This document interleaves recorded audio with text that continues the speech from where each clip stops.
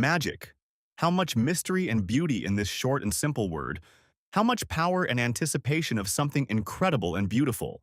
It is not surprising that one can often hear from passers-by that this is a trace left by God, a trace that is followed by sword mages, ordinary mages, and other gifted individuals. But one day, for the first time in the long existence of the Beriel Empire, its emperor was destined to be not an ordinary representative of the ruling dynasty, but a magician. It seemed that this young man would become a support for his own kind, that he would open the doors to a new era of magic and sorcery, strengthening the position of those gifted with power. But not everyone thought the same way. There were those who despised magic as a phenomenon, believing that only lower beings could use it, that there was nothing good or beautiful in it. One of these was the emperor's nephew, and it would not have been a big deal if he had only said such disgusting things, but he went further. He beat him, locked him in a dungeon, and put anti-magic shackles on Uncle Yang and gloated, knowing that he could do nothing. Without magic, in shackles, Jan could really only sit down and admit that Crony hadn't changed a bit since their last meeting. It was funny to hear such loud statements from someone who could barely breathe. But nevertheless, the guy was even a little curious about what his uncle meant. It was all so simple. Only now did Jan fully understand why Crony had always asked him to hide his gift, to tell no one about it, to show nothing, and had insisted that sooner or later he would be laughed at or otherwise offended if they found out about his magical abilities. And he did this not out of boundless love and a desire to help, but only because he envied the common people with all his heart, including him, because he himself could only dream of the magic that blossomed in Jan's hands. This suggestion hit the mark, and the sound of the blow broke the silence that hung in the prison cell. Anger so strong that Crony did not even try to pretend to sympathize with his relative.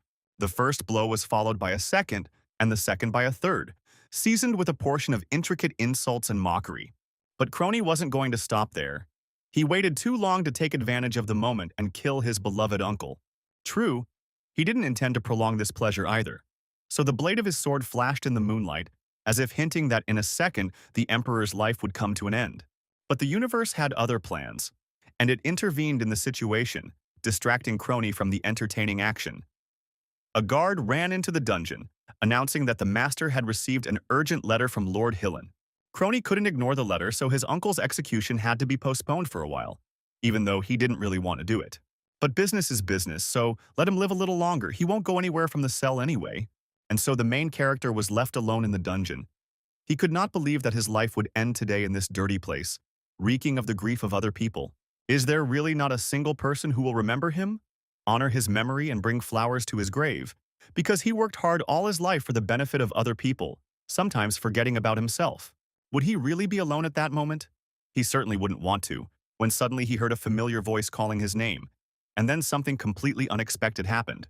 The cell doors swung open and a young man ran into the room. The Emperor could not believe that Nam was not a dream, but was kneeling before him, shaking him by the shoulders and trying to take him away from here. Although in vain, there was no way out. Everything had already been decided. Jan's strength left him. He didn't want to resist the world anymore. Yes, he was afraid to die alone, but he also didn't want to live anymore. Yes, he was grateful to his friend for always being there, and even helping him become not only a wizard, but also an emperor. But when a person is broken inside, the only thing he wants is to end his torment. Naum understood his emperor's feelings, but he didn't give up hope of reaching him, because there was no better ruler for burial. So he decided to remind him of the small outbuilding near the Ministry of Magic. It was there that little Jan hid as a child when he wanted to cry. And now it is this outbuilding that could become the key to new opportunities for the Emperor. It's hard to say why this particular place will become so important and decisive for Jan, but he will definitely be able to figure everything out and find answers to all the questions in the future.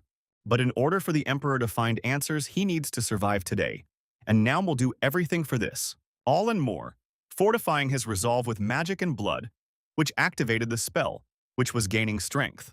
Too late, Ian realized what was happening now. He was so deeply immersed in his experiences, and now there was no way to reverse the spell, because it was tied to the blood of the wizard. No one and nothing, no matter how hard they try, can undo the forbidden magic, and the one who wants to do so has just appeared with screams and eyes burning with anger. Crony didn't believe this. He thought that if he got rid of the spellcaster, then his magic would also dissipate. Naum felt the approach of his death with his skin.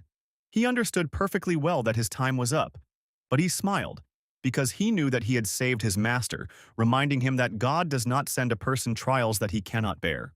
These were his last words before his blood splattered all over the place. But this was not enough for Crony. Everyone who stood in his way had to die. His beloved uncle was no exception. The sword fell on the protagonist's head, probably triggering the spell. Time began to count down. His former life shattered into pieces, each of them smoothly flying past the guy, playing on the strings of his soul. This melody was both sad and cheerful, drowning out the extraneous sounds of a new day, in a new place. Although the scream that hit the guy's eardrums was unlikely to be muffled by anything. And in general, who is this person? Why is he yelling at him? And why is he on the floor? But the man didn't calm down, not paying attention to the protagonist's mental anguish, reflecting on the fact that even though they had accepted the boy into the family, freeing him from his commoner mother, it was still difficult to find anything good or worthy of their attention in him. Although even if this was the case, they would have to behave more restrained in front of Lord Mullen, so as not to disgrace their family. This conversation seemed too strange to Jan because he didn't recognize the people in front of him, and his head was splitting with pain. There was no point in lying on the floor, so he got up. But the place where he found himself was also unfamiliar to him, as was the teenager he saw in the huge mirror. To his credit, the young man in the mirror was handsome and healthy. But it was not this that caught the Emperor's eye, but the fact that this young man was himself. Meanwhile, the man, apparently the head of the family, continued to spit out words, saying that the boy should behave with dignity in front of the guest and make a good impression on Lord Mullen, because if everything goes as planned, he will help him officially adopt him. It sounded extremely strange, and the main character couldn't comprehend what was going on here. Seeing this, the man realized that it would be better to show the document, the Emperor's decree, to erase the stupid expression on the guy's face. True, this broad gesture still couldn't help Jan in any way. He understood that he hadn't issued any decrees recently, but the moment he glanced at the date on the document, a lot began to fall into place. This decree had been issued 98 years ago, which meant he had ended up in the past. The guy couldn't think through everything he saw because the document was brazenly snatched from his hands, mockingly remarking that, since he couldn't read, there was no point in trying to understand the words. Yes, and in general no more attention was paid to him than to an ant, which is sort of there but sort of not there. And okay, if only the new family behaved like this, it could be understood. But the servants also loudly gossiped about the main character behind his back, believing that he would most likely, as usual, alienate something during dinner. But John didn't pay any attention to all of this. He looked at his new self and understood that he wouldn't get used to the unfamiliar reflection anytime soon. But what is, and Naum would have to be thanked for this spell in the future. However, he again had no time to think, and the guy was already sitting at the table in the dining room, elegantly cutting a steak, and no less elegantly sending small pieces into his mouth, chewing them slowly. It is not surprising that such a performance did not leave the new mother and brother indifferent, although John did not strive for this, but was pleased with their eloquent reaction. This is the charm of a true emperor, although in reality everything was much more prosaic. He simply got used to eating small portions or even nothing at all because of sitting in prison. But his leisurely pace was perceived by those around him as a sign of nobility, which delighted the guest of their house, because not every aristocrat could boast of such table etiquette. This was a sign to the master of the house to move on to a more important matter. He asked Sir Mullen to put in a good word with the emperor, since he liked John so much. The man did not refuse the owner of the house this request, but he was still more interested in Jan, so he asked him about his opinion on philosophy, which had become quite popular. But noticing that the guy hesitated a little with his answer, he decided that he had not acted quite correctly in turning to his second son, and that he should first have asked the opinion of his first son, who was visibly distraught by the unwanted attention. After all, he could not answer even the most elementary philosophical question, and only made inarticulate sounds. But Jan appreciated the guest's thoughtful move, since he was trying to determine the level of education in their family in such a simple way. If so, the protagonist was not averse to playing by someone else's rules for now, noting that Filian's teachings were closest to him. He was particularly impressed by the humanistic theory that could be used as the basis for an ideal monarch, which greatly surprised Mr. Molina. Overall, the man was surprised by the level of education of the Count's children, and he should have been happy that he was praised, but it still knocked the ground out from under his feet. But Mr. Molina wasn't particularly worried about this. He understood perfectly well that the clever Yan would attract the attention of not only the emperor, who valued such people, but also the barbarians from the neighboring state. Now this was interesting. In his past life, Jan had learned very well how to gather information bit by bit, analyze it, and quickly draw conclusions. Now he realized that they were most likely talking about the Brach territory, where the border between the empire and the land-based clan of barbarian warriors runs.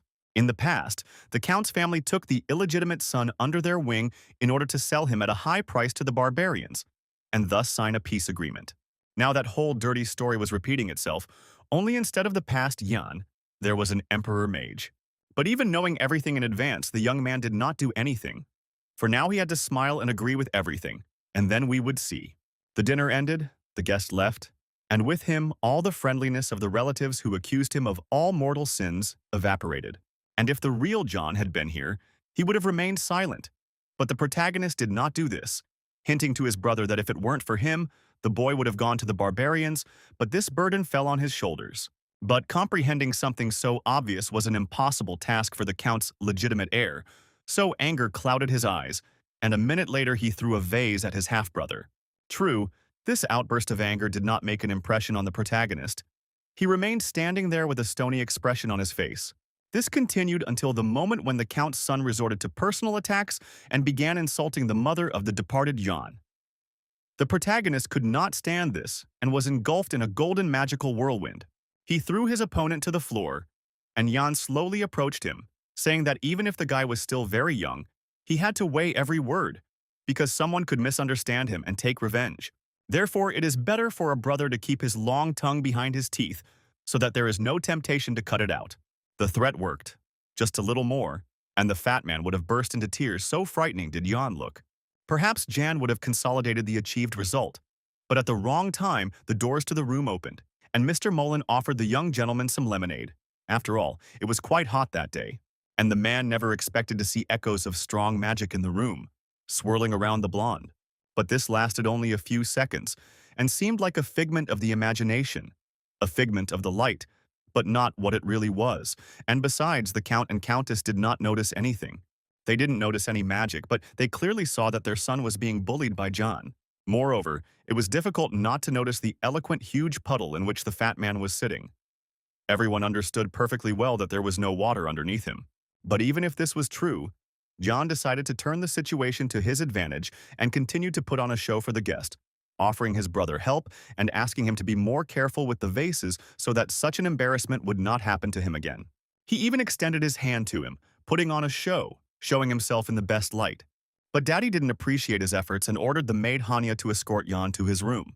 The protagonist didn't dare disobey, but a strange, bad feeling arose in his soul. There was something about Mr. Mullen that made him turn around, but the answer to the question didn't come to his bright head.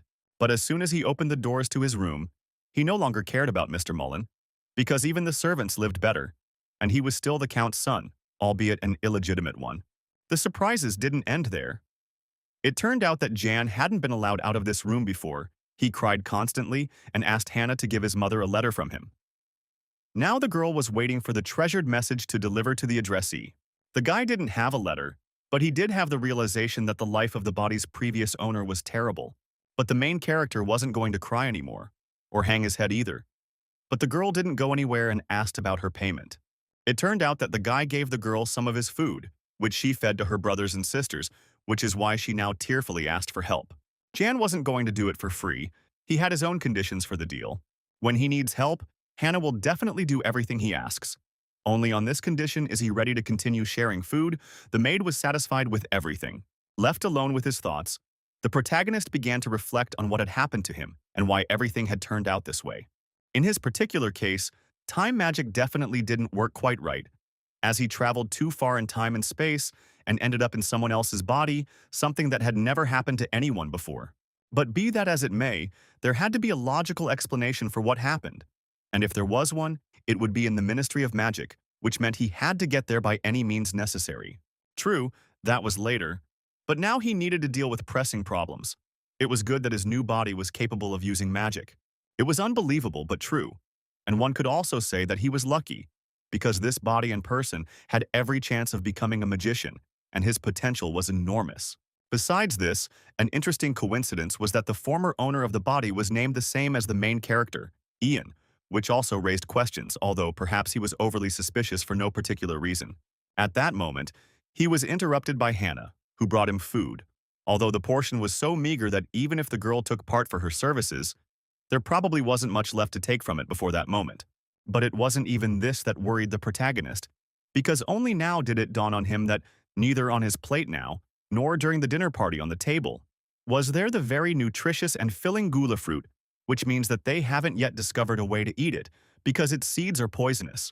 And if his memory serves him right, everything will change in 50 years. But if he shows that gulu is safe to eat, then perhaps the problem of hunger can be solved much sooner.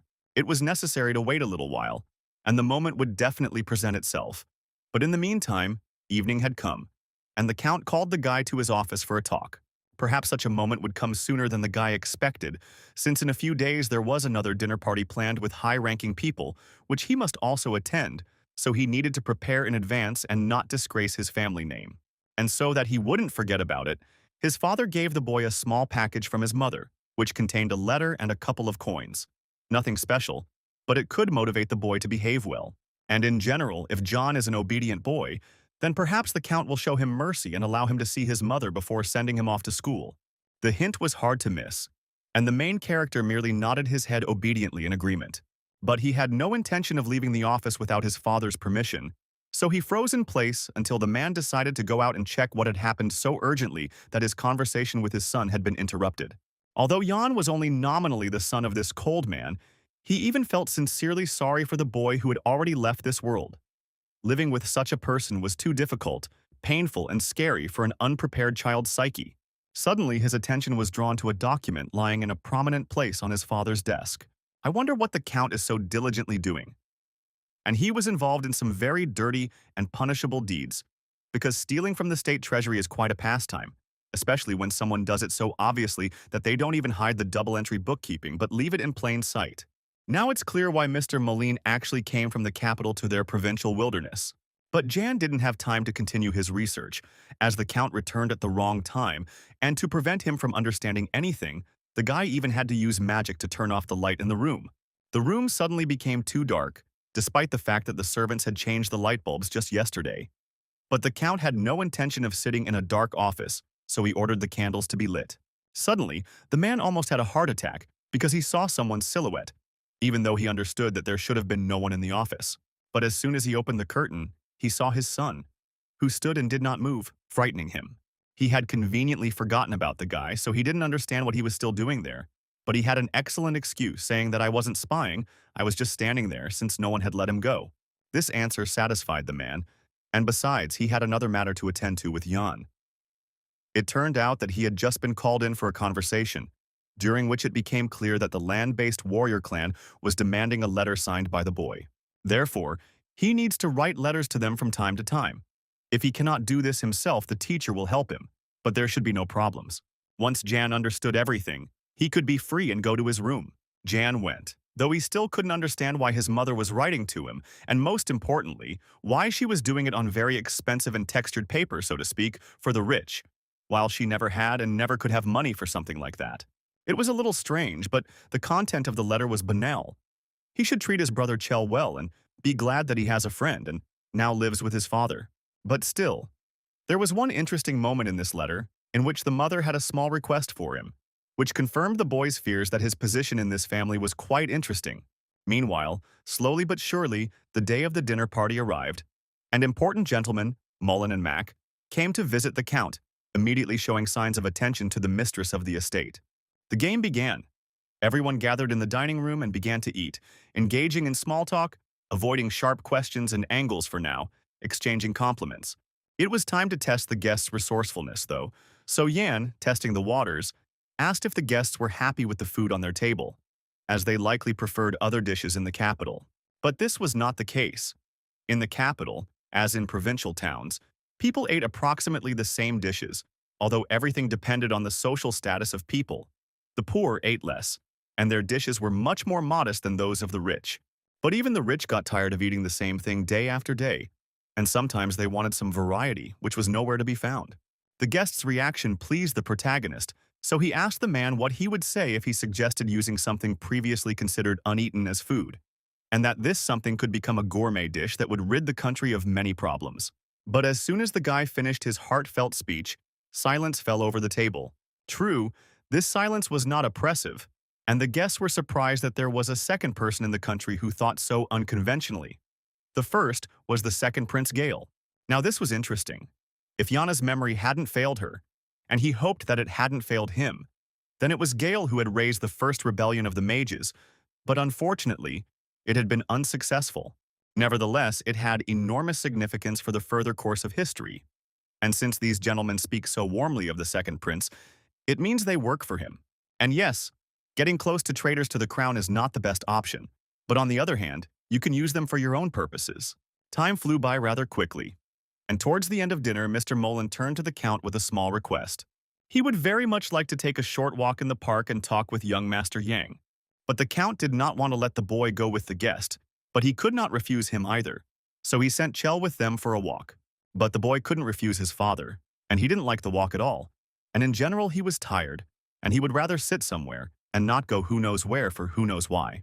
Noticing the boy's fatigue, Mr. Mac decided that it was time for them to really rest a little, and that nothing bad would happen if they sat under the tree for a while and then caught up with the others. Everyone liked the idea. Chell, because they could sit down, Jan and Mr. Mullen, because they could talk without witnesses. But they couldn't waste time, so they immediately got to the main point. Mr. Mullen had noticed the characteristic gleam in the guy's eyes last time, wondering if he really was a magician. Jan was in no hurry to confirm this, so he decided to play a game called I Don't Know Anything and I Don't Understand Anything. True, the man had no intention of playing by the protagonist's rules, hinting that the second prince was always happy to meet new promising magicians. Perhaps that was the case, but Ian doubted that was the only reason for this conversation. Moreover, he was sure that the guest had many other unspoken questions for him, and it would be good if they could discuss one of these issues right now, for example, about the embezzlement of tax funds, and also discuss what a guy needs from a man.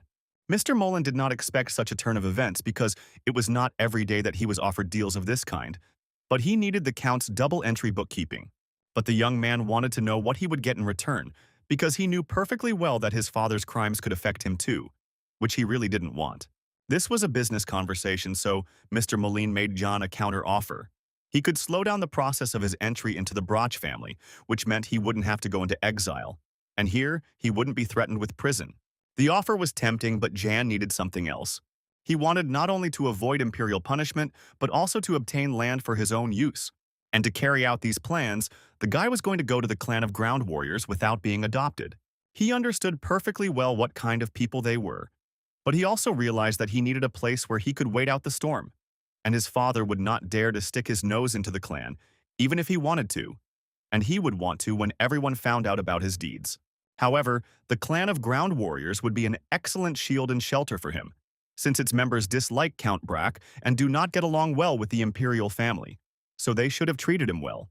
Moreover, the boy understood that Mr. Mullen had no intention of taking him and his mother under his protection, so he would have to look for this very protection elsewhere. The man did not expect such words from Jan, so he did not answer and decided to retreat. The protagonist didn't put pressure on the man, so he politely explained that he understood everything perfectly well, but he himself would stay in this quiet place for a little while longer. Looking at the guests straight back, the boy reflected on the fact that it was at this time that the Brock family suffered a collapse. Therefore, now John needed to take advantage of any opportunity to protect himself and strengthen his status, because to get into the palace it was not enough to get into the Count's family. He needed to take possession of the Count's estate by any means necessary. But before that, he will secure a reliable rear with the help of a clan of ground warriors. A rough plan had been drawn up, and it was possible to return to the house, but suddenly the guy froze halfway. Still, he didn't expect to see his mother there, who had snuck into the garden. The woman, despite everything, was beautiful, albeit a little sad. Nevertheless, she was interested in how he was doing. Although she didn't fully understand what was going on, because Hannah had conveyed her request to come here, and it was a little scary. True, she didn't have to worry about anything, since Jan was doing more than well, and he also decided to thank her for the letter and the coins. Although the protagonist understood that she did not have that much money, he nevertheless asked his mother to pack all her things because they would soon set off on a journey.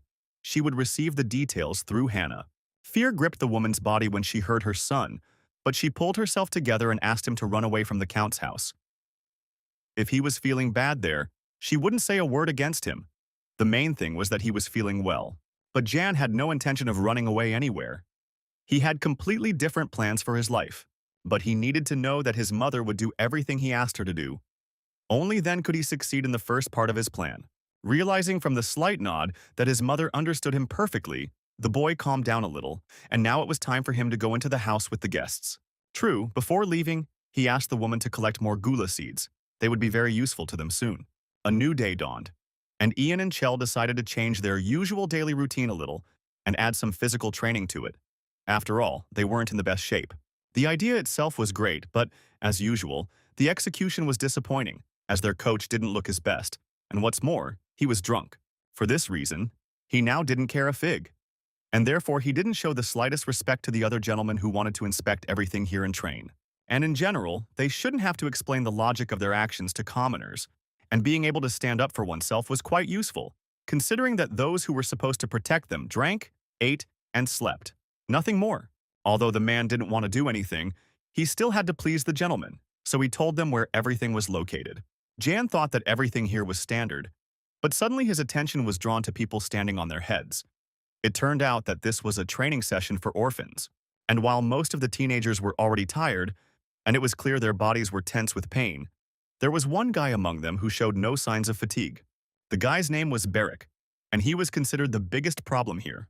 Even now, the guy was making rather scary sounds that terrified Chell. But no one was going to calm the young gentleman down, and despite all his character quirks, Beric was quite useful. Meanwhile, the training was over, and the teenagers could catch their breath. Looking at the boy, the chief knight reasoned that Beric had neither intelligence nor any special talents that could distinguish him from the crowd of his kind. And in general, sometimes it is impossible to achieve success, even if you train diligently day and night. And then the only thing a person can do for himself is to realize his place and not stick his neck out. Jan wasn't stupid and understood that this was a stone thrown at him, because he could essentially have been in Beric's place, but he had such an excellent chance to become the master of this house. But the guy didn't show that he understood everything, and kindly suggested that everyone take a little rest in the shade, since the day was quite hot today. And I didn't really want to watch Beric's efforts. However, when everyone took their places in the shade of the tree, the main character approached the guy. There was something about him that intrigued me, and my gut instinct told me that this boy would make a great ally. True, Beric didn't want to make contact at all, although when did something like that stop the main character? He had big plans for the guy, and this time he was going to ignore all the barbs directed at him. But Beric didn't appreciate his gesture of goodwill. He would have preferred to smash his head on the ground rather than accept handouts from his master. But Jan wasn't going to leave the guy alone because he noticed flashes in his eyes similar to his own, and now he needed to check his guess. The easiest thing to do was to give him some magical water to drink and see the result, which didn't take long to appear, confirming his theory. Beric was definitely a magical swordsman, even though he didn't realize it yet. But after the magic water, he gained strength. He even dared to knock the flask out of Jan's hands. And the way he looked at him, how much expression appeared, and just a minute ago, he was practically lying on the ground like a corpse. It was obvious that the guy felt better. Now it was interesting to see what he would do next. So John did not hesitate to leave Beric alone with his thoughts, strength, and questions. And the main character himself had things to do, for example, a meeting with a teacher during which he wrote a letter to his mother. But at the same time, he used lines from poetry to convey an encrypted message that only she could understand. So the teacher didn't understand anything, except that his student began to shine with talent, which was a little strange, but he didn't pay much attention to it. But the main character didn't miss the fact that the man was nervous, so he decided to test the waters a little. And the more leading questions Jan asked, the more nervous and pale the teacher became, not knowing how to get out of it. Great reaction, she told the guy more than any words could. But he didn't want to put more pressure on the teacher, so he let him go. But the man left the office so quickly that he didn't notice how one document fell out of his briefcase. But Jan noticed it and studied it thoroughly, drawing conclusions. After which he went to training with Chell. And while he was happy with everything, his brother kept complaining, running, and asking for a break. But there was no sign of a break. Even the night was extremely serious today, and the young gentleman had to run and run, at least 40 minutes. And they ran, when suddenly a scream pierced the area, and the protagonist turned towards the sound, seeing Beric training with a wooden sword. Today he moved better than last time, but his opponent did not stand still and dodged his attacks, which became too fast and intense. But the brunette blocked them for now. And then he got tired of doing this, and he went on the attack, which was quite successful, and Beric fell. Merrill had no intention of continuing the sparring, and he was disgusted by the fact that Beric addressed him by his first name in general. But Beric didn't care at all about his opponent's wishes. There was no winner in the battle, and his soul longed for a continuation. And she received it. A kick to the ribs, after all. Beric lacked skills, and the desire to win alone was not enough. It no longer felt like training, but rather like the strong beating the weak, seasoned with disdainful words. On this note, everything ended. Beric sat and reflected on what had happened. And at that moment, Jan approached him again. Deciding to act as a kind of serpent tempter, he offered the guy a way with which he could defeat his opponent in battle. But this only angered him, because he preferred to defeat his opponents with his own strength, and never stoop to dirty tricks. And if the young master continued to offer him such abomination, he would deprive him of his head. It sounded funny, so Ian ignored the threat, promising to help the guy now. But then he would take his payment for it. And the next moment he used his magic on Beric again. This became the starting point for Beric's continued sparring, as he once again became much stronger, faster, and more confident, intending to defeat the brunette, who did not expect such a setup. The guy was completely unable to react, so Beric slammed him into the wall without a shadow of a doubt.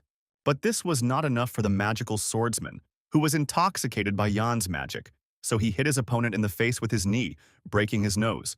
No one expected such aggression and a turn from a regular training session, so they didn't know how they would be able to stop Beric, or if they would be able to do so at all.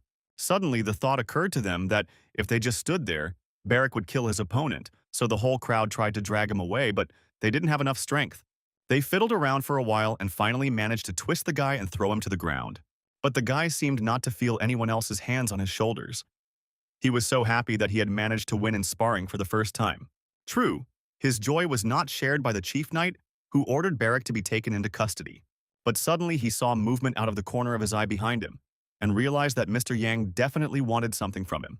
True, the main character did not intend to make the situation worse, so he said that Beric had not done anything bad to him. He had only said a few nasty things, but he was not the first, and he would not be the last.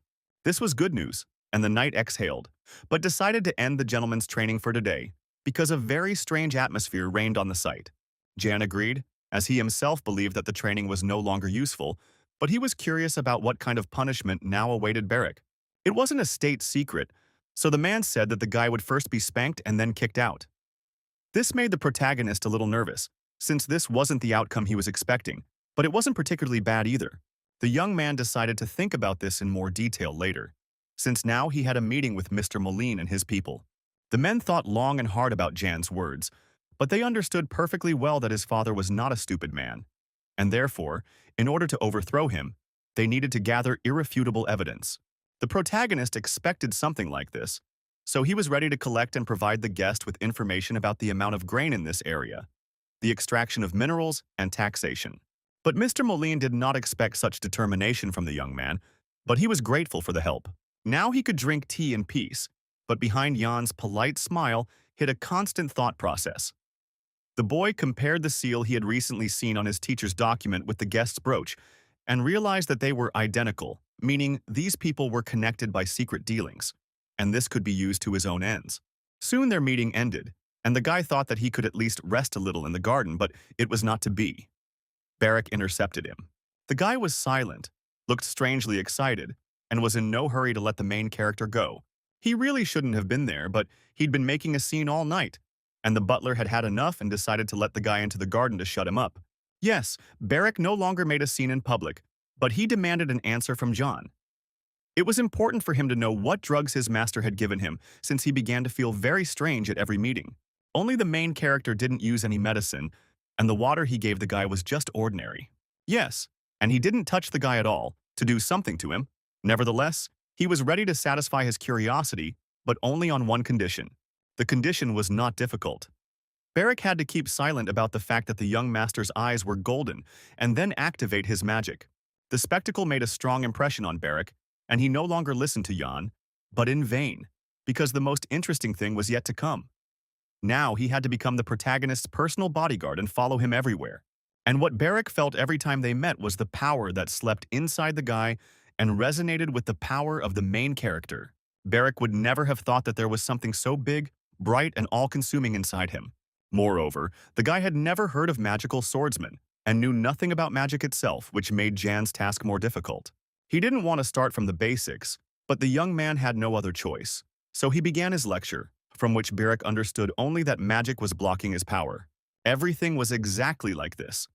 So the protagonist had to come up with a way that would bring Beric's life energy and his magic into harmony. This inspired the guy very much, so he didn't listen to Jan until the end. He already wanted to get the first result. This is despite the fact that if they start, there will be no turning back, and he will have to protect the main character even abroad. After all, he had no relatives who would worry about him, and besides, he wasn't afraid of death, because if he stayed here, he would simply die of hunger. So, with a smile and a heart full of determination, he sealed the agreement with Jan with a handshake. Magic sealed their pact, and perhaps because of his unique character, his unbending will that refuses to accept defeat, the boy will make an excellent magical swordsman. Moreover, a warrior who has stopped fearing death becomes practically invincible. From this moment on, they are not only bound by a human and magical agreement, but can also become friends. It was time for family dinner, not the most pleasant time spent. Jan practically didn't listen to his father, but noticed a ring on his finger. It's interesting because the Count didn't like jewelry, but he never took off this ring, but it didn't look like a wedding ring. Everything about this piece of jewelry was strange, especially the stone, which had an unusual cut. More precisely, the simplest and most ordinary one. Perhaps it was made on purpose. And this ring was not made to show the status of the owner, but for another purpose. And if this is so, then perhaps this is the key, because in his father's office he heard a very characteristic sound, similar to the one he heard now from the decoration.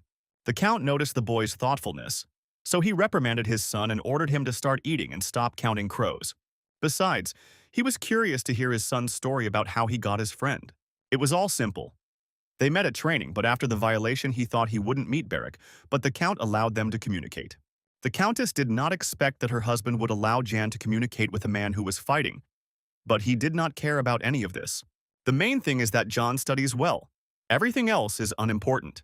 But if within a month the young man does not master literacy perfectly, he and his friend will have big problems, including execution. A few minutes later, lunch was over and Jan saw an interesting sight when he left the dining hall. His teacher and Mr. Mullen were talking about something in the garden.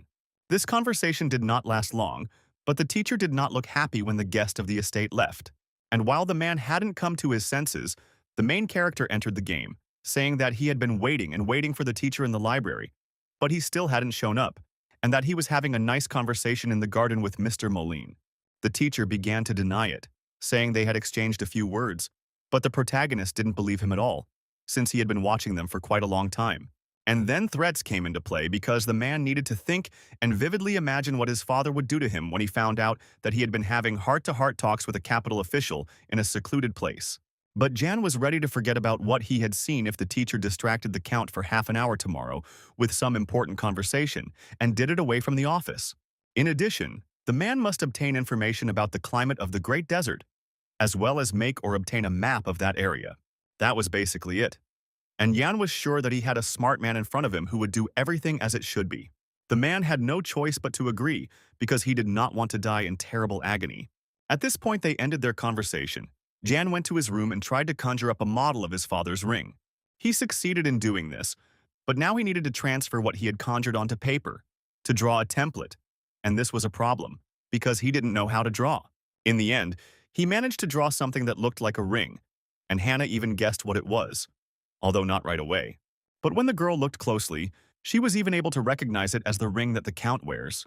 It often attracted her attention, since its owner wears it without taking it off, despite the fact that it is very simple, not like the wedding ring that he sometimes wears on holidays. Ian was pleasantly surprised by Hannah's attentiveness, but overall the situation was strange. It's not every day that diamonds are used to make keys for boxes or safes. There had to be a reason for this, and the first thing that came to mind was that diamonds were not electrically conductive.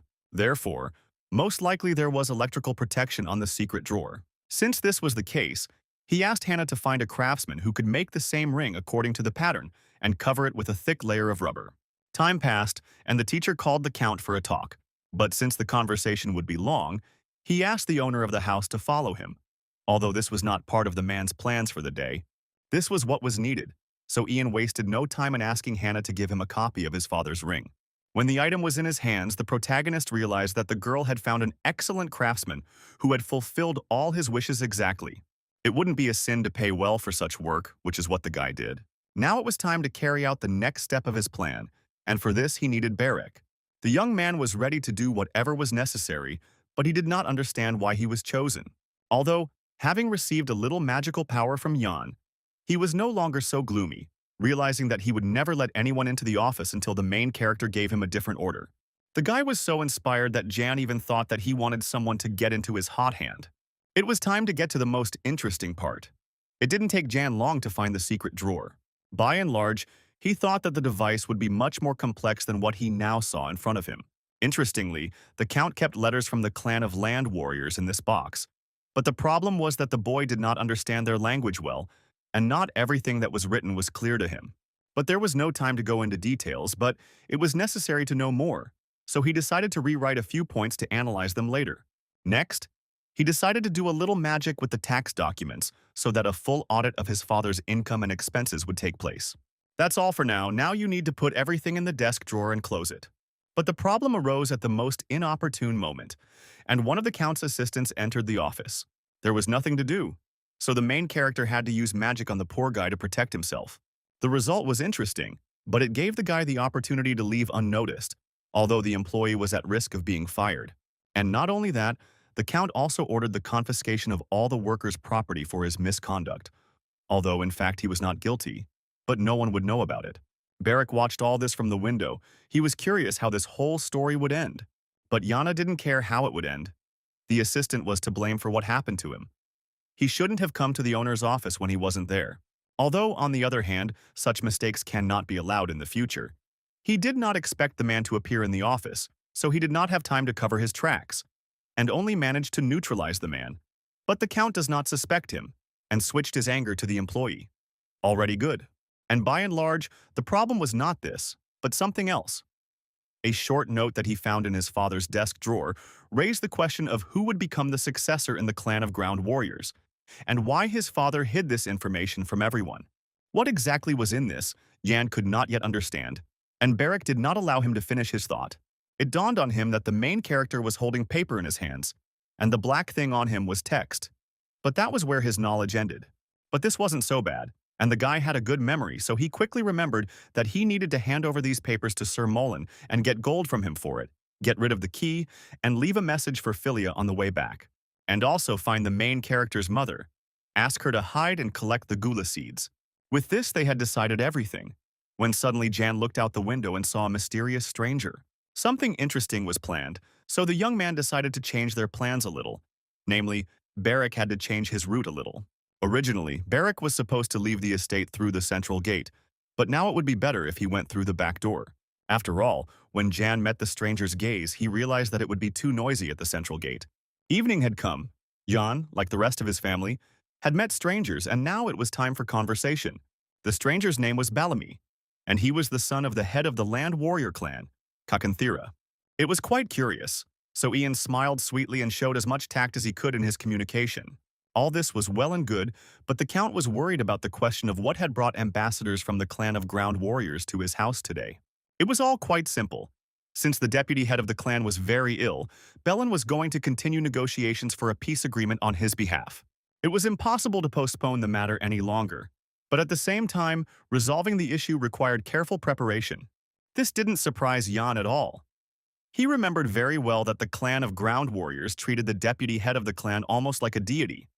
He was a spiritual mentor for everyone, and his death would hit all members of the clan hard.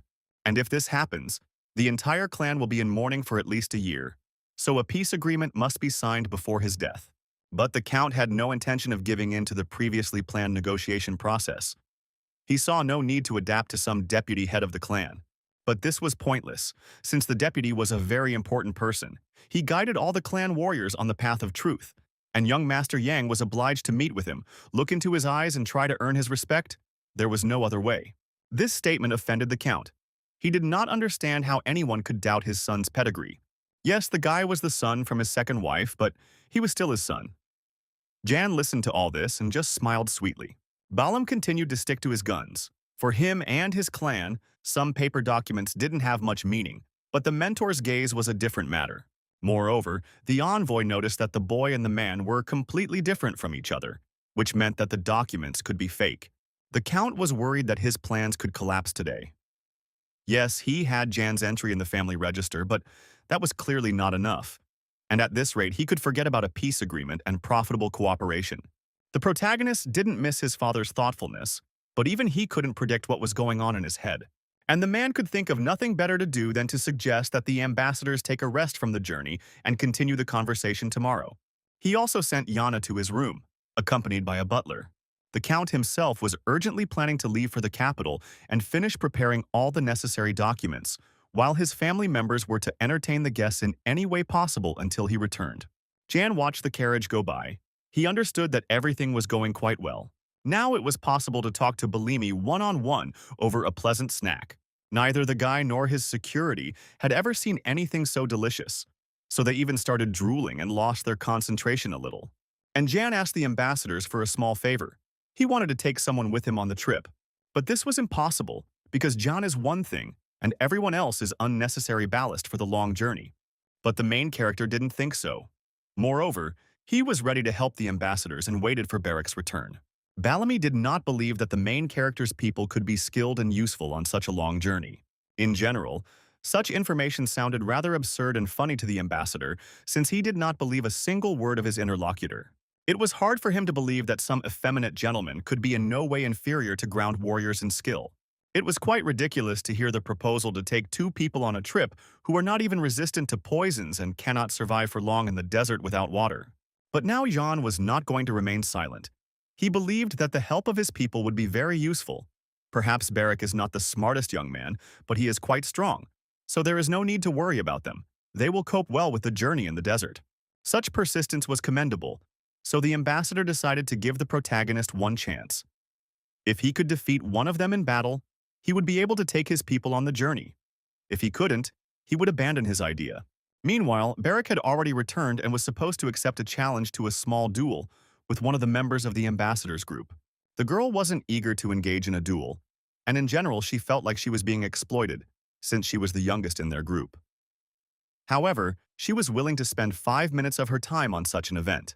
Beric watched her movements closely and couldn't understand why he had to fight with some underage girl. And in general, how could you call something like this a fight and not even come to watch? But the main character didn't share his comrade's mood because he had to be extremely attentive and not pay attention to the fact that there was a young girl in front of him, because if he lost due to his own inattention, he would deeply regret it. Moreover, Jan was well aware that the rest of the Bellamy group did not come to the site to watch the fight. Realizing that Beric and Sue were not equal in strength, the girl was stronger than the guy. But Beric seemed not to hear him because he was offended that some unknown people, calling themselves great warriors, were underestimating him. But these were all unnecessary emotions because the young man simply needed to win, nothing more. To make this happen, the protagonist shared his magic with the bodyguard and asked him to listen carefully to the new instructions. This time, like many others, Beric was extremely surprised by what was happening, since he could not get used to this. However, now he was absolutely ready for any twists and turns of this fight. The essence of the competition was that the guy was given 5 minutes, during which time he had to make the girl lose her senses by any means necessary. If he made it within that time, he won. If not, he lost. The rules were absolutely clear, and the young man was confident that 5 minutes would be enough for him to win. He was absolutely confident in himself, so he believed that the girl would lose, and this loss would be extremely painful for her. Without thinking twice, he attacked Sue first. But everything immediately went wrong. The girl easily spun on one leg, saying that the only one who would shed tears here was him, not her. And in just a moment, she disappeared from the young man's field of vision, moving away from the line of attack. All this in order to get close to him in the next moment, leaving no chance to think. But the guy was in his element and immediately went on the attack, only to waste his energy on it because Sue easily dodged it. And all in order to gracefully turn away and kick the young man in the face. Now Beric began to understand that his opponent was not so simple, because physical strength alone would not be enough for him to defeat her. He needed at least a second's respite. The girl didn't attack either. It turned out that with such meager techniques, it was simply impossible to defeat her. and the guy would only suffer for 5 whole minutes, nothing more. The respite ended, the fight continued, and Jan, who was watching this, began to realize that everything was happening as he had expected. Beric was significantly inferior to the girl in strength and skill. All he could do was block her blows, and he was never able to successfully counterattack. However, the outcome of the battle was not yet decided, since now a small grain of the protagonist's magic was in play. Sensing this, Beric entered the game, intercepting the girl's leg as she was about to hit him. Not expecting such a turn of events, Sue was very surprised, not knowing how to react to such impudence. And just a second later, the girl found herself on the ground, pressed against her by the body of a young man who was holding her and patting her cheeks. His hands left red marks on the girl's face, and she almost cried from anger, resentment, and embarrassment. It was an unconditional victory for Jan and Beric, so the young man demanded that the girl wipe her wounds and report the victory to her master. But there she didn't even have to report, because Bellamy himself saw everything perfectly well from the window of his room. After the sparring, Sue was extremely irritated, as it was supposed to be a 5-minute training fight, but Beric had gone too far. Bellamy also felt some irritation, since this whole sparring looked like a certain kind of insult. However, Jan did not even raise an eyebrow at such a statement. He was sincerely sorry that the guest had such an impression. But this was less in anger, because it would have been worse if similar wounds like the one on the girl's face appeared on his face. But the ambassador did not appreciate such subtle humor, which bordered on mockery. But even this statement did not touch the cold mind and heart of the protagonist in the least. Nevertheless, the young man asked his interlocutor to look closely at the girl's face and how red it was, and then to realize that Beric had not hit at full strength. And the man imagined it, after which he laughed loudly and heartily. The ambassador acknowledged that the young count had a character and was quite specific, so he was ready to admit his defeat and his victory. Thus he was ready to take Beric with him on a journey through the great desert. A new day dawned. The count returned home and continued negotiations with his guest. Now he was ready to accept his terms and set out in a week to conclude a final peace treaty. This was the solution Bellamy had been hoping for, so he thanked the man from the bottom of his heart for his understanding. A whole week passed after this conversation, and the main character was getting ready to leave, saying goodbye to Hannah. The girl was sincerely worried about the young gentleman and promised that everyone would wait for him, and when he returned, they would prepare something delicious for his birthday. The main thing was that he returned alive. These words were very touching, however. The young man had one peculiar request for the girl. He wanted her to quit her job before his return. She did not understand the reason for such a request, because if she quit, she would have nothing to feed her brothers and sisters with. However, the young man claimed that if she did this, then her life would be much better in the future than if she stayed in this house. After this farewell, the young man was well aware that he had burned all the bridges he could, and now it was necessary to move on to the next stage of his plan. Not much time passed, and he, along with the ambassadors, arrived at the clan of ground warriors. The head of the Cacanthier clan himself immediately came out to greet him, understanding the importance of this event. The head of the clan did not quite expect that his father would come along with his son, but nevertheless he readily shook the man's hand. Now it was possible to proceed directly to the signing of the truce pact between Count Brach and the barbarians. But before signing the documents, the Count took out a beautiful bottle containing a potion that was supposed to confirm his relationship with the main character. It was a certain kind of DNA test, the results of which could not be falsified, because everything happened before the eyes of the head of the clan of ground warriors. Yes, the potion worked as expected, but Cacanthier and Bellamy still had some doubts. Therefore, in order to dispel doubts, the young man had to meet with Vincent, who would make the final verdict regarding his relationship with the Count. The Count did not dare refuse, but in his heart he protested against this turn of events, because the potion was much more reliable than the words of some dying shaman. But before that, Cacanthier signed the peace pact in blood. After this, Count Brach, with a pure soul and conscience, as far as possible, touchingly said goodbye to his son, getting ready to go home, because he had already received everything he wanted. Only the touchingness was for the public, but in reality the Count did not have any warm feelings for his son, reminding him why he was still alive, as if branding him with uncertainty and fear for someone's life. Jan himself remembered everything perfectly well, but he was no longer afraid. At this point the farewell ended, and the man proudly walked away, leaving a trail of dust behind him. The protagonist wasn't the least bit upset. He, along with Cacanthier, Beric, and the others, arrived at the capital of the clan of ground warriors. I was surprised at how warmly the subordinates and ordinary people greeted their leader. The only thing the guy didn't really like was the close attention paid to him, although no one really knew that he was the culprit of all these events. On the other hand, it was more than obvious because his bodyguard had a rather hooligan appearance. The protagonist didn't particularly want to focus on this, especially since more interesting information had come to light. Namely, First Advisor Vincent had gotten much better. Since that was the case, Cacanthir did not waste time and decided to bring John to her right now. Entering the room, the young man noted that the room looked poor, and the woman lying on the bed did not look very healthy. Also, Yan's gaze did not miss the respect with which the clan leader held Vincent's hand. After a short introduction, it was necessary to carry out what Yana had been brought to the woman for, but she was too weak to find words that would be understandable to the protagonist, so the leader would act as a translator, since the advisor was going to speak in the language of the barbarians. In order to determine whether Ian was worthy of being here, he needed to get as close to her as possible to make eye contact. But as soon as he approached, the woman grabbed his hand, looked closely into his face and said something that he could not have expected. She was sure that he had come at this time by the will of the gods, seeing his true soul. The protagonist did not deny the obvious fact. The young man also swore that his only task in this world was to bring peace, and nothing more. This answer seemed to satisfy the woman, so she let go of his hand. At this point, the audience ended, and the head of the clan, together with the main character, left her room. Quite dryly, Mr. Cacanthir ordered his men to place John and his bodyguard in the spare rooms, after which he turned to the young man, informing him that there would be a welcoming party tonight, at which he should appear on time. John shared this very news with Beric, who was incredibly happy to spend time having fun, rather than training or working. Time flew by quite quickly, and evening came, which meant it was time for the celebration, at which all the noble members of the clan of ground warriors gathered.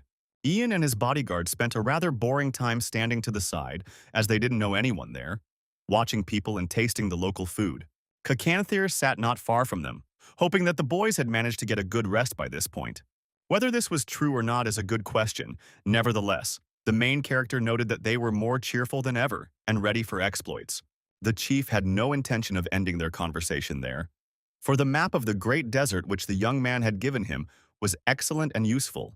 The young man was pleased to hear such baklava, and besides, Cacantin saw a worthy man in front of him, which was even surprising, since Count Barch had not raised his first son very well.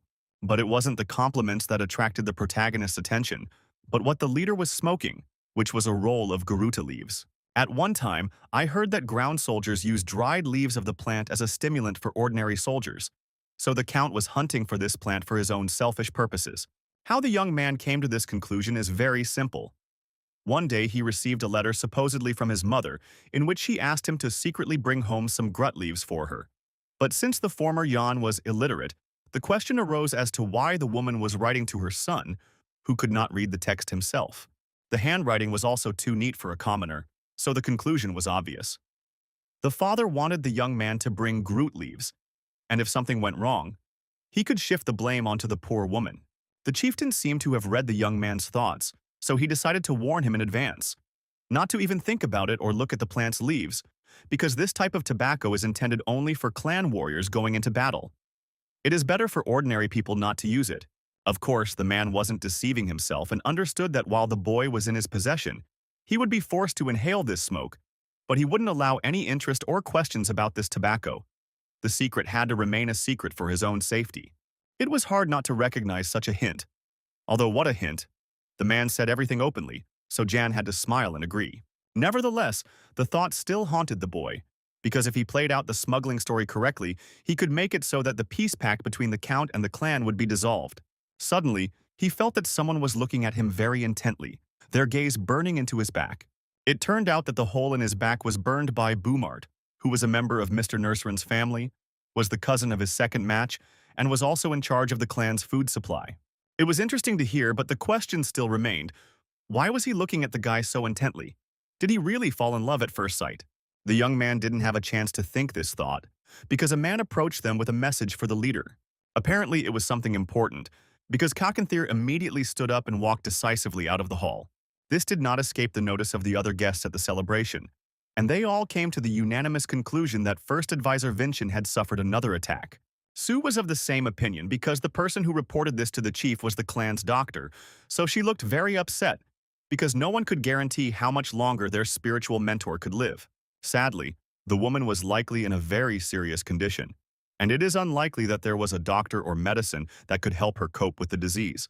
On the other hand, there was one way, but it was difficult to say how viable it was. After all, they said that only the mythical flower Silisk could help Vincent. Legend said that this is not only a medicinal flower, it is magical and never fades.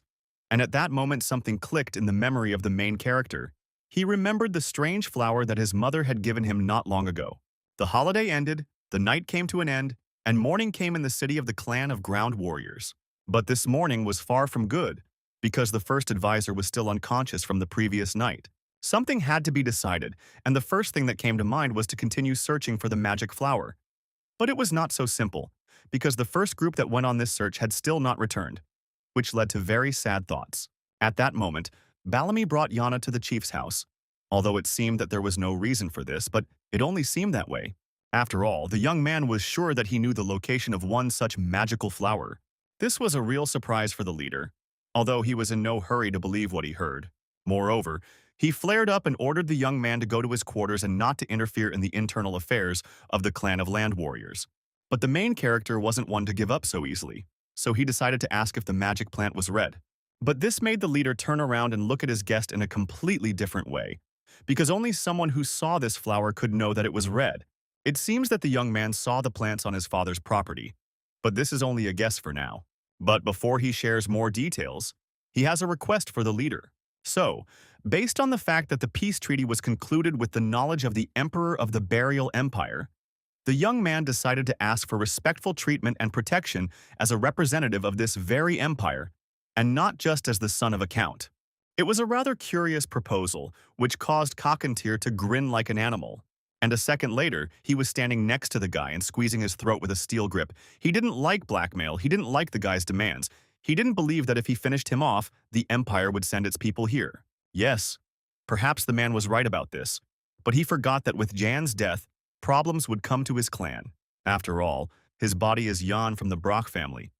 But inside this vessel is the soul of the Imperial Palace, which has passed through time and space, so if this body is harmed, the soul will also perish. It sounded so realistic that the man laughed in disbelief. And then he grabbed him with force and pulled him into the room of Mrs. Vincent, who had just come to her senses.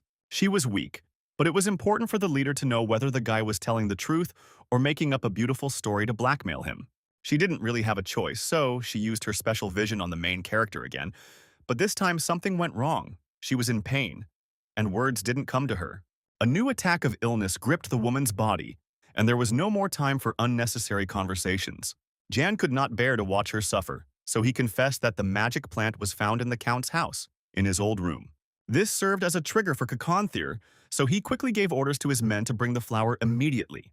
Beric came running into the room at the cry, not understanding how he could help his master. But the guy didn't need help. Everything was, in his opinion, more than fine. After all, this flower will be his first gift to the clan of ground warriors, which they will not be able to ignore. Some time passed, and the clan members quickly brought the plant back. Now Cockatier felt guilty towards the guy for his reckless actions, so he asked him for forgiveness. Jan didn't react to this in any way, only noting that one flower would not be enough to create the medicine. This was true, but the leader did not lose hope that if the guy managed to help him once, then he would be able to find other components of the medicine. But it wasn't all that simple.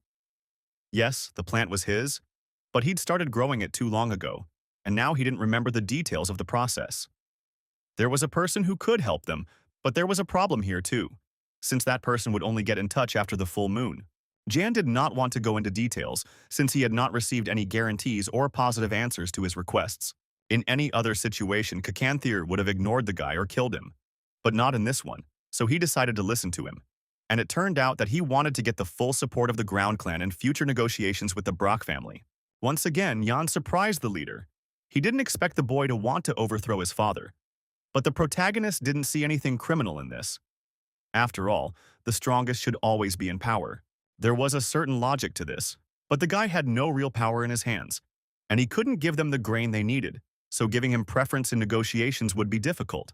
The leader was right, so the protagonist had to tell him that the Brock family could soon disappear completely, since within a month the Holy Inquisition would come to their lands, and the Count would be accused of treason. And again, surprise pierced Cockatier's consciousness, And with it, the question was born of what would happen to the guy, because he was also part of the Brock family, which meant this situation would affect him too. It was a fair point, but there was no need to worry, since he was only the son of Count Brack by blood, and on paper, he was simply John. Thus, the Empire has no reason to consider his humble person a traitor. This way, he gets out of trouble and has a chance to become the head of the family. Only now did the leader clearly realize that Count Brack had deceived him by giving him a son who was not officially even a son. His entire posture and gaze betrayed extreme tension, but Ian hoped that the man would make the right and wise decision. Besides, the young man was sure that his father would soon be gone, and then it would be wonderful if Cacanthir invaded the county of Broch with him. This decision seemed absurd, but the leader did not need to worry about the Imperial troops. After all, no one wants to deal with the deadly weapons of the desert, and even if an unforeseen situation arises, you can always retreat into the desert. And as a result of this plan, it would be great if Cacartir openly supported it, since he intended to become part of their clan too. And after power passes into the hands of the protagonist, he will turn that territory into the most prosperous part of the empire, and will not forget about those who helped him, and will show the clan of ground warriors true strength. Besides, it's time for Cacanthir to understand that their relationship is no longer about trade and money, but about two leaders leading their people to a peaceful era. This was all fine and dandy, but there was one more problem: the agreement signed with Verga. And if they asked for help in fighting the Imperial Palace, the clan of ground warriors would have to provide all the necessary support in this.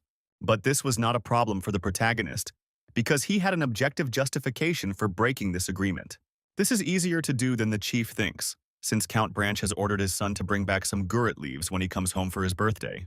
And since the leaves of the garuda are forbidden, and no one except members of the clan of ground warriors can touch them, such a violation can become a reason for the overthrow of the count. There was definitely some sense in this, but breaking the alliance was still not so easy. The problem was also that Jan had no evidence to support his words, but he agreed to undergo another test with Madame Vincent.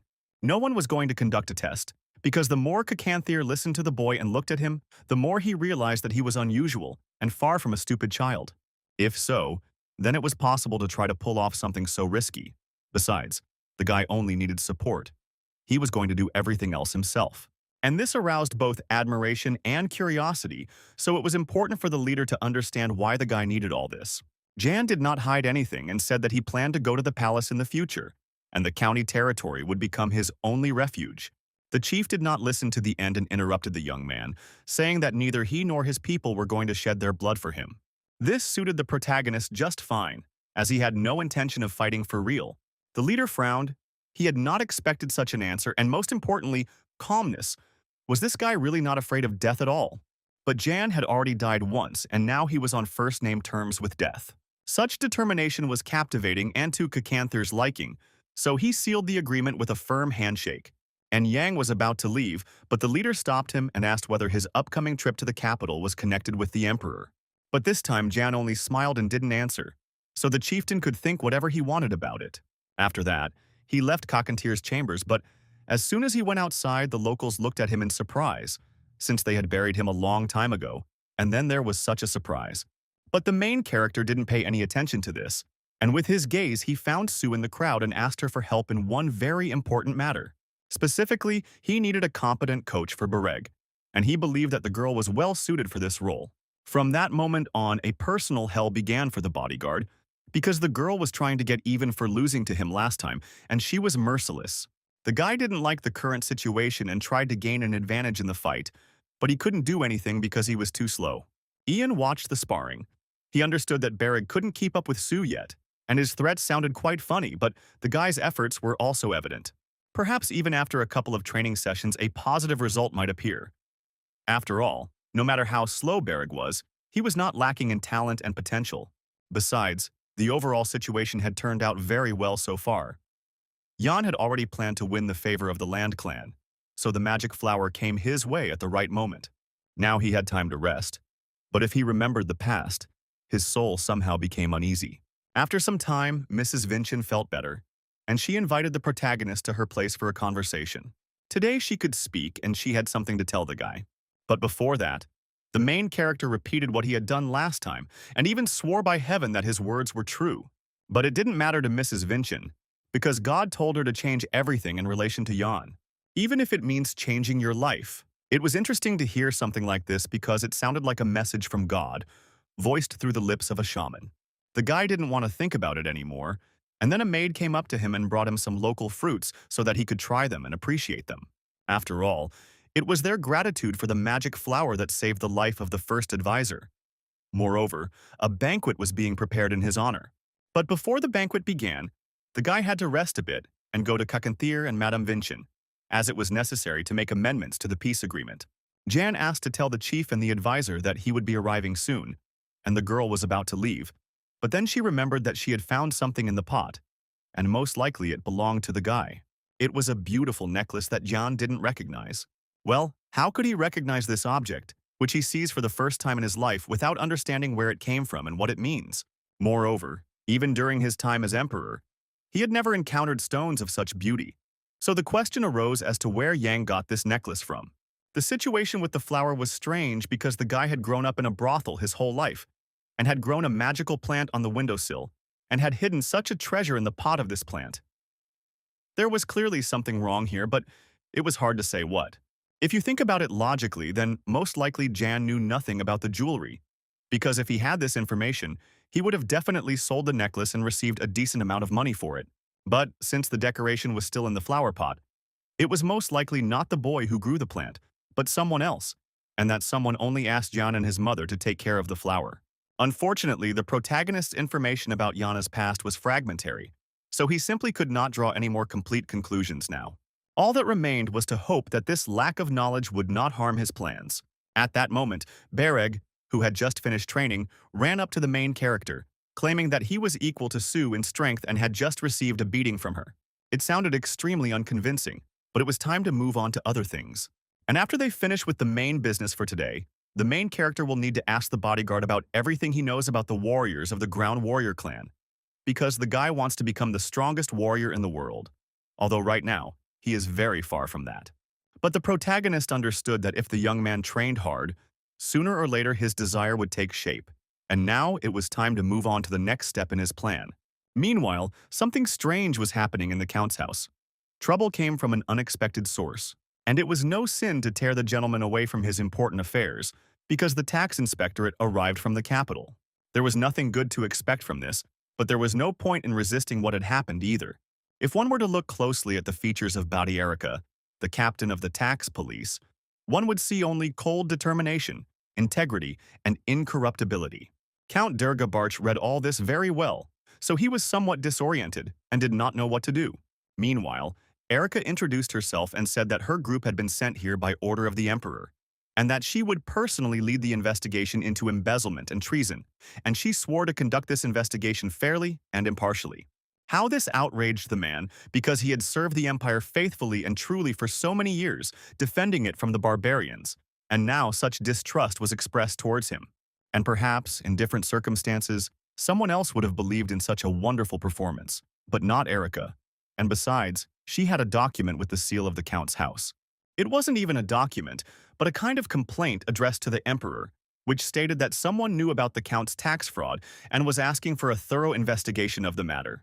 Durg Barch clearly did not expect such a blow from fate, but the girl did not pay any attention to his emotional distress, noting that he had a very nice house in which she and her people would live while they were conducting the investigation. And she warned the Count that it would be much better for him if he and his people obeyed her orders and cooperated with the investigation. She also didn't want to waste time, so she ordered her subordinates to start from the top floor, since the owner of the house's office was located there. True, some of her subordinates were not particularly tactful and treated the estate's maids rather rudely. The Count didn't pay any attention to the fact that the servants of the law behaved very disgustingly. He was only concerned about his own skin and the question of who had snitched on him to the emperor. And the only candidate for this role was Mr. Mullen, who had recently visited his estate. But the question was different. Yes, an official could have written a denunciation, but where did he get his seal? This simply couldn't have happened, which meant that one of his people was a traitor. The secretary still hasn't come out of his coma, so who, if not him or Mr. Mullen, could it really have been Jan who did this? It was hard to believe, but there was no one else to betray him. Nevertheless, a way out of this situation had to be found, and the man could not think of anything else but to send a messenger to the clan of ground warriors. The message stated that Durga Barch was asking the chief for help in solving this problem. The envoy confirmed this and added that a false denunciation had been written against the count in the name of the emperor, and that investigations were being conducted at his estate on charges of treason, so the count needed military assistance from the clan of ground warriors. But Cacanthir wasn't sure that the denunciation was false, and he understood that if they helped the count stand firm and it turned out that the accusations were true, then the clan of ground warriors would automatically become an enemy of the empire. The messenger understood that he needed to see the leader by any means necessary to come to his aid, and added that Derga Barch had asked him to convey that he would prove his innocence at the cost of the life of his ardent, beloved son. Cacanthir understood the secret meaning of this message perfectly well, so he even felt a little funny, and he said that now he needed to rest a little, and he would continue the conversation a little later. But the count's men could do whatever they wanted with Jan. He didn't really care. After all, the guy was just a hostage in the name of peace. But the leader of the earthly warriors will not treacherously kill another warrior who lived with him for so long. At this point, the conversation with the messenger ended for now, and the leader summoned the main character. However, the messenger was still standing next to Cacanthir, who quite cheerfully stated that this man was going to kill the guy right now. But this news didn't surprise the main character at all, because he had expected something like this. At this point, the knight began to gradually realize that something very strange was happening and was clearly not in his favor. But for now, the knight didn't have to worry too much, because if he wanted to kill the young man, he needed a place, and the leader kindly provided that very place. But the messenger was very, very scared. He realized that the leader knew perfectly well that he would come to ask for help, and this was very strange and bad. But no matter how scary it was, the knight had a task that the count set for him: to kill Jan, which he tried to do, but his attempt failed. And all because, in order to kill the young man, the knight will have to defeat Beric, his personal bodyguard. And so they changed their location. Jan was well aware that Beric could become a truly strong warrior only in the heat of a real battle with a worthy opponent. The knight in front of the young man was just such an opponent, but he did not consider Beric to be one. Meanwhile, Cacanthir and Jan took the best seats in the front row to watch the progress of the fight. The ordinary members of the Ground Warrior clan laughed and teased the guy. But it wasn't just Beric who received the increased attention, but also the knight, who was irritated by it, because he wasn't a gladiator to enjoy such things. But it wasn't just the warriors who were acting defiantly, but also Beric, who asked to be given a bit of a head start, since this was his first serious battle, and a master class from an older comrade wouldn't hurt. True, the time for talking was over, and Beric was the first to attack the enemy. But he was prepared for this, so he was able to dodge. And then he suddenly, and with all his strength, hit the guy in the stomach, knocking the breath out of him. And the very next moment, Beric, choking on blood, fell to the ground. But this did not stop him from jumping up and using a dirty trick, avoiding immediate defeat. The knight's momentary hesitation was enough for the guy to punch him in the jaw. It was certainly a painful blow, especially to one's pride. But now the real fight had begun. And no matter how diligent and ardent an opponent Beric was, he lacked the experience of real battles, so he missed the blow and was wounded. On the one hand, spectators always liked such twists in duels, but not in this case. The clan's warriors did not understand why the knight did not kill Beric, but inflicted a serious wound on him. In their opinion, this was not a duel, but some kind of parody. Meanwhile, Beric was pierced by pain and fell to the ground at the feet of his opponent. Considering that the duel was over, the knight approached Jan, intending to kill him, saying that by his death he would prove his father's innocence. And perhaps this could have been the last moment of the protagonist's life. But at that moment, Beric came to his senses and raised his sword over the knight's head. Only through experience and instinct was the man able to jump aside, and the boy's sword passed within a millimeter of his head. And it was incredible, but true. The man could not understand how the guy was able to move. And not just move, but so quickly, and even put such enormous force into the blow. And then Beric broke the pattern with his pressure and actions, removing the sword stuck in his body, saying that he was not finished with the fight yet, so the man needed to get ready. But the man had a different opinion, believing that annoying puppies should be dealt with quickly. Otherwise, they start to get insolent. These were loud words, without foundation, because the coast did not give up. It moved faster and more precisely, because only in the heat of battle, casting aside pain and fear, could one surpass one's limits and rise to a new level.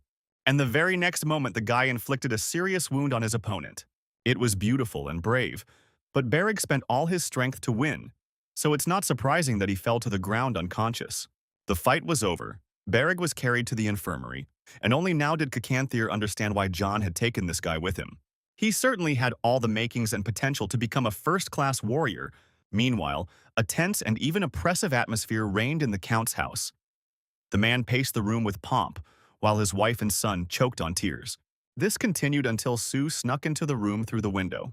Derga hoped that the girl had arrived at his estate not alone, but with reinforcements. But suddenly he realized that neither the reinforcements nor his knight were with her. But the gift from the leader in her hands was for the Count, which she handed over to him. After which, without saying another word, she went out the window to continue her business, paying no attention to the Count's angry questions. The gift the Count received was truly unforgettable. The first thing the man read was a letter which stated that the leader knew full well that he had been given an illegitimate child as a sign of peace. Firstly, that the Count wanted to use it to obtain the gurut leaves. And thirdly, that he was breaking all their agreements. But the shock didn't end there. And the next moment, through the very window through which Sue had left, someone threw the corpse of the knight he had sent to the clan of ground warriors asking for help. This behavior of the leader of the clan of ground warriors greatly angered the Count, and he promised to kill everyone. But while there was no one to kill, it was necessary to consider that the Count had no allies left. He had been betrayed, accused of treason. In this situation, it was either all or nothing. And overall, it's not a big loss. Yes, the clan of ground warriors won't help him, but that's okay. He can turn the situation to his advantage with his own efforts. But first he needed to save his wife and Chell, so he made and secured a rope and asked them to climb out the window and hide in the closet, and sit there until the worst is over. With every minute counting, the man forewent a tearful long goodbye and watched as his wife and son found themselves on the street. Now it was necessary to get rid of all the evidence, cover up the tracks, and do all this before the arrival of the capital's army. His manipulations did not go unnoticed, and one of the tax office employees reported this to Erica. It all happened very quickly. Count Brack set fire to his mansion and went on the run. Interestingly, the man realized that he had only made his situation worse, since Erica had no intention of letting her prey go, and had sent for reinforcements. She didn't care whether the Count was caught dead or alive, because with his actions he had ruined her plans, which included becoming the mistress of this burning house. The worst thing was that the Count and the law enforcement officers did not bother to take care of the safety of the servants, who were locked in the building and were about to be burned alive. But this didn't bother the woman. She believed that all these people were suicide bombers anyway, since they served a traitor. So her people had to try to put out the fire in the building. And if that didn't work, then go in search of Durga. Meanwhile, the Count was pleased with himself because he had escaped. The wind was ruffling his hair, the forest and the night hid him from pursuit.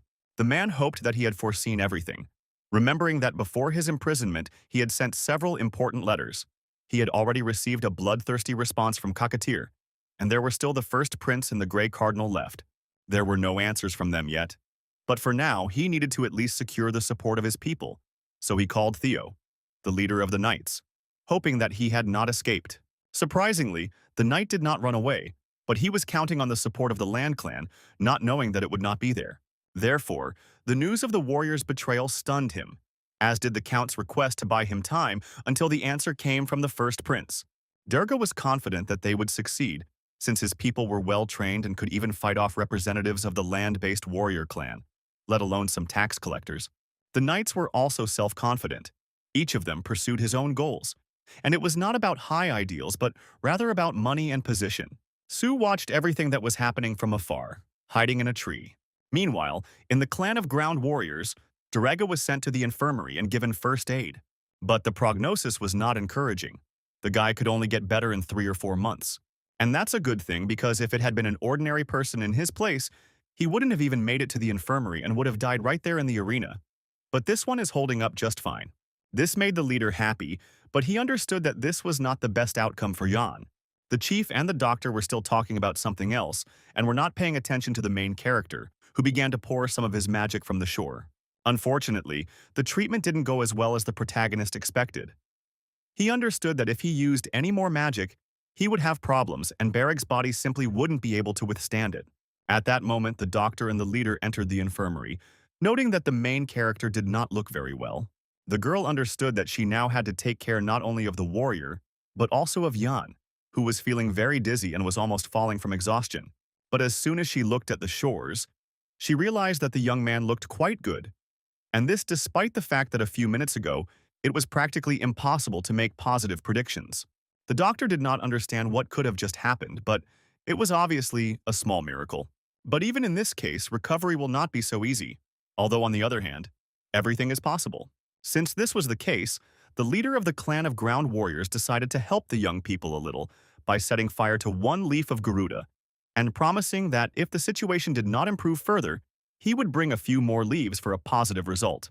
Moreover, the man forced the protagonist to live through one of the leaves of this plant, saying that in this way, his people avoid death during battle. The only question that remained was whether the leaves of the garunta would help restore Beric's strength and health.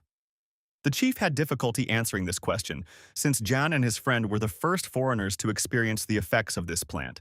Nevertheless, the protagonist chewed the green leaf vigorously, realizing that he had been given a great honor because such a stern man, the leader of the clan, turned out to be such a kind, fair, and decent person that, having seen how the young people were suffering, he shared his secret with them. Now it was possible to talk about business, since the guy had become much better, because Sue had sent a message saying that his father was acting as the guy had assumed, gathering soldiers. But for now, the Imperial Army was not taking part in this mess. Everything happened more or less as the protagonist expected. But in order to take countermeasures and soberly assess the situation, it was necessary to know the size of the Central Army and intelligence. But Jan didn't know yet how to do this, and besides, he still had a few days to think about it, and now he could rest. But even in this situation, the young man was in no hurry to leave the infirmary and remained sitting next to his bodyguard. It was pitiful to look at him. And besides, the guy had already fallen asleep, so the woman laid him down next to Beric so that he could also get at least a little sleep in a comfortable bed, and not on a chair. Time passed, and night fell. The main character was the first to wake up. The shore was still asleep and didn't react to anything. But a strange, bad feeling settled in Jan's soul as he looked at the front door. It was one of those premonitions when you understand that if you don't take up arms now, you will die. But death was not in the main character's plans at all. So, without thinking twice, the young man grabbed the dagger, and at that very moment the doors suddenly opened and a masked stranger attacked him. Although Jan was inferior in physical strength and training to his bodyguard, he managed to block the opponent's blow. But this was not enough, so the next moment the man reached out to the protagonist's neck, intending to strangle him. This man had obvious grievances against the main character because he had ruined too many plans, so he must pay with his life. But death wasn't in Jan's plans, so he grabbed his attacker's hand and activated his magic. She entered into resonance with the man, and an explosion occurred. After this, all members of the clan began to gradually wake up and try to determine the source of the sound. Cacanthir also woke up and hurried after one of his assistants, who reported that an explosion had occurred in Mr. Yan's room, apparently indicating that he had been attacked. After some time, the leader and his assistant were already in the main character's room. It was not in the best condition, however, as was the young man himself. However, he and his guardian were alive, and the man who attacked the boy was lying on the floor. It was necessary to urgently find out who this man was, where he came from, and what his ultimate goal was, because no one has the right to disturb the peace of the guests of the clan of ground warriors. While the leader of the ground warrior clan could figure this out, he couldn't yet understand how such a fragile young man like Yan had managed to escape death and fight off a seasoned warrior, and the explosion was still haunting him. At that moment, the assistant removed the attacker's mask and the world saw his face. Imagine the surprise of everyone around, because behind the mask was hiding Boomart, who was now facing prison and interrogation. A new day dawned, and with it came the interrogation, and it was a sight for the faint of heart. The young man came to his senses, and only now did he begin to realize the situation he found himself in. But insolence is the second happiness, and he began to demand freedom from his leader. But when Cacanthir asked Boomart if it was true that he had attacked the protagonist last night, the young man realized that he would not receive any mercy, so he refused to answer any questions. However, he tried to turn the situation to his advantage, accusing Yanom of possessing a strange power that made his eyes golden and was capable of blowing up a room. It was a pretty good tactic because Boomart refused to answer questions, while he concentrated all his attention on the person of the young man, thus gaining time to come up with a new plan and act according to it. But he messed with the wrong person. The protagonist was also smart and well-versed in intrigue, so he took the floor, thinking out loud about how the attacker had mentioned his father's name and had also called all his actions plots against the clan leader. And the question arose: was it possible that the man was also involved in some nasty political affairs? And at that moment, a bright flash of memory of the strange letter he found in his father's desk drawer flashed through Jan's mind, realizing that the letter had been sent by the attacker. As soon as the protagonist began to unravel the secret message found in his father's desk and put together the correct logical chains, Boomart suddenly stuck out his tongue, his face changing. Surprise was evident on the faces of Jan and Cockatier, as these actions looked very unusual and strange. And then something completely unpleasant happened. In order to avoid answering the guy's questions, the man bit off his tongue, thus confirming his guilt. Jan, however, was not worried about the man's life and pressed him with his conclusions, saying that he was most likely the cause of Madame Vincent's poor health, since he was responsible for the food and could have mixed something into the food. Thus, through the murder of Madame Vincent, Boumart planned to become the new leader of the clan. So, without a twinge of conscience, he colluded with Derga, who also received considerable benefits. The news was so-so, but the leader kept his cool for now, and only inquired about the health of the first advisor and calmed down a little when he was told that she was fine. And then he grabbed his brother by the hair and dragged him along. And for Boumart, the worst was just beginning. Behind the closed doors, a commotion and sounds characteristic of torture could be heard for some time, and then everything became quiet. And Cacanthier appeared, ordering that the body be thrown out into the desert and the traitor's family be brought to him. But all this action did not calm the leader. He was still furious, and he needed answers to other questions. For example, whether Boumart had told the truth when he accused John of causing the explosion and damaging his property. The protagonist did not deny this, but he could not yet tell the truth, but he promised that when the time came, he would reveal all his cards to the leader first. After all, now was not the right time and place, and in general, it would be difficult for Cockatier to perceive information for now. But soon, everything would change. Jan had no idea how quickly, because at that moment the leader decided to change all his plans regarding the main character. Initially, he wanted to deliver him to Count Brack's estate and provide silent support. But Durga Brack angered him too much by trying to kill the first advisor under the cover of a peace pact, and thus he signed his own death warrant, which cannot be appealed. But the man could have problems with lynching since the Emperor's men would be the first to reach him with the hands of justice and execute him for treason. However, if all power over the county passes into the hands of the protagonist, then he will definitely help bring justice to the leader. Jan definitely needed Cockatier, and Jan needed Cockatier. They had similar goals and weren't going to bend to the circumstances, so they came to an agreement pretty quickly and sealed it with a handshake. A little time passed from that moment, and Jan received good news. Beric came to his senses. True, as before, he felt extremely ill, could not get out of bed, and was throwing up right there in bed. Overall, the guy looked a little pale, but the regeneration of all MVGO swordsmen should be higher than that of ordinary people. And even if so, the wounds on the shore healed too quickly. It was necessary to understand what this was connected with, so Jan asked the guy to tell about his parents. But the guy didn't remember much about them, since they had died a long time ago, and Ian thought that either the guy's mother or father, or maybe both, were representatives of other races. This will need to be clarified later, but now the protagonist informed Beric that he and a clan of ground warriors are leaving for the county tomorrow. But Beric himself will remain here, since he is still not in shape. A wave of indignation washed over the young man, and he tried to prove that he would be as good as new tomorrow. But Jan wasn't going to listen to him, as he had a very difficult battle ahead with 3 strong opponents. But Beric continued to be indignant. He also wanted to go with Jan. He wanted to fight. He wanted to kick the ass of everyone he saw. He didn't want to be here alone and lie like now, with a wet compress on his head. And anyway, Jan couldn't leave without him since he promised to teach him how to use magic, and now he just wants to abandon him, which is not really how it's done. The most interesting thing was that Beric had spontaneously managed to use mana on his own during the previous battle.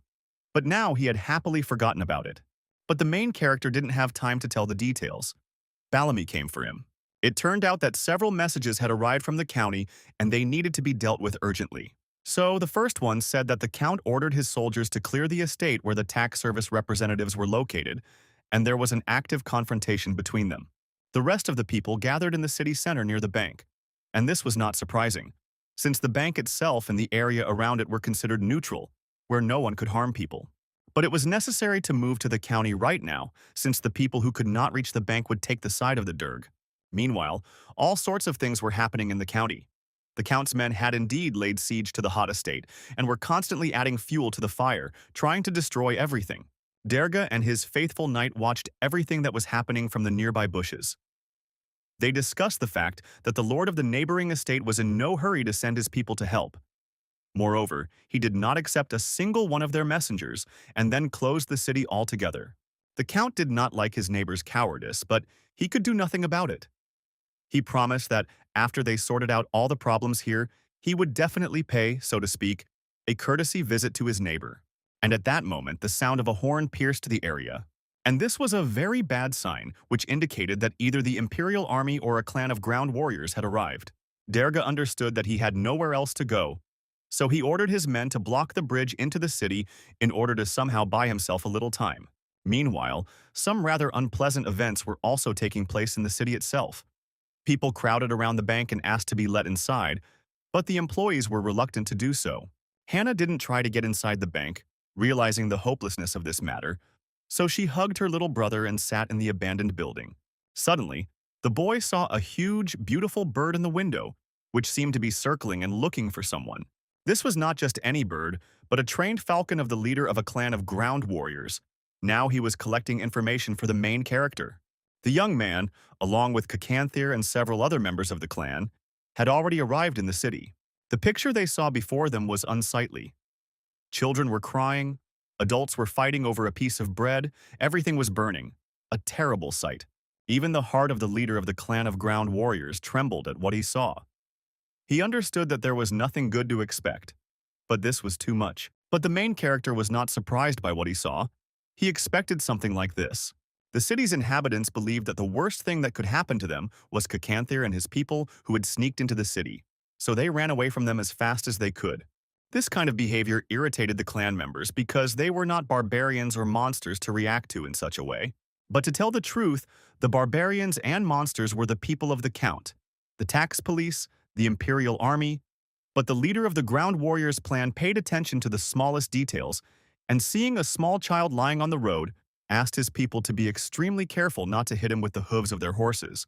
Jan had already dismounted, extended his hand to the little boy and asked him to stand up, as the ground was too cold, and it was unsafe to lie on the road.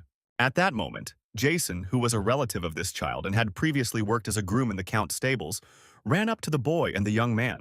Jan did not immediately recognize the man, as quite a lot of time had passed since their last meeting. But the man did not pay attention to this and showed impudence by asking what was currently happening in the city. The protagonist didn't hide anything from his former servant and told him that a clan of ground warriors had come to the county to help the civilians, so there was no need to fear them. And so, a few minutes later, the young master, together with the clan leader and his best warriors, approached the doors of his family estate. The most interesting thing was that the main character had to tie up and drag Beric along with him, because if he hadn't done this, the guy would have caused a lot of problems in the clan. But the time for conversation was slowly coming to an end, as one of the representatives of the tax police emerged from the building, who was extremely hostile towards the main character and his companions. But his pathetic attempts to stop one of the sons of Count Brock failed, because he came to his home legally, albeit accompanied by warriors, who are usually called barbarians here. By and large, he came home not to fight, but to talk. If so, then a few minutes later, the leader and Jan were already sitting in one of the estate's living rooms, waiting for Erica. They didn't have to wait long. The girl approached them with her head held high, indicating that she had already heard about the young man from Mr. Molina. The main character wasn't particularly concerned with the fact that the girl was working for Mr. Molina in some way. It was important for him to understand what was currently happening on his estate. It could have been long and tedious, but Erica only evasively stated that they had encountered unforeseen problems, but nevertheless, everything should be resolved soon, since the fact of embezzlement was confirmed.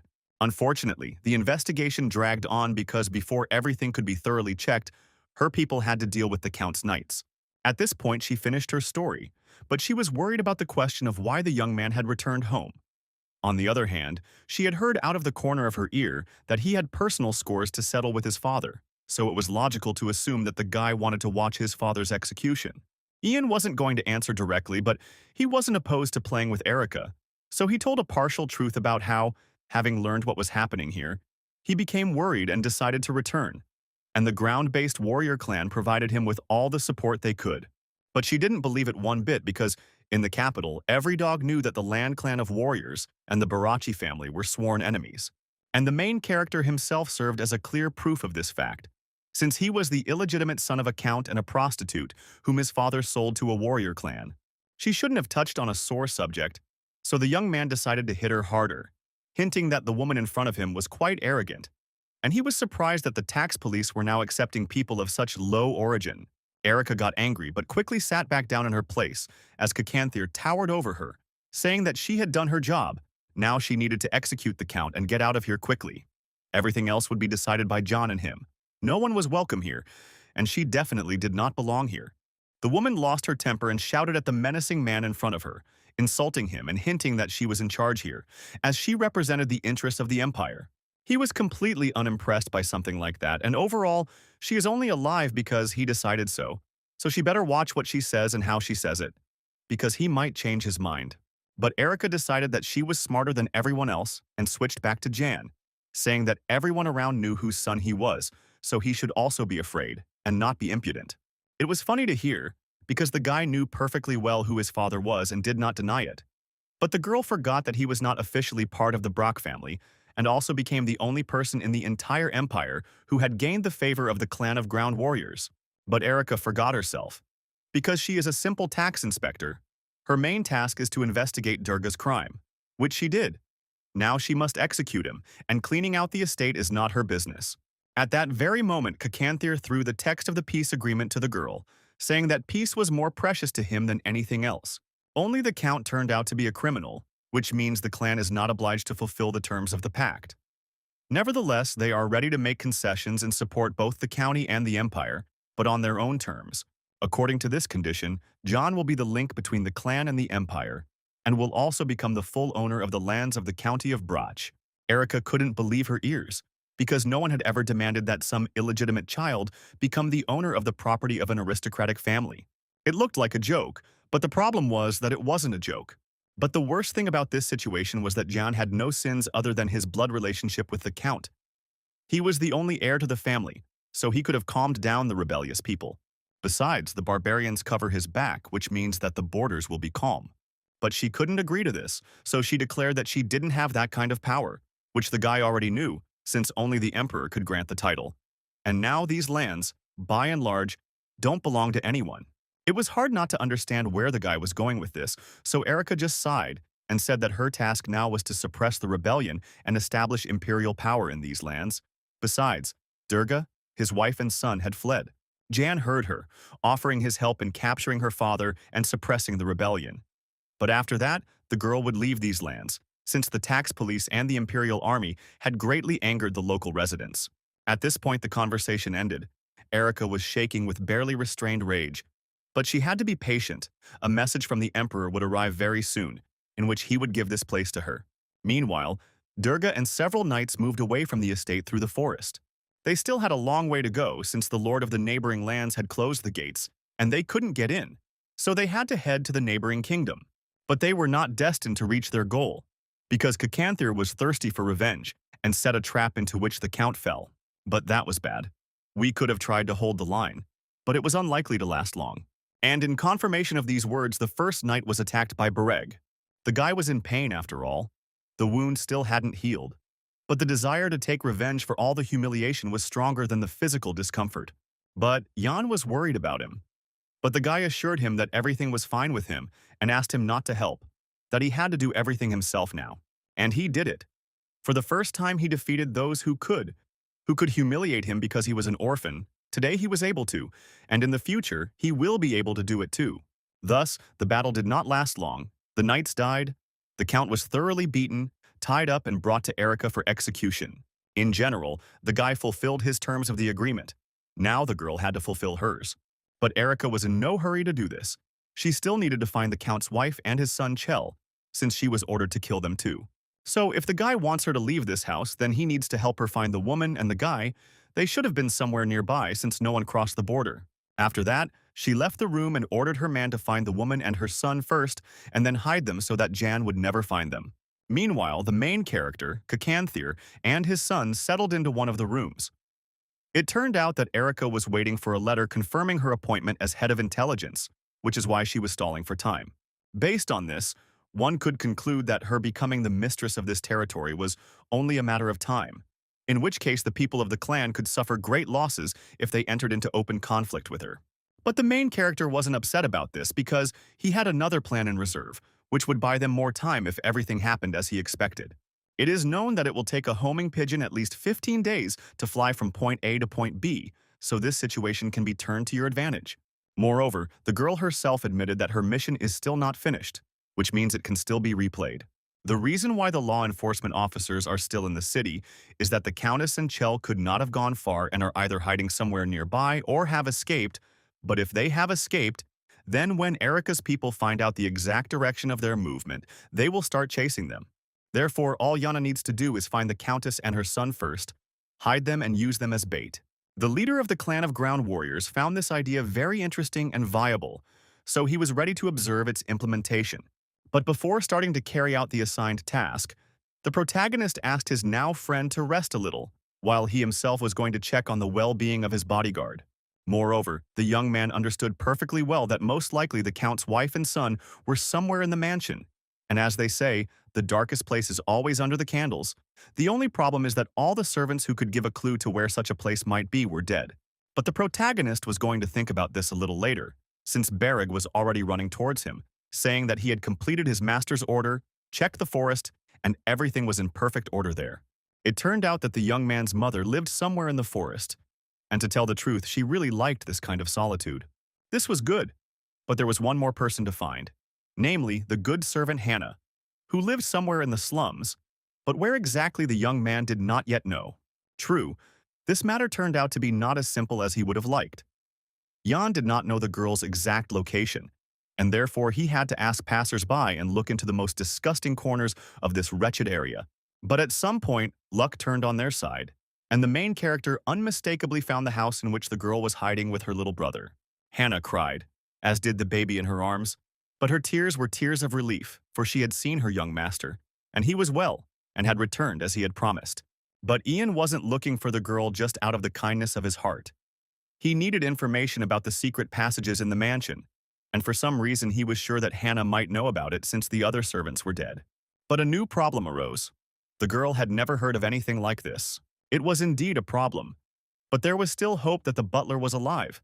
But here too he was in for a disappointment, as the man also died when he tried to cross the border for his own survival. Everything was clearly not going as planned, but suddenly Ian noticed that the girl was feeling a little constrained and guilty. It turned out that she had stolen something before her dismissal, although at that moment many were leaving the estate, since Lady Mary had begun to get violent. Which was surprising in itself, yes. The woman was never kind, but she did not beat the servants. Unfortunately, Hannah did not know all the details of what was happening with the mistress, since she did not personally serve the mistress. Although individual rumors reached her, they said that all this was due to overexertion, since some strange spots appeared on the mistress's body. So the girl thought that if she left the mansion with the other servants and took a small box with her, then no one would notice the loss and accuse her of theft. But when Hannah got home and opened the box, she saw only letters and drawings, and that's why she felt terrible, because she had stolen someone else's memories. The girl handed this very box into the hands of Beric, who immediately opened it, and all the letters that were inside fell to the floor. One piece of paper caught the protagonist's attention. It was a plan of the estate, and it looked quite interesting, as it was different from what the guy had seen before. What was also strange was that there was nothing in the garden. Natural objects are usually removed from the plan, because it is too difficult to draw all the details of trees and flowers, and they are constantly changing. But if you looked at this plan, you could see one large, clearly drawn tree. Meanwhile, Mary and Chell were hiding in a deep basement. The guy was being capricious. As usual, he was cold, hungry, and he was already too tired of dried meat. He wanted something fresh and tasty. But they couldn't leave this room now, because if they left it, they would immediately fall into the hands of law enforcement officers who would not spare them. So for now, they had to sit here and wait for the right moment to escape. But as usual, something didn't go according to plan, and a man entered the room. The woman really hoped that her husband had come, although she understood that this was most likely not the case. And she was right. Instead of her husband, the main character came to the secret room. It was definitely not a meeting that would bring joy to the woman and the young man, but what is. But Mary couldn't come to terms with this, so she decided to attack and kill Ian, but her attempt failed, since the young man didn't come to this meeting alone, but accompanied by Sue, who protected him. Yan looked at his stepmother and did not understand what had happened to her. She had not been known for her reserved character before, but now everything had worsened, and very much so. However, he did not want to hurt this woman, so he asked the girl to let her go and call the leader of the clan of ground warriors here. But the woman still did not calm down. She cursed the main character, not realizing that there were law enforcement officers in the house, and if they heard them, they would know where to go and where to look for her. Then the young man would have no other choice but to hand her over to the authorities. But he really didn't want to do that, so he suggested to his stepmother and brother that they behave quietly, gather their thoughts and strength, and at dawn, with help, go to their parents and live there for some time. But the journey will be long. You will need to spend at least 2 weeks on the road, avoiding all large cities and not staying anywhere for long. Mary could not understand why they would have to go around the neighboring county. She did not know that the local lord had closed his gates to everyone, and this despite the fact that his wife, her friend, had promised to help but betrayed her. All this seemed like a dream to Mary. She did not want to believe it, did not want to understand, and demanded that they definitely try to break through to the neighboring county. But the main character didn't want to listen to all this nonsense. There wasn't a drop of common sense or logic in it. Meanwhile, outside, under a beautiful tree, stood the leader of the tribe of ground warriors. On the one hand, he was helping the main character, but on the other hand, he had his own game, so he ordered his people to find a remote place and bury the corpses, or rather future corpses, as best they could. Meanwhile, one of Erica's employees came to her, stating that the former count's wife and son had been found. They were spotted at the northern gate where they passed the guards and fled. There were 4 fugitives in total, and they split into 2 groups. Erica thought hard. She understood that Mary would most likely go to her parents, but she needed to think through all the details of the operation to capture her and approach it quite sensibly, because it could be a trap. Therefore, she decided to send about 20 of her subordinates to search for the woman and child, and gave them the order to keep the fugitives alive. But if this could not be done, then at least the bodies would need to be brought to the estate. By and large, even in this situation, the girl saw what was happening as a good opportunity for herself, because if she could catch the countess and her son, then no one would object to her becoming the mistress of this place.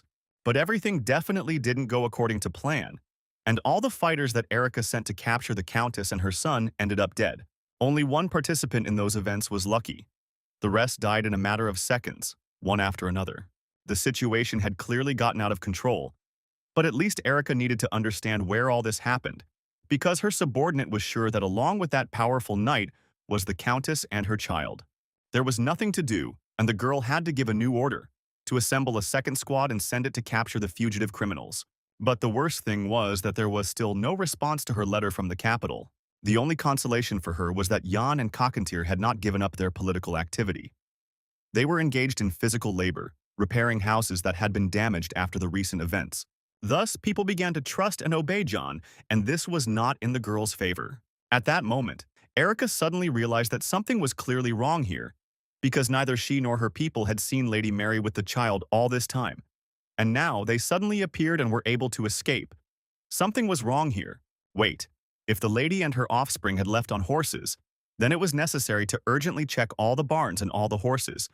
And this should have been done much earlier, but she had missed this point, and now she did not know how to proceed.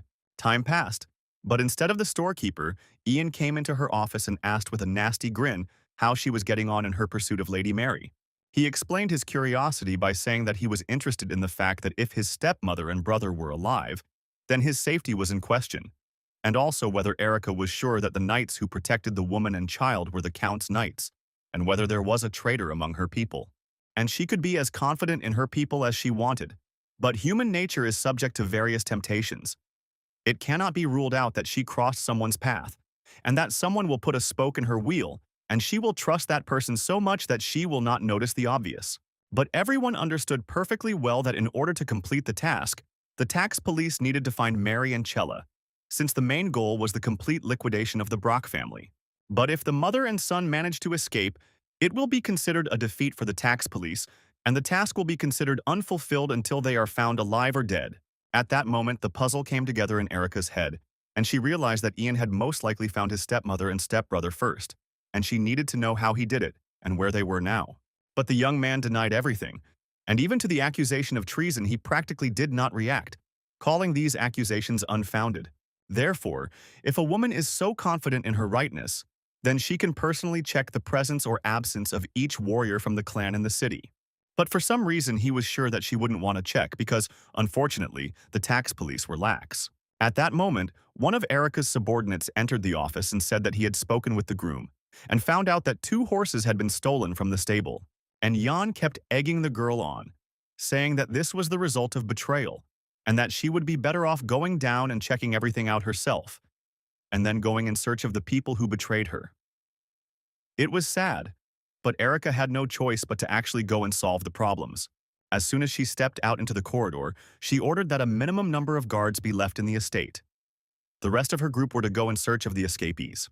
Oddly enough, this was exactly the reaction that Jan and the leader of the Ground Warrior clan expected. Now they had to move on to the next step, which was to kill Mary and Chell, so they had to send one of the warriors to do the dirty work.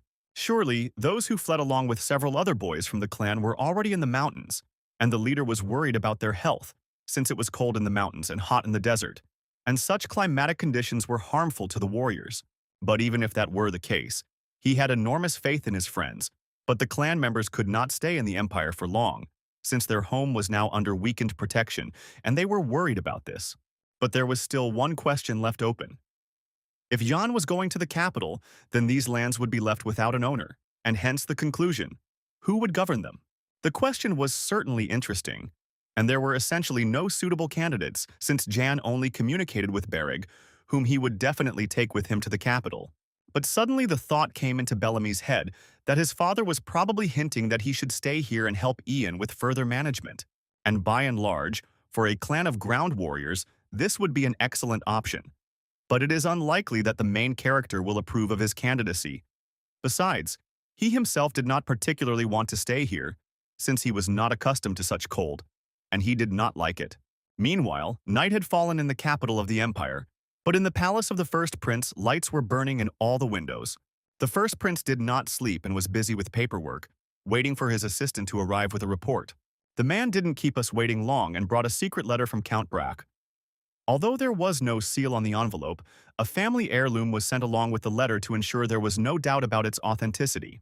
Oh, it was an interesting letter, in which it was difficult to determine where the lie was and where the truth was. Everything was so mixed up.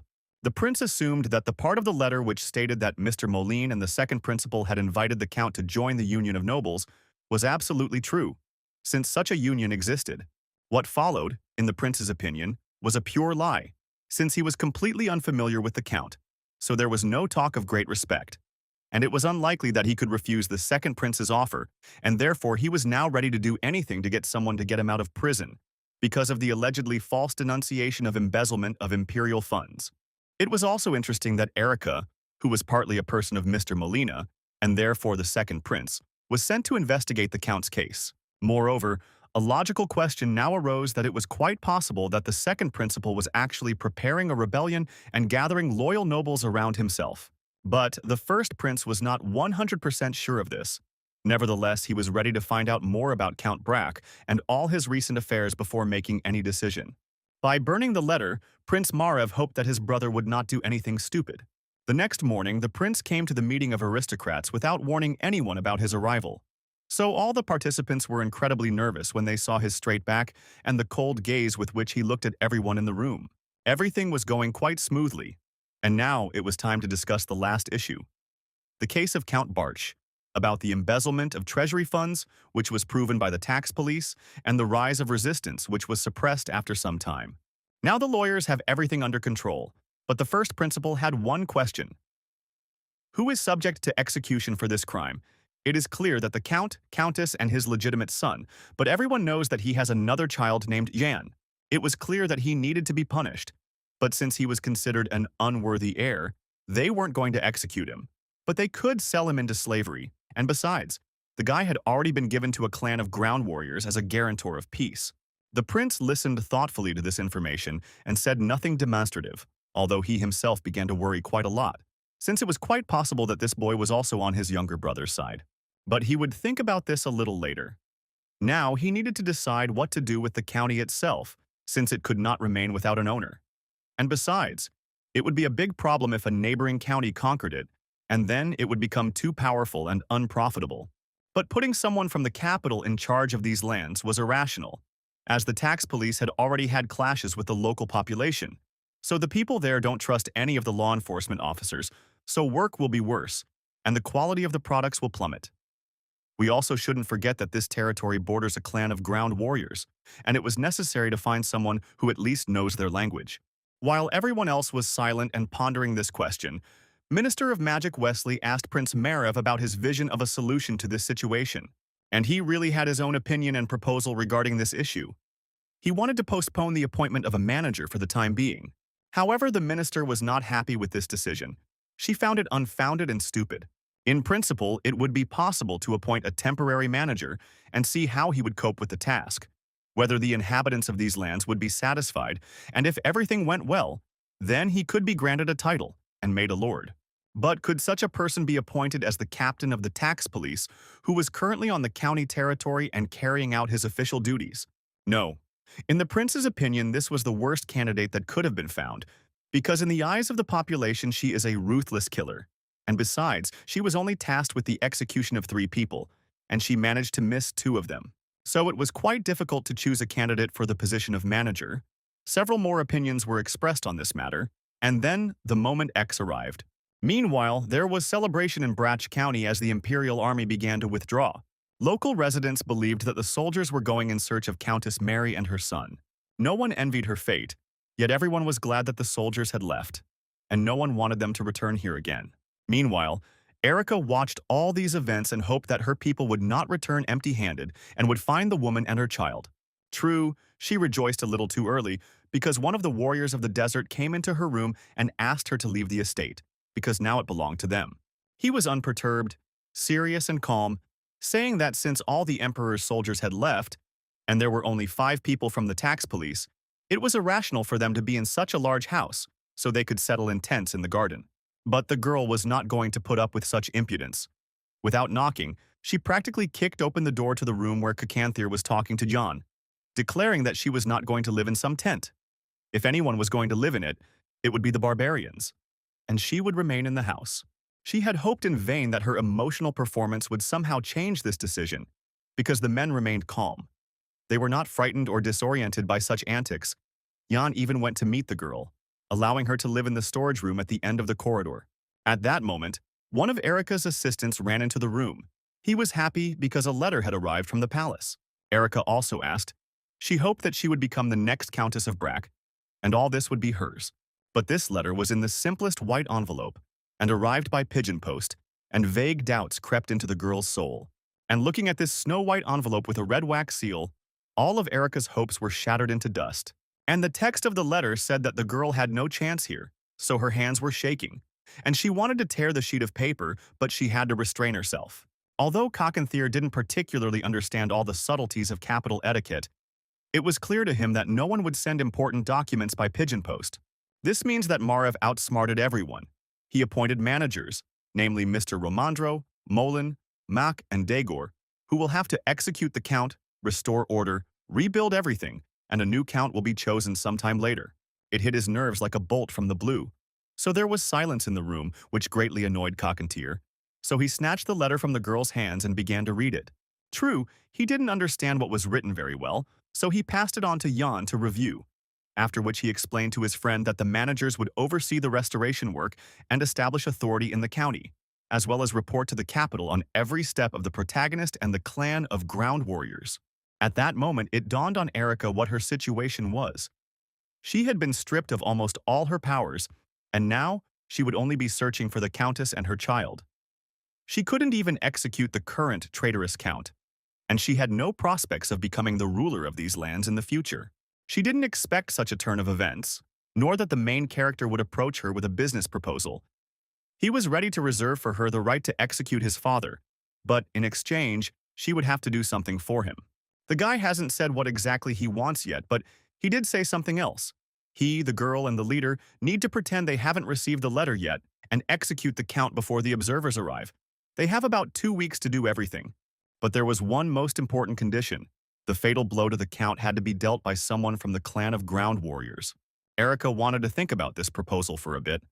Although when she left, she already knew that she would agree, since she had no other choice anyway. Meanwhile, Sue brought her leader another, albeit dead pigeon, which had flown from the imperial palace and brought a message.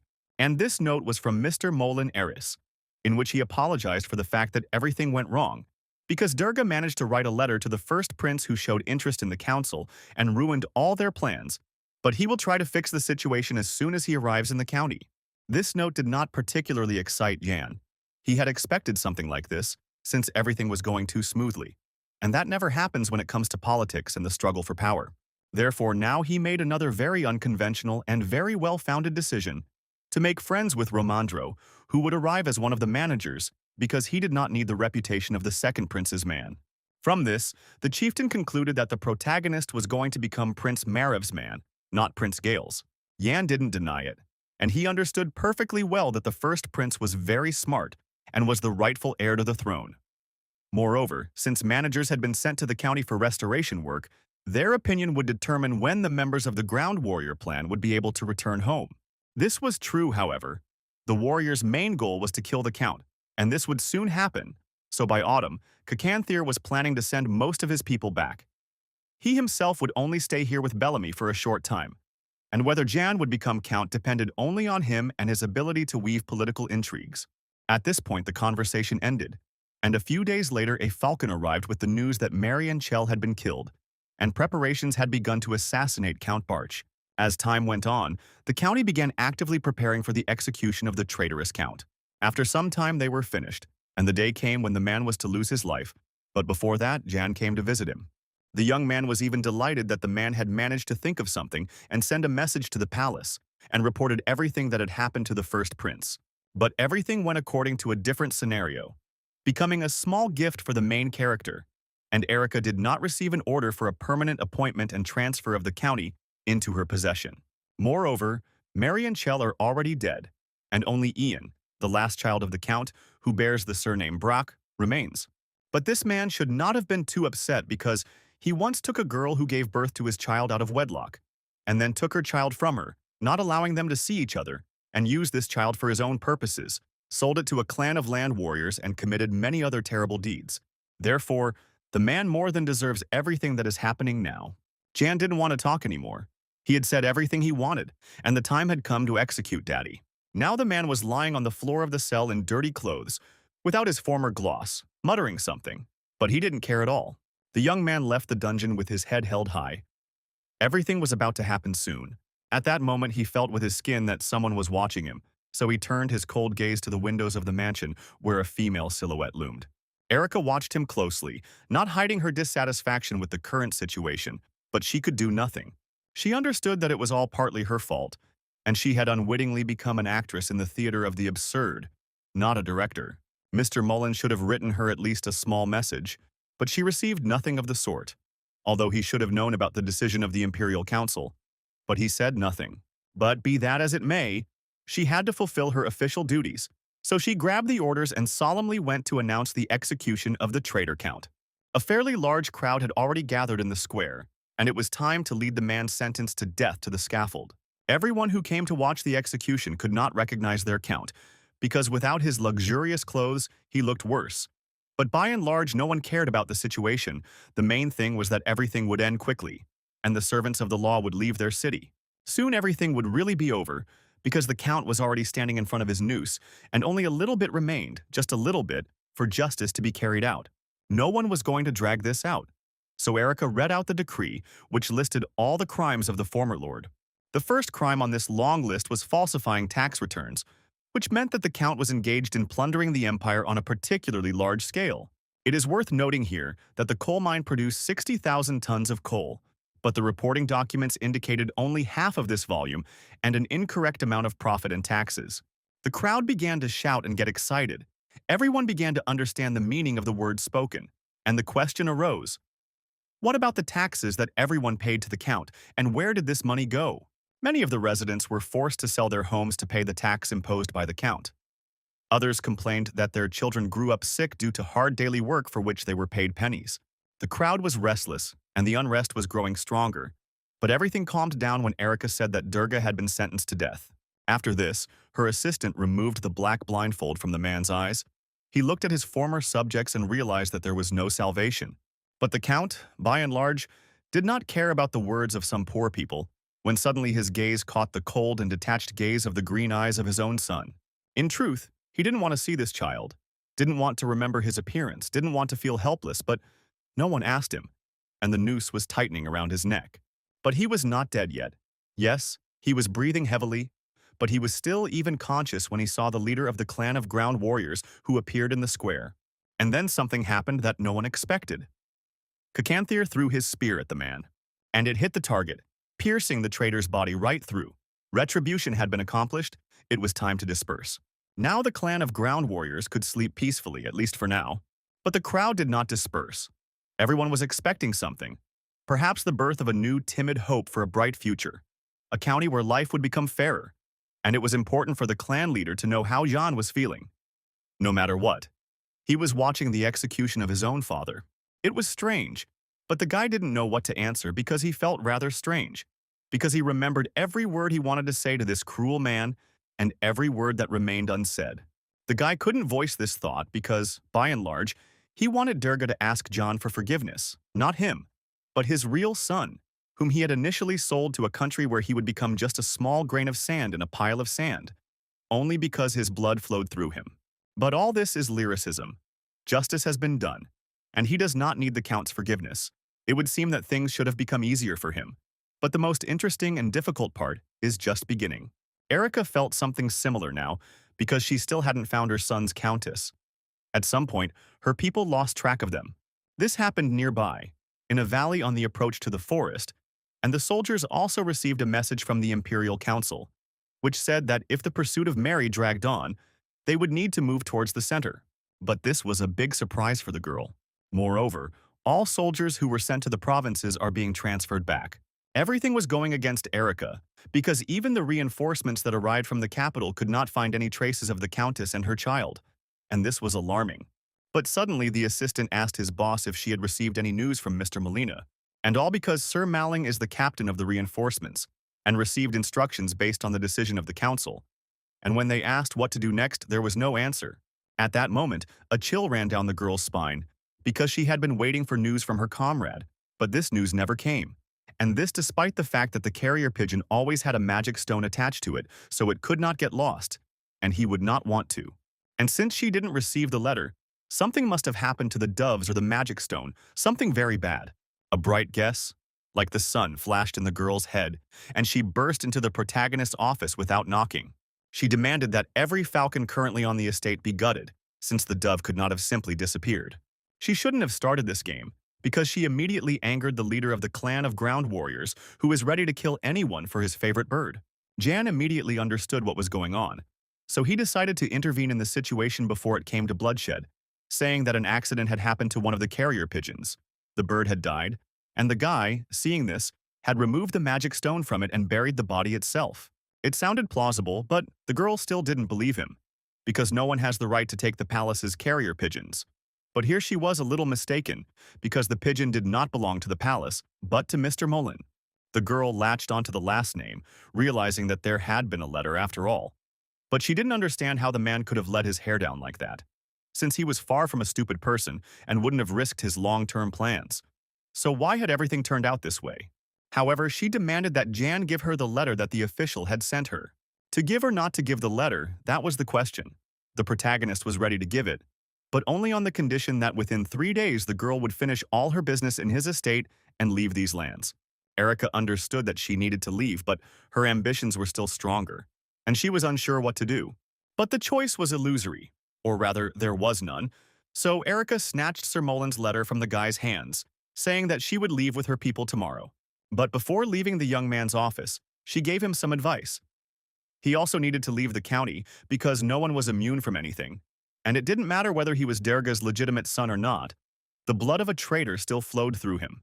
Moreover, the advisor was appointed as the ruler of the territory, and the guy was born in a brothel, and even with a barbarian ally, he will not be able to compete with such a strong enemy. Kakantin and Jan didn't like the girl's speech, so they asked her to watch what she said, and to whom, and to avoid calling the leader of the Earth Warrior clan and his people barbarians. Otherwise, he'd have no choice, and when the advisor asked where the girl was, he'd have to answer, dead. And now Erica is angry, Yes, she will leave now. Yes, she will leave tomorrow, but she will still come back, and then the guys better sleep with their eyes open. But she was very much mistaken. And the next moment Jan activated his magical power, showing that she was not welcome here, and it was not for her to threaten anyone. It would be better if she found Mary and Chella, if, of course, she could, and then left for the capital and never remembered the county of Brach. The guy didn't use any spells on her, and even let her go. But as she left his office, she clearly understood that she couldn't compete with him. It was hard to believe that this child had magical abilities. Now it was clear why he was so self-confident. She didn't want to have anything more to do with him, so she ordered her people to pack their things, take the traitor's body, and get out of here as quickly as possible. Erica didn't have to be told twice, and within a few minutes the things were packed and the squad was leaving the city. Jan was pleased, since he had dealt with one problem, and now he could go to an important meeting. He didn't really want to go himself, so he took Beric as his guide, who walked confidently ahead, clearing the way for his master. But the further they went into the forest, the less it seemed to Jan that they were on the right path. But for now, luck was on their side, as the shore found its secret marks. And just a few minutes later, following these very marks, the guys approached a small wooden house, but the house turned out to be completely deserted. There was no one around either. It seems that the woman went somewhere, but the question is where? Thank heavens, she didn't have to puzzle over this question for long. Soon, the woman herself returned home and was extremely surprised to see her son on the threshold of her secluded home. Before, she was very happy to see her son no matter what. She missed him very much. And now it seemed to her that her child was not eating well and therefore was very thin. It took too long to explain, so the young man asked his mother to sit down, after which he began to tell her what had happened in the city.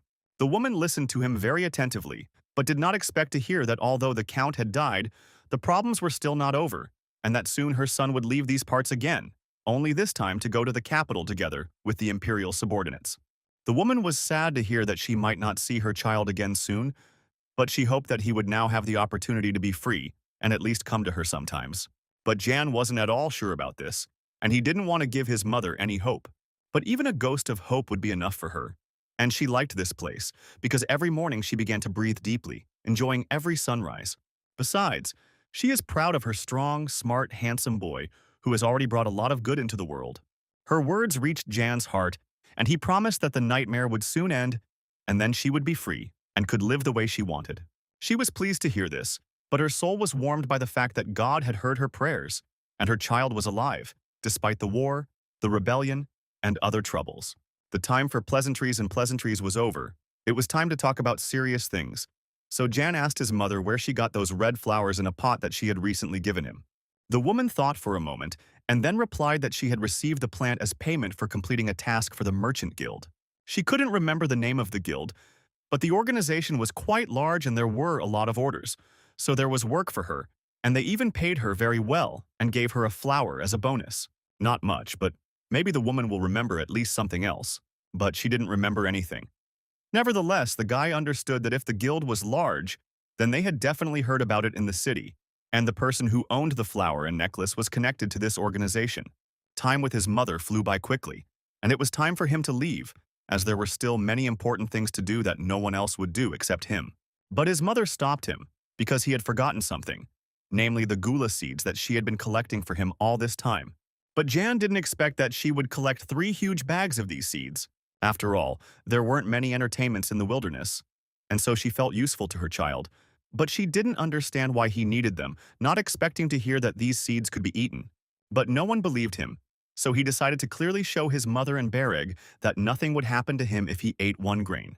Beric didn't immediately understand what had just happened, but when it did, he began to force Jan to spit out the poop because he thought the plant was poisonous. But nothing happened to the main character. In fact, he was happy and gave new orders. For example, Beric had to move and hide these bags of gula seeds to the mansion. Meanwhile, Romandra was riding in a carriage along a forest road in the direction of the Brock mansion, cursing Prince Marev for his latest brilliant idea.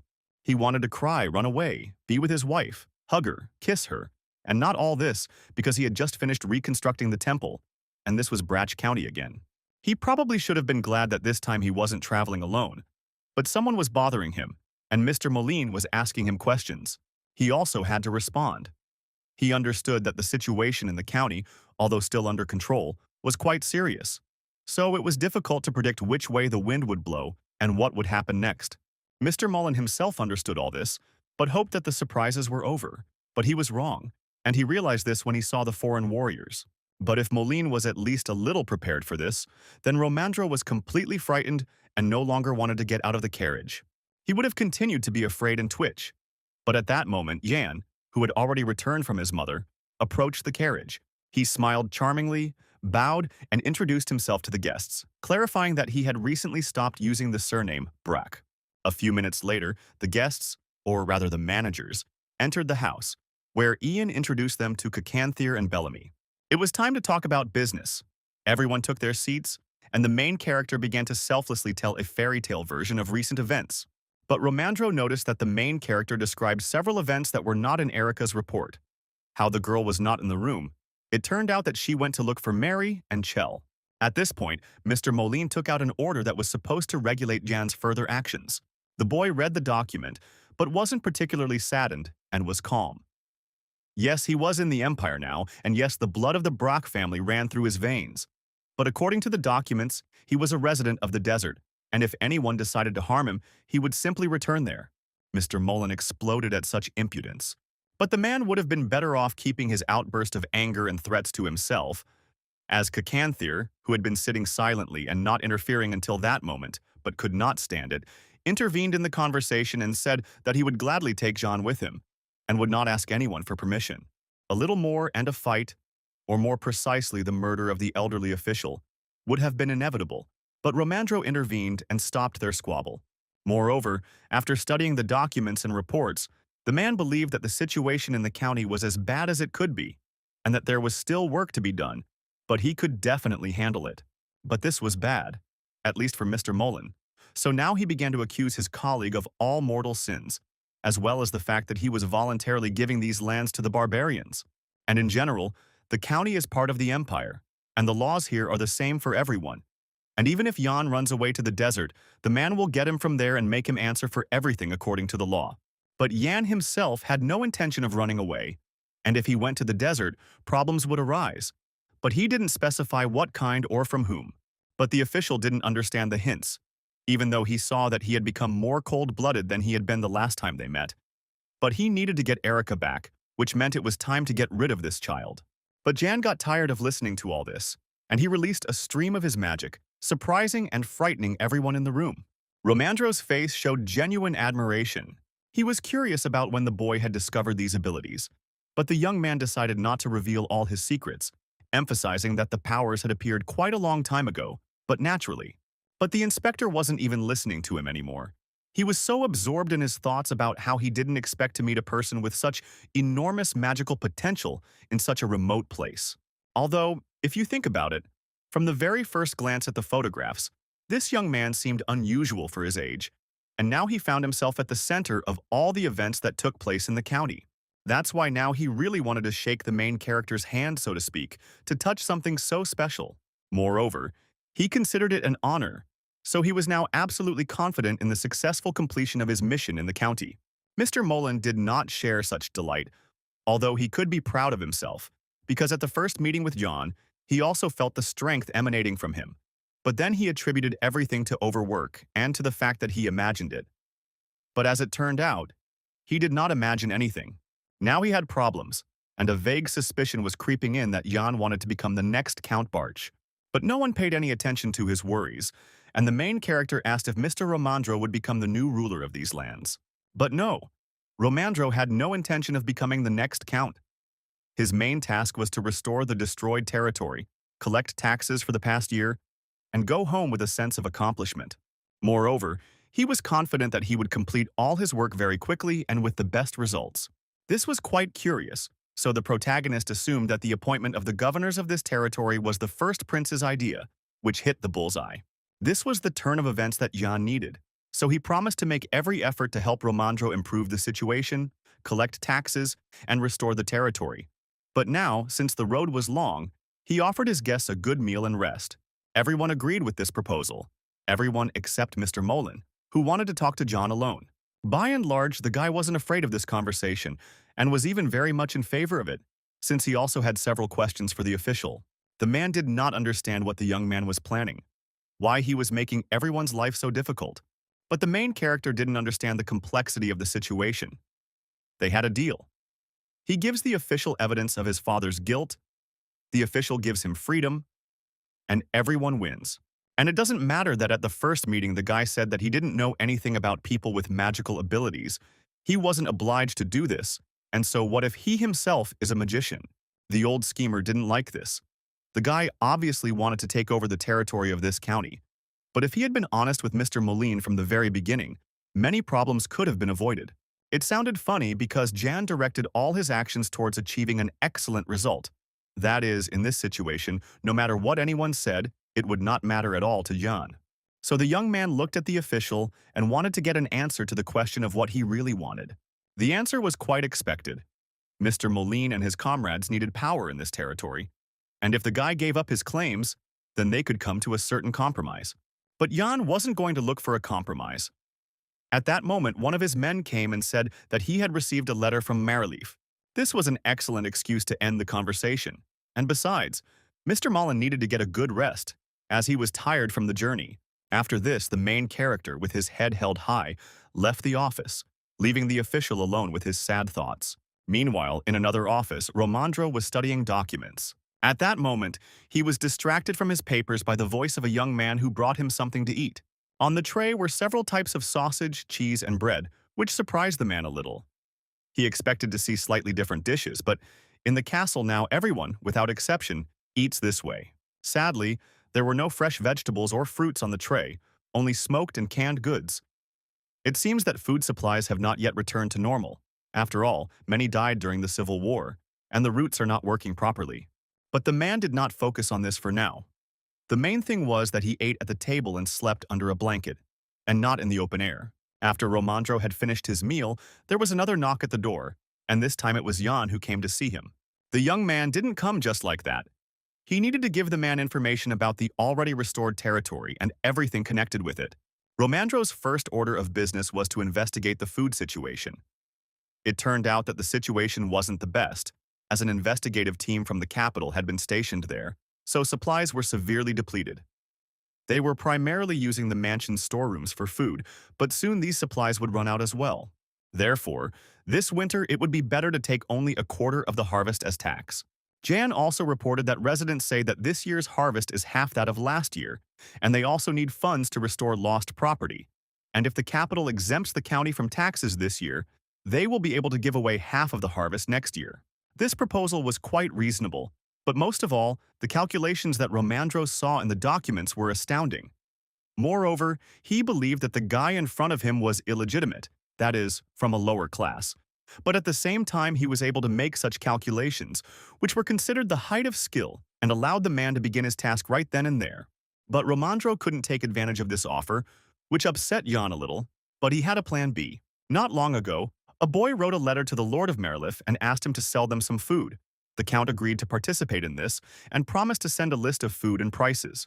However, their corn and wheat reserves are also not the best, so Jan expects grain prices to be higher than usual. Romandro listened and listened to the young man, realizing that at this rate he would be able to return home before the first snow. And it seemed like the man agreed to plan B, but for some reason this didn't particularly please the main character. But as soon as the guy stepped out into the corridor where his friends were waiting for him, he informed them that Romandro was not the type of person who could adjust his goals and acted strictly in pursuit of a specific task.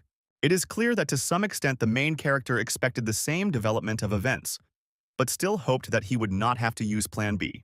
But he was wrong, and now he would have to contact Marleaf earlier than Jan thought. And if that was the case, he needed to prepare well for it.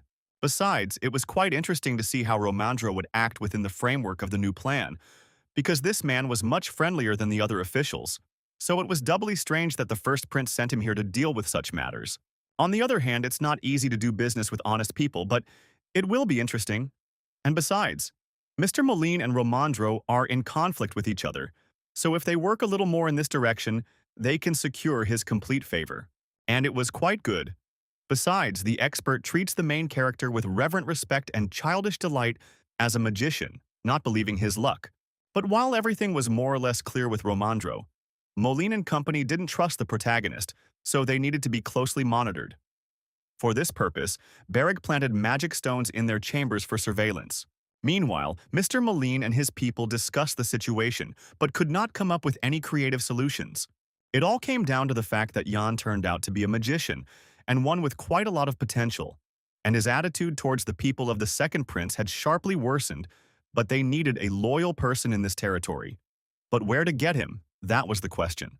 In addition, Mac understood that this young man had secured the support of a ground-based, high-class warrior, and had also established a relationship with Romandro. Moreover, after analyzing the situation, he realized that Mr. Molina and Romandro were in conflict with each other. Therefore, in the current situation, it might be ideal to find another candidate for the post of future ruler of these lands instead of Erica. The girl was driven by a thirst for power, not loyalty to Prince Gale, and if they did not give her the position of governor of the territory, no one could predict how the situation would turn out. There was some truth in these words, but by and large, this was not the main problem, but the young man who constantly bothered them, like a splinter in a soft spot. And in order to get rid of the discomfort, you need to pull the splinter out of the body and throw it away. Moreover, if Jan, being a magician, shows hostility towards Mr. Mullen, then this would be the best option. Mr. Mac agreed with this. If they couldn't control Ian during his development as a mage, then he would interfere with Prince Gale in the future. The plan was perfect. If Jan wasn't in the county, then there wouldn't be a land-based warrior clan here either, so Romandro wouldn't have any support, meaning he wouldn't be able to use the full extent of his powers. Thus, the solution was practically found. It was only necessary to wait a little longer and evaluate everything that would happen in the next few days, and then make a final decision. But the men had no idea that their secret conversation had been overheard and recorded by Hannah. In principle, this was one of the moments in the implementation of the main character's plan. He was collecting information about the county of Marlif and its count and countess. It turned out that, on the one hand, it was a rather prosperous county in terms of trade. On the other hand, Countess Brach and Marlif were very friendly with each other. And by and large, relations between the two neighboring territories were sharply severed during the unrest. But now the main character and his team have come here to improve relations. It is clear that Kyle most likely planned to seize the territory of the county of Brack. But since the manager arrived from the capital of the empire itself, he was unable to do this, and now he must play the role of a hospitable host of the estate. And so the acquaintance between the count and the illegitimate heir of Durga and the imperial inspector Romandro began. He was finished and negotiations began. Romandro announced that there was currently a crop failure in the Brack territory, so he would like to ask for help from the county of Marlif. By and large, everything in the county, except for the food shortages, was going on as usual. And Romandro was even confident that all the problems could be resolved in about 2 months, and that the territory would be almost completely restored by winter. The statement was certainly a bold one, but it was entirely possible that such a result could have been achieved. But Kyle wasn't about to give up the shirt off his back and prepared a list of products and prices for them that he could provide to the neighboring county. But Romandro was in no hurry to agree with such a list. Moreover, he would like to discuss it alone with the main character.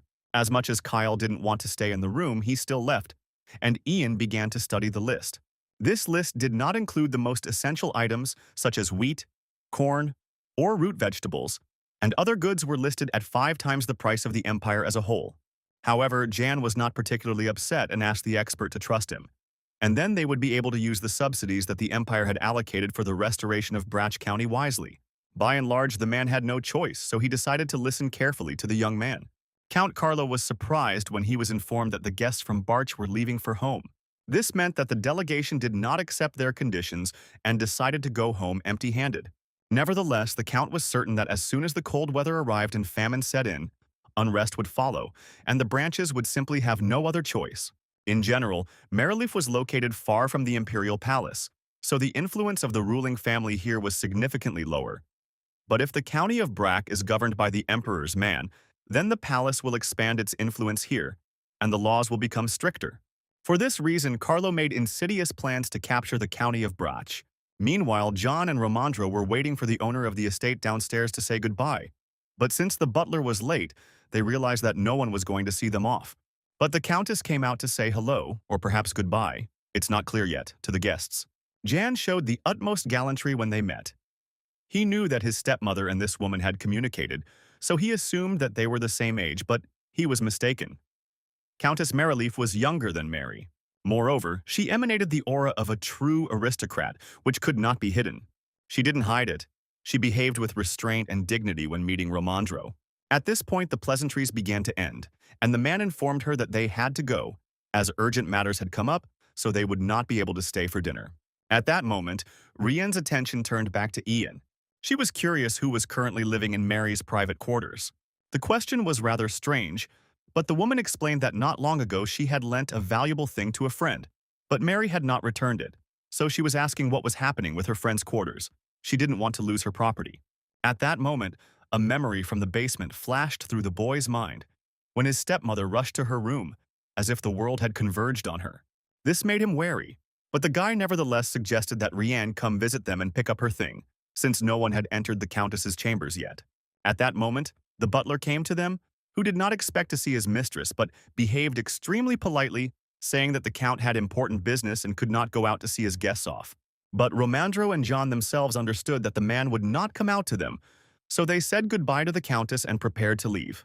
Once in the carriage, the man and the boy relaxed a little and exchanged impressions. Both felt that Lady Rien was somehow strange. But, according to Romandro, this was not as interesting as an agricultural crop that produces a harvest almost all year round. This was such an incredible and valuable discovery that the man wanted to hear the name of this miracle right now. But what disappointment was written on the inspector's face when he heard the name and realized that Jan was talking about the hum. Not just disappointment, but a real black hopelessness, because everything seems like nonsense. And all I had to do was pay the count and buy some normal food. But Jan continued to insist that gula seeds were the best option, and they were free. They could be used to make many different dishes. They were rich in nutrients, and the growing season was only 1 month, so winter would no longer be a problem. Time flew by while they were talking, and they had already arrived at the town square. It was there that they were supposed to pick up Beric, who had arrived just in time, pleased with himself, as he had managed to complete the task up to that point. But Jan's keen eye didn't miss the fact that his friend was a little drunk, and all because the bar owner kept pouring him more and more alcoholic drinks. And Beric drank, not for pleasure, but for the common good, since over a glass of beer the locals listened to him more attentively, and he told them about profitable work and also posted ads, since the main character's plans included hiring people here. In these advertisements, the guy promised to pay everyone who collected 1 bag of gula for him 1 gold coin. It sounded wrong and strange, but by and large the payment was reasonable, since people would be more willing to drop what they were doing and go into the forest to collect gula. This way, people would have motivation, but there was also a time limit, so they wouldn't be able to grow the gulu. The time for that hadn't come yet. At this point, the topic of the gula could be put aside for now. Now John asked Beric to tell everything he had heard about this year's harvest. Things were not going well here. The harvest was worse. The river was polluted, and foreign traders had raised the prices of their goods. Meanwhile, Romandro tried to understand the main character's train of thought, why he was talking about the ghoul, why he needed it, and everything else. But he couldn't understand it yet, and so they went home. And at home, a surprise awaited the man. The cook had prepared dishes with gula especially for him. Everything looked divine, but the cook wasn't sure of anything. But he had carried out the order, and now he was almost losing consciousness from fear. But Jan was calm and even joyful, and assured Romandro that nothing bad would happen to him if he tried something so fragrant, beautiful, and delicious. Hunger is no friend, and no matter how scared the man was, he tried the first spoonful, and lo and behold, it was so delicious that the man turned red, and if he could, he would have melted into a puddle. Seeing the man's reaction, the protagonist invited the rest of the service staff to join the meal and try these dishes. But the servants were frightened and did not dare to repeat Romandro's feat. However, at that moment, Hannah came into the dining room, saying that she wanted to try the gula seeds and honey. And as soon as she tasted the treat, she too almost cried with pleasure. She had never eaten anything like it, but the flavor here was very deep and rich. Her example was infectious, and besides, the girl was not dead yet. So the younger chefs became bolder and decided to try the treats too. And here the result was the same. The guys really liked what they tried, but they didn't fully believe that they were eating gulu, and if they hadn't taken part in the cooking, they would never have guessed what they were eating. Jan watched his happy workers with a smile. He didn't feed the servants gula seeds for no reason.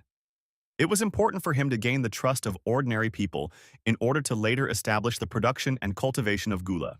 In fact, he has already started a process that cannot be stopped, since one worker will tell another, and so on, about what he tried, and eventually the news will be known to everyone in the county. Now it was just a matter of time to establish the process of growing gula.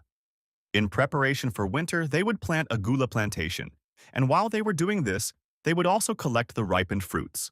Meanwhile, Romandro ate all the dishes that were on his plates. He was sure that if everything was okay with him in a few days, then he was obliged to tell the first prince about the hum. If Jan didn't mind, the guy was all for it. Moreover, the man intended to lay out everything in the smallest detail, leaving nothing out, so that the government would understand what led the county to such a decision. Jan liked the man's decision, so he turned to the servants and asked them to strictly monitor the consumption of gula and check their supplies, since they didn't have as much of it as they would like. Meanwhile, the darkness of night fell on the capital of the empire, and the emperor called his eldest son to him for a talk. Kyle was worried that Marev hadn't been visiting him lately, being all busy with work and worries. There was anxiety and concern for the child in his voice, so the prince did not get upset, but sat down next to him and asked what was bothering the emperor.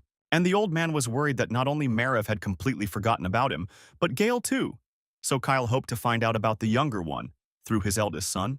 But Marev had nothing to answer his father. And besides, he didn't understand where such anxiety came from.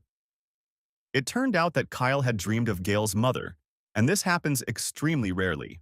In her dream, she asked to call her son, but it was only a dream.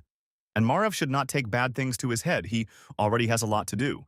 The visit ended, but a bad feeling remained in the soul of the first prince, and he decided to take out his anger on the servants, who, in his opinion, did not look after his father's quarters well, because he began to have nightmares. But today he will show mercy, but if his father tells him about the nightmares even just once, then he will execute everyone who looks after him. At this point, business could have been concluded and he could have rested. But a report arrived from Romandro, and its contents were quite interesting, but the prince did not have the strength to read it, so he waited for a brief summary from his assistant. Indeed, the news was interesting when the prince learned that Jan, a magician who had enlisted the support of the barbarians, had restored order in the county and was helping the people. And it would seem that he should be happy, but Marev couldn't do this, and the rest was cancelled. It was time to discuss what he had read. Before long, day had turned to night, and in Merliff County people were actively discussing the main character's announcement. No one knew why anyone would need gula seeds and why they would even pay for them. It all looked strange, but nevertheless profitable, so people robbed the forests. In Branch, no one could understand why Jan was doing something like this either, since paying a whole gold coin for 3 bags of gula was the height of generosity and stupidity. But if you look at it from the other side, for ordinary workers, it was a great opportunity to earn money. Meanwhile, John supervised the process of planting gula and the number of bags of seeds purchased. Romandro was also in the greenhouse, and he was automatically stuffing another grain into his mouth, which angered Hannah, because they had to count every grain. Everything was going smoothly, too smoothly. And that's why John tensed up, because Mr. Mullen was hiding and waiting. Although he himself never left the estate, his people actively snooped around wherever they could. Besides, we'll soon have to take the magical wiretap from his chambers. This couldn't go on forever, so Jan decided to speed things up and invite Mullen and company to a dinner that couldn't be missed. This too really couldn't be missed, so everyone came to the dining room wondering what urgent matter had gathered them all here. It was all simple. The young man hadn't seen his dear guest for a long time, so he organized a dinner party, and he also had something to tell them. The thing is that he and his friends found a new culture that would help them survive this winter and not die of hunger. However, this statement did not surprise Romandro, as he had heard rumors that the mansion was paying in gold for useless weeds. And what was worse was that this was happening not only in the county of Brach, but also in the neighboring county. Overall, there were some rather nasty rumors circulating around this event, suggesting that the reason Jan was buying up bags of gulu was an attempt to launder the money he had received from selling territory to a clan of ground warriors. I didn't expect this from the main character, although on the other hand, rumors, even such ones, were to his advantage. Although, on the other hand, they had no reason to say such a thing, since the main character simply did not have the time or energy for such nonsense, because he was putting too much effort into restoring the territory. But the guy didn't want to let such impudence go unpunished either. So he asked Mr. Mullen, Mac, and Dagor if they met the person who had spread all these rumors to tell him that the punishment for the insult would be quite unpleasant. Moreover, the protagonist knew better than anyone else that the gula plant, although poisonous, nevertheless, its seeds were so tasty and rich in nutrients that not using them would be a crime.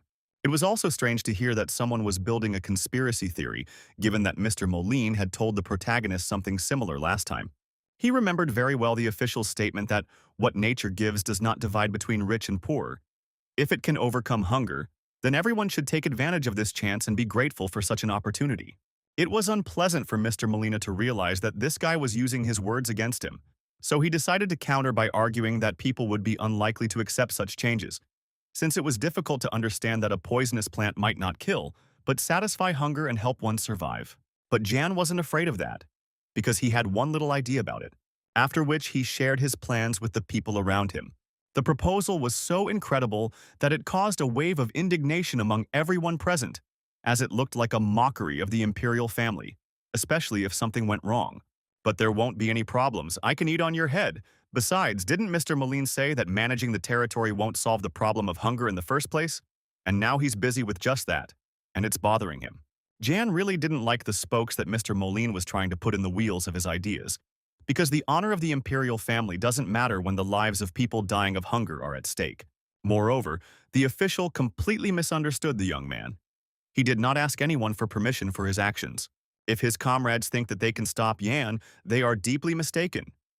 It is better for them to leave the county territory, and if they do not do this, then he will order the warriors of the Land Clan to throw them out of here by force. He didn't care about the officials' indignation because they themselves were to blame for the current situation, because while he was looking for a solution to the problem, they sat in the room, ate his food, and did nothing else. The situation at the table reached its peak, and in order to smooth things over a bit, Romandro intervened in the conversation, saying that he too had been lucky enough to try dishes made from gula seeds, and it must be admitted that it was very tasty. At this moment, the protagonist received a sign from Beric and decided that he had nothing more to do in the dining room, which he loudly announced to everyone. In general, this entire discussion was arranged by Jan specifically. He needed to detain Mr. Mullen and his comrades in the dining room while Beric took an interesting item from their quarters. The guy did an excellent job with this simple task. Now it was time to check what this miracle stone had recorded, what secrets they were supposed to never know. And the main character found out that Mr. Mullen was going to kill him. This is roughly what John expected, since for his opponents this is a very acceptable solution. It is easier for them to get rid of him than to lose the entire territory of the county. Now it is clear why Mr. Molina spends all his time in the mansion. He is waiting for the right opportunity. And because the main character works a lot, he is rarely alone, which complicates their task. But after today's performance, Mr. Mullen will definitely make his knight's move. At that moment, he involuntarily recalled his imperial past, when death awaited him around every corner. But there was no point in indulging in memories. Now he needed to pull himself together, and Beric needed to become even more collected and focused to follow every step of Mr. Molina and his people. A new day had dawned, and work was in full swing both inside and outside the mansion. Everyone was now preparing wood and giving orders about where it should be taken first and by what route. The man was so busy that he didn't even have time to go out and eat, but he carefully put a few guli seeds in his pocket, which he stuffed into his mouth from time to time as a snack. The workers watched this simple manipulation, and curiosity got the better of them, since they also wanted to eat, but there was nothing to eat. But they couldn't get close to Romandro, but the main character's assistants showed up and advised and told the other guys about the Lord's names, ghouls, and all their other nutritional properties. All this was done and organized specifically to spread the correct rumors about the benefits of gula seeds. The Scent Cossacks emphasized the nutritional value, availability, and the benefits of gula seeds, which help with blood circulation. Romandro was demonstratively upset that these seeds were not available in the capital, and all this really worked. Everyone who heard such a true-to-life tale believed in it and wanted to try at least one seed. Jan had sorted out the rumors. Everything was working like clockwork. Now it was time to prepare for the next step. Night fell, and under cover of darkness, a few brave souls came to the greenhouse where the protagonist was growing gula. Seeing the scale with which this was all being done, the boys thought that this was truly a valuable harvest for the imperial palace, so they needed to collect more before the guards caught them. But the guys overestimated their capabilities and only managed to pick a few fruits before a security guard caught them. Oddly enough, these two were not the first spies who considered themselves smarter than everyone else. Before this, the man had already caught a group of the same desperate guys. Their whole lives flashed before the eyes of the simple thieves, but they were very lucky. No one was going to put them in prison or kill them, but they were brought to the carpet to the young Master Jan. The boys immediately fell to their knees before the main character and began confessing to all their mortal sins, saying that they had made a mistake. But that work was very bad now, and it was hard for them to feed themselves and their families, so they asked for mercy on their sinful souls. The protagonist listened to them, even understood them to some extent, sympathized, but a crime is a crime, so he ordered the guards to put the thieves behind bars. After this, the protagonist and Beric went on about their business. The bodyguard did not understand why his master had deviated from the original plan, because just a few days before, Jan had not been against someone stealing fruit from the greenhouses. But now everything had changed dramatically. The reason for this was quite simple. Something like this could be allowed, for example, in the capital, but not here, where there is no permanent ruler. And if theft were allowed in the county, then it would all end very badly.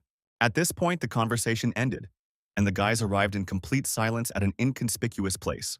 It turns out that this was the house of one of the main character's acquaintances. When he opened the doors, his soul was overwhelmed with emotion. He could not contain his joy when he saw John in front of him, which almost woke up the children who were peacefully snoring in the house. The man didn't understand why the main character had come to visit him, so he became scared, thinking that he had made some kind of irreparable mistake. But this was not the case. The main character came to visit him, as he brought a small gift in the form of gula seeds. Yes, it does not heal people, but nevertheless it is a tasty and nutritious product that will be useful for a man who has so many children in the house. Jan also noted that the gula seeds are currently under strict control of the mansion, while Romandro is not yet aware of his brilliant idea of spreading the seeds around the world. But since the man was raising 5 brothers and sisters on his own, Jan decided he was an excellent candidate to be the first to receive the seeds. The man began to cry. This gesture from the young gentleman meant a lot to him. He would never forget such kindness. However, Jan couldn't stay here for long, as he still had many houses to go around, so it was time for him to move on. But before going, he asked the man to eat only 1 seed and plant the rest. That would be more correct. But if one of the neighbors asked for a seed, the man was obliged to share. After this, the main character and his bodyguard walked around a few more houses, and soon Jan noticed that Beric was already very sleepy. And this was the bodyguard's usual state, so the guy didn't even pay attention to it anymore. But he understood that they needed to continue, because if they secretly spread the word among ordinary residents, then most likely their opinion of him would improve. Therefore, they will not stop there, and no matter how much Beric wants to sleep, they will reach the rest of the children. Everyone who received small gifts from the main character looked incredibly happy, and Beric began to feel someone else's gaze on his back, and he was right. They were being watched. It was none other than Dogor, so having seen the big picture, he hurried to report to Mr. Mullen. When the official heard that Jan was walking around the city distributing gula seeds, he wasn't exactly surprised. Something like that was bound to happen, but it would have been absolutely perfect if the guy had finished his walks late at night, since that time was ideal for eliminating undesirables. The murder or attempted murder had not yet taken place. A new day had dawned, and Romandro and the protagonist were discussing the ongoing restoration work in small villages. The supply of goals had been completed, but the project was still in the development stage. But thanks to the young man's actions, everything would soon proceed much more quickly. The protagonist planned to continue his charity work for 3 more days to consolidate the results. At this point, they decided to end the main meeting, when suddenly Bellamy took the floor, saying that this morning he had received a message from the desert, in which they said that the first advisor had become worse.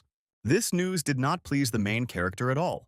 Since the situation was considered urgent, all attempts to grow another magical flower were stopped in order to use the results already obtained. Bellamy and Ian were so engrossed in their conversation that they forgot about Romandro, who had absolutely no idea what they were talking about and wanted to know the details. The boys satisfied his curiosity, and now the man understood the situation in general terms, although he would have continued cultivating the flower in the place of the healers in the desert. This made sense, but it was not as simple as one would have liked. The situation was influenced by events in the county, as well as the funeral customs of the clan. Jan didn't need to be reminded of this. He knew and understood everything perfectly well himself.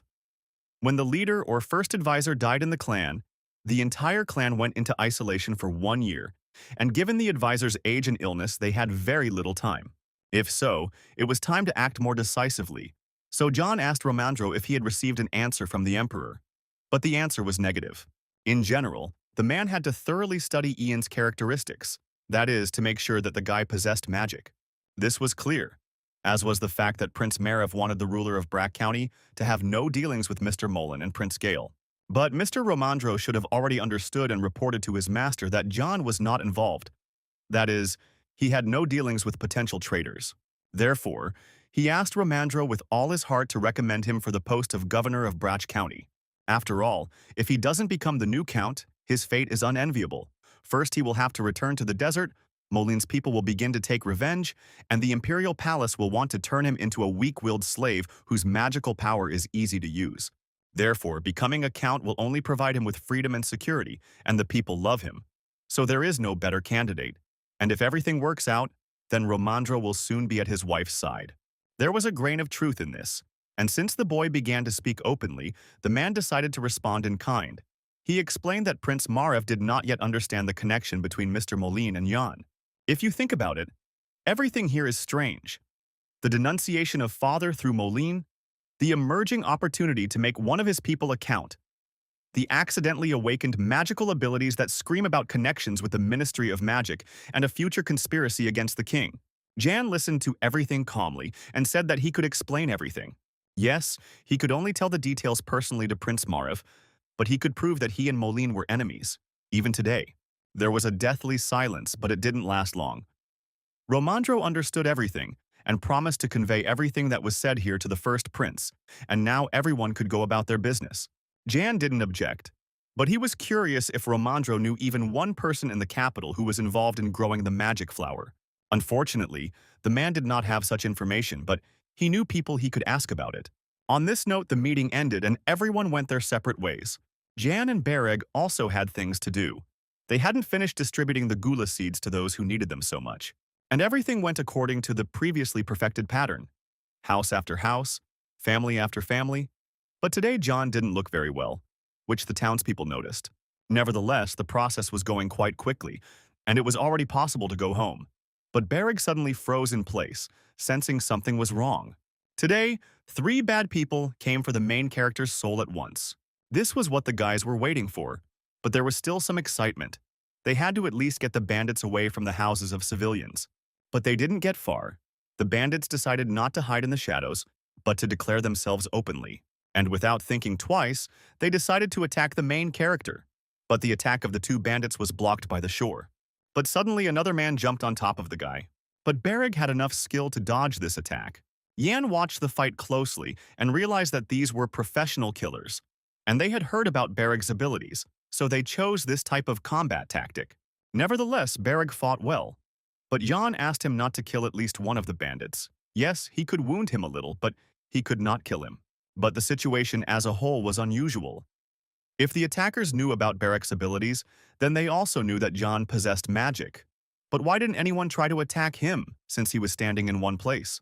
And his sixth sense didn't fail him, as a whole group of bandits emerged from another alley, and now even Jan wouldn't be able to just stand aside. But the guy didn't want to drag out this performance for long, so he activated the magic right away. Now Jan understood why the attack had only happened today. The bandits had gathered a large group, but what the boy didn't understand was their motives. But the motive was prosaic: money. So they wanted to kill the main character as quickly as possible and get their hard-earned money. But the first attacker from the crowd made a big mistake, thinking that everything would be easy, and got hit in the face with a magic ball. The same fate befell the second attacker, who decided to outdo the first, but he also failed. They were easy to deal with, as they looked like ordinary county residents without any special fighting skills. However, there were many of them, and he was alone, and he still controlled his strength worse than he thought. But this was enough to fight back. And at that moment, many of the group began to back down, because they were scared and had not been warned about anything like this. But the offered money worked a miracle, and the men pulled themselves together and attacked the main character altogether. They believed they could overcome one child with numbers, but they were wrong to think so, because Jan was not alone. At that moment, like lightning, Beric rushed to help his master.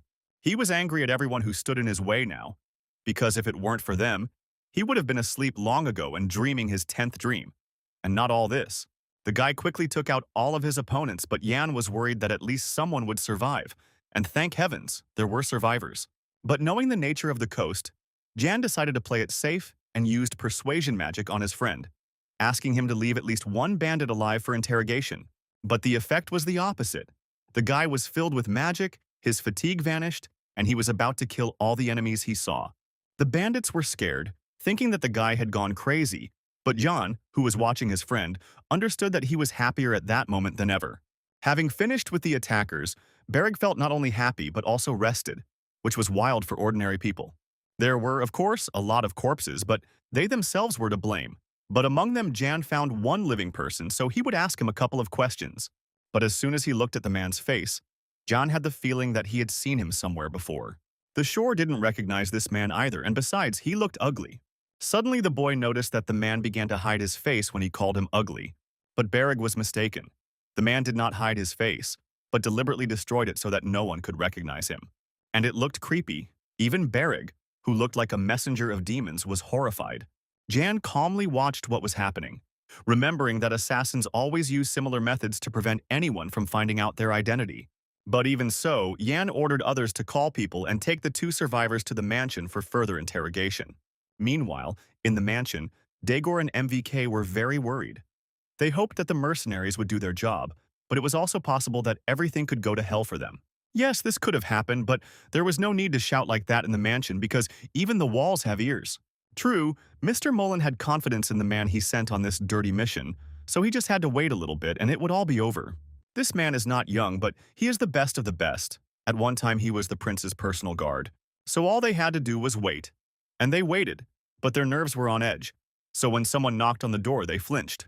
It is clear that in the middle of the night, they were expecting only Petrio, but no one made a sound at the door. But an unpleasant surprise awaited them in the form of Beric, in bloody clothes, and with a crazy smile. And it is better, dear gentlemen, to be obedient and follow him slowly, otherwise everything will end badly for them. After all, Jan gave him the go-ahead to kill, and he really wants to do it now. A new day had dawned. People had woken up and were hurrying in all directions. So it was no surprise that, as they passed by the alley, they noticed the cordon and wanted to see what had happened there. And upon seeing it, a sea of cows began to discuss the incident. Everyone already knew that this was related to young Master Yang, and an investigation was currently underway. Meanwhile, the main character himself, along with Beric, were in the dungeon next to the recent attacker who was chained to the wall. Yes, the man deprived himself of his face, but nevertheless the protagonist already knew his name, since the conspirators themselves revealed this information.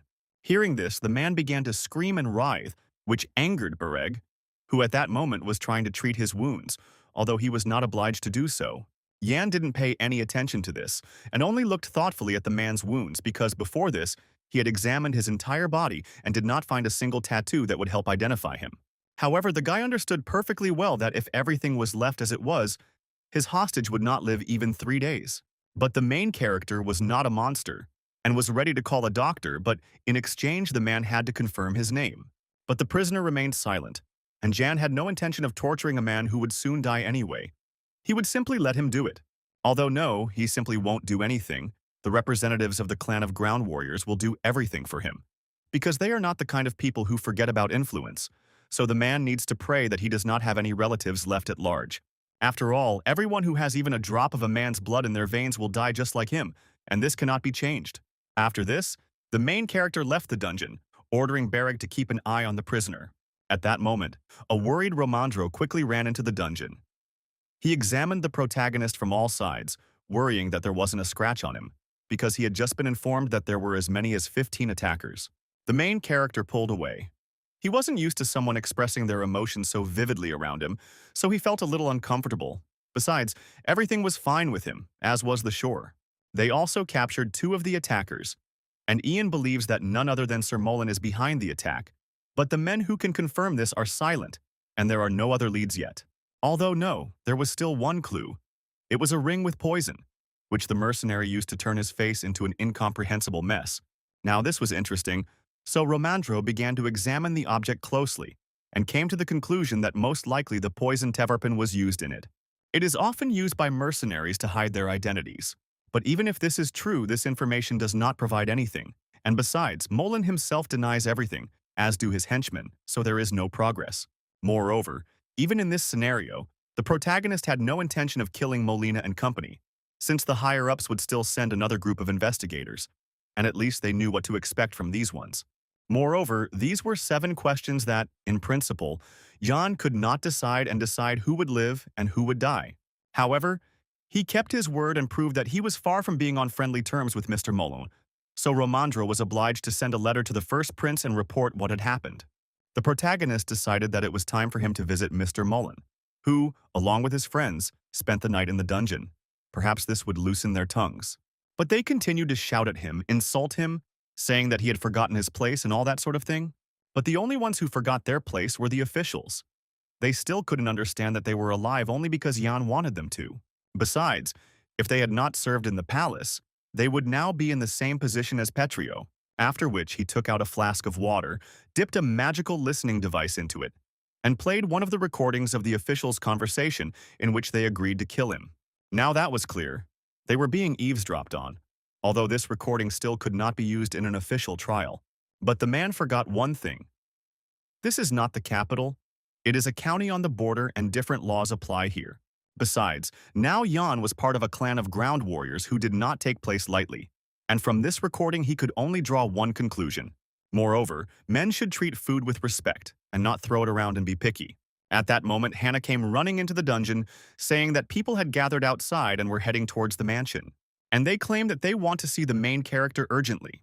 The main character did not understand why people needed him. Did they really want to steal all the gula that he had grown? Or was it Mr. Mullen who had set them on him? Or perhaps there was a 100th possibility that some problems arose during the restoration, or a conflict with a warrior occurred, or perhaps there was discontent among the inhabitants that even he could not guess about.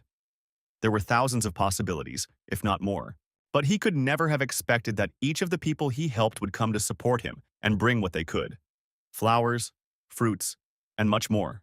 And what a relief will wash over everyone at that moment, seeing that their dear Ian is okay. At that moment, when everyone was so sincerely worried about him, Jan remembered what had helped him survive the most difficult 3 years of his life on the throne. The kindness of those people who believed in him without limit. Now he felt lighter and asked everyone to gather in the square because he had one announcement.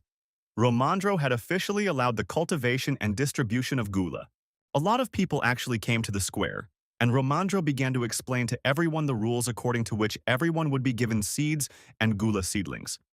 Everything depended primarily on the size of each person's garden. Now the main character is giving them away for free, but next year during the harvest, everyone who receives seedlings today will have to give a 10th as a tax. And the guy hopes that everyone will share with each other the method of growing and preparing gula. But no one has the right to buy or sell to residents of other territories. Everything must happen only through the mansion. In case of violation, everyone will be obliged to pay a fine of 10 gold coins. And if someone reports the violator, they will receive a monetary reward. The only thing that needed to be remembered was that no one could sell plants or fruits on other territories, even if it was just a single seed. Everything had to be agreed upon with the mansion. If someone doesn't receive a seed or seedling today, they don't need to worry. There will be a second delivery tomorrow, and they will be able to get something. At this moment, Beric approached the protagonist and informed them that they needed to return to the mansion for a short while, as one of the prisoners had come to his senses and was ready to speak. The main character is in prison, because without him no one has the right to conduct an interrogation. But before going to the guy, who was ready to talk to the main character, he inquired about Petrio's well-being. It turned out that there was little hope for his recovery. It would be good if he got through today, and he couldn't say anything in this state. But unlike Petrio, the other guy felt much better and was ready to cooperate. He was quite talkative, told us his name, and that he had 2 younger brothers. All this information was of no interest to the main character, as well as to Beric. If he continued to spout all this nonsense, he would definitely die. It turned out that he was originally from a neighboring county and had come here only because the offer for a simple job was tempting. The customer's face, the guy didn't remember his name, and no matter how much John and Beric tried to intimidate him now, he still couldn't answer anything, since he hadn't even met the client, and he was supposed to receive the money from intermediaries. The main character had nothing else to do here, but he nevertheless asked the swordsman to leave this guy alive for further clarification of the circumstances, or as a preventative measure. But as soon as the young man left the dungeon, he decided to write a letter to the neighboring county. Now it was possible to talk to Romandro. Maybe he could help look at the situation from a different angle. Jan, on the other hand, clearly needed help writing the letter, or at least help as a reason to do it.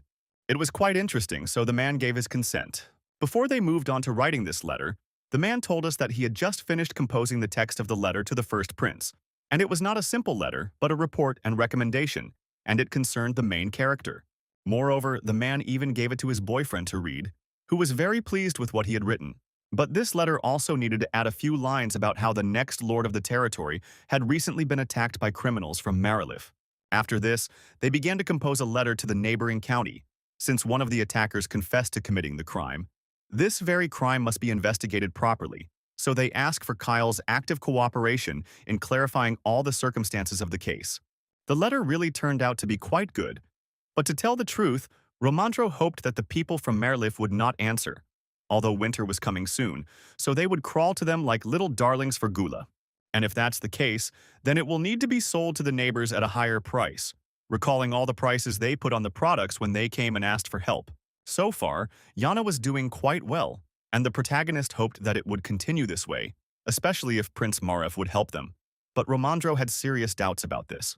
Meanwhile, the first prince himself was having a pretty good time hunting in the forest. After all, he also needed to rest. Only there he once again missed his victim, and the people around him wrote off such things as a waste of time. The man was curious about Prince Gale's current location, as he hadn't come hunting. The young people had been so close before, spending almost all their time together, and they had quite a talent for the activity.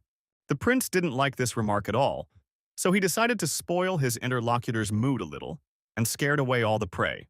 After this, Marev felt very sorry. Although no, he didn't feel sorry, and he didn't really care whether his ministers were satisfied with his hunting skills or not.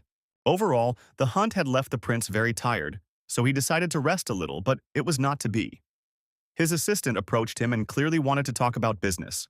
Things were quite urgent, because he had received a message from the borders, and if the assistant understood everything correctly, then this letter would be a good gift for Marev.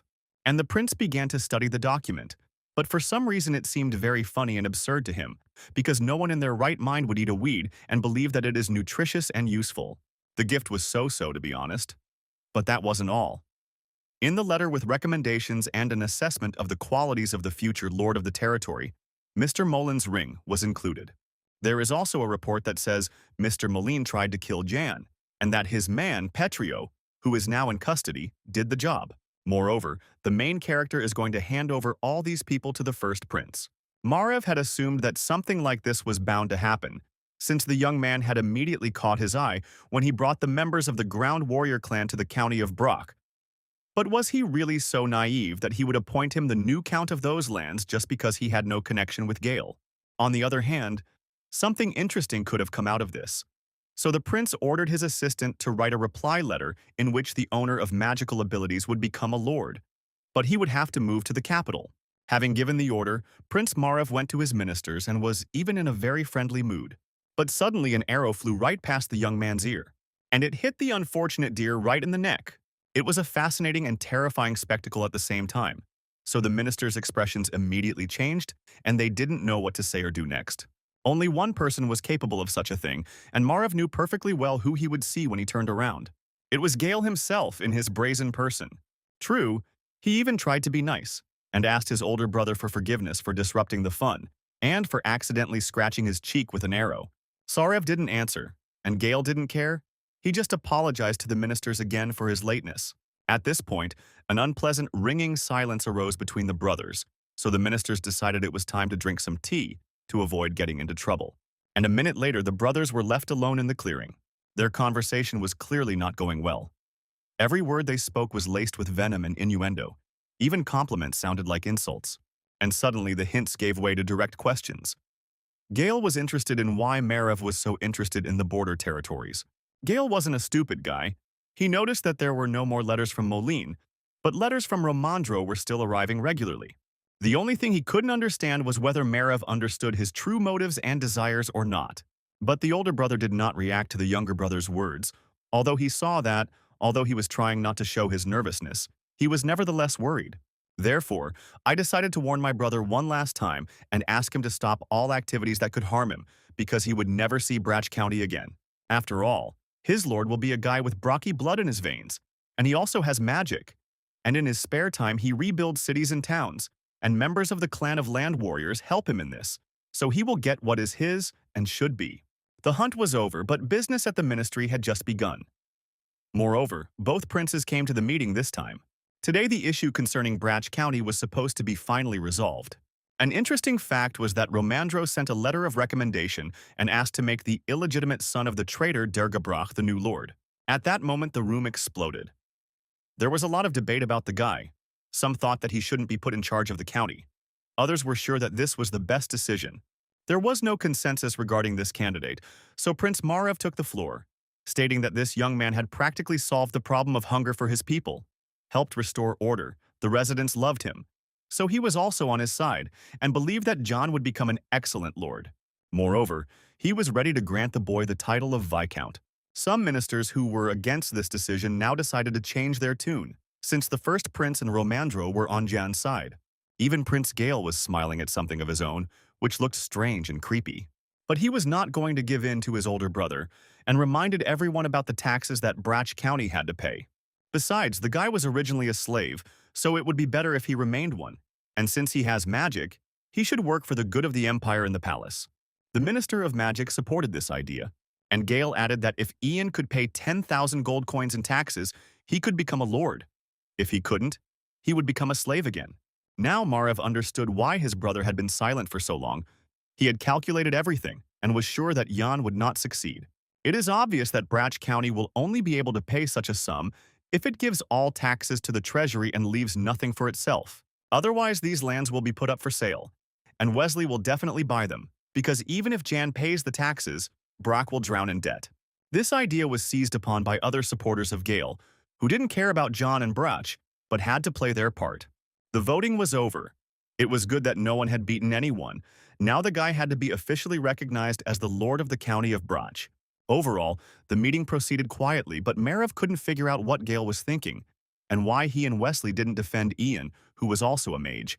Marev was pleased. He wasn't interested in Jan's fate. Whether he would get into debt or not didn't really matter. The main thing was that those lands would not be ruled by a supporter of Gale. Besides, the first prince had a premonition that that guy would put all of them together under his belt. Immediately after the final decision was made, the government sent a carriage and envoys to John with the verdict. The carriage looked expensive and rich, and it was unlikely that a new investigation team had arrived in it. Colonia, an administrative official of the imperial palace, arrived on it, and she clearly brought good news. Since she brought an imperial decree, everyone had to follow the rules prescribed by etiquette.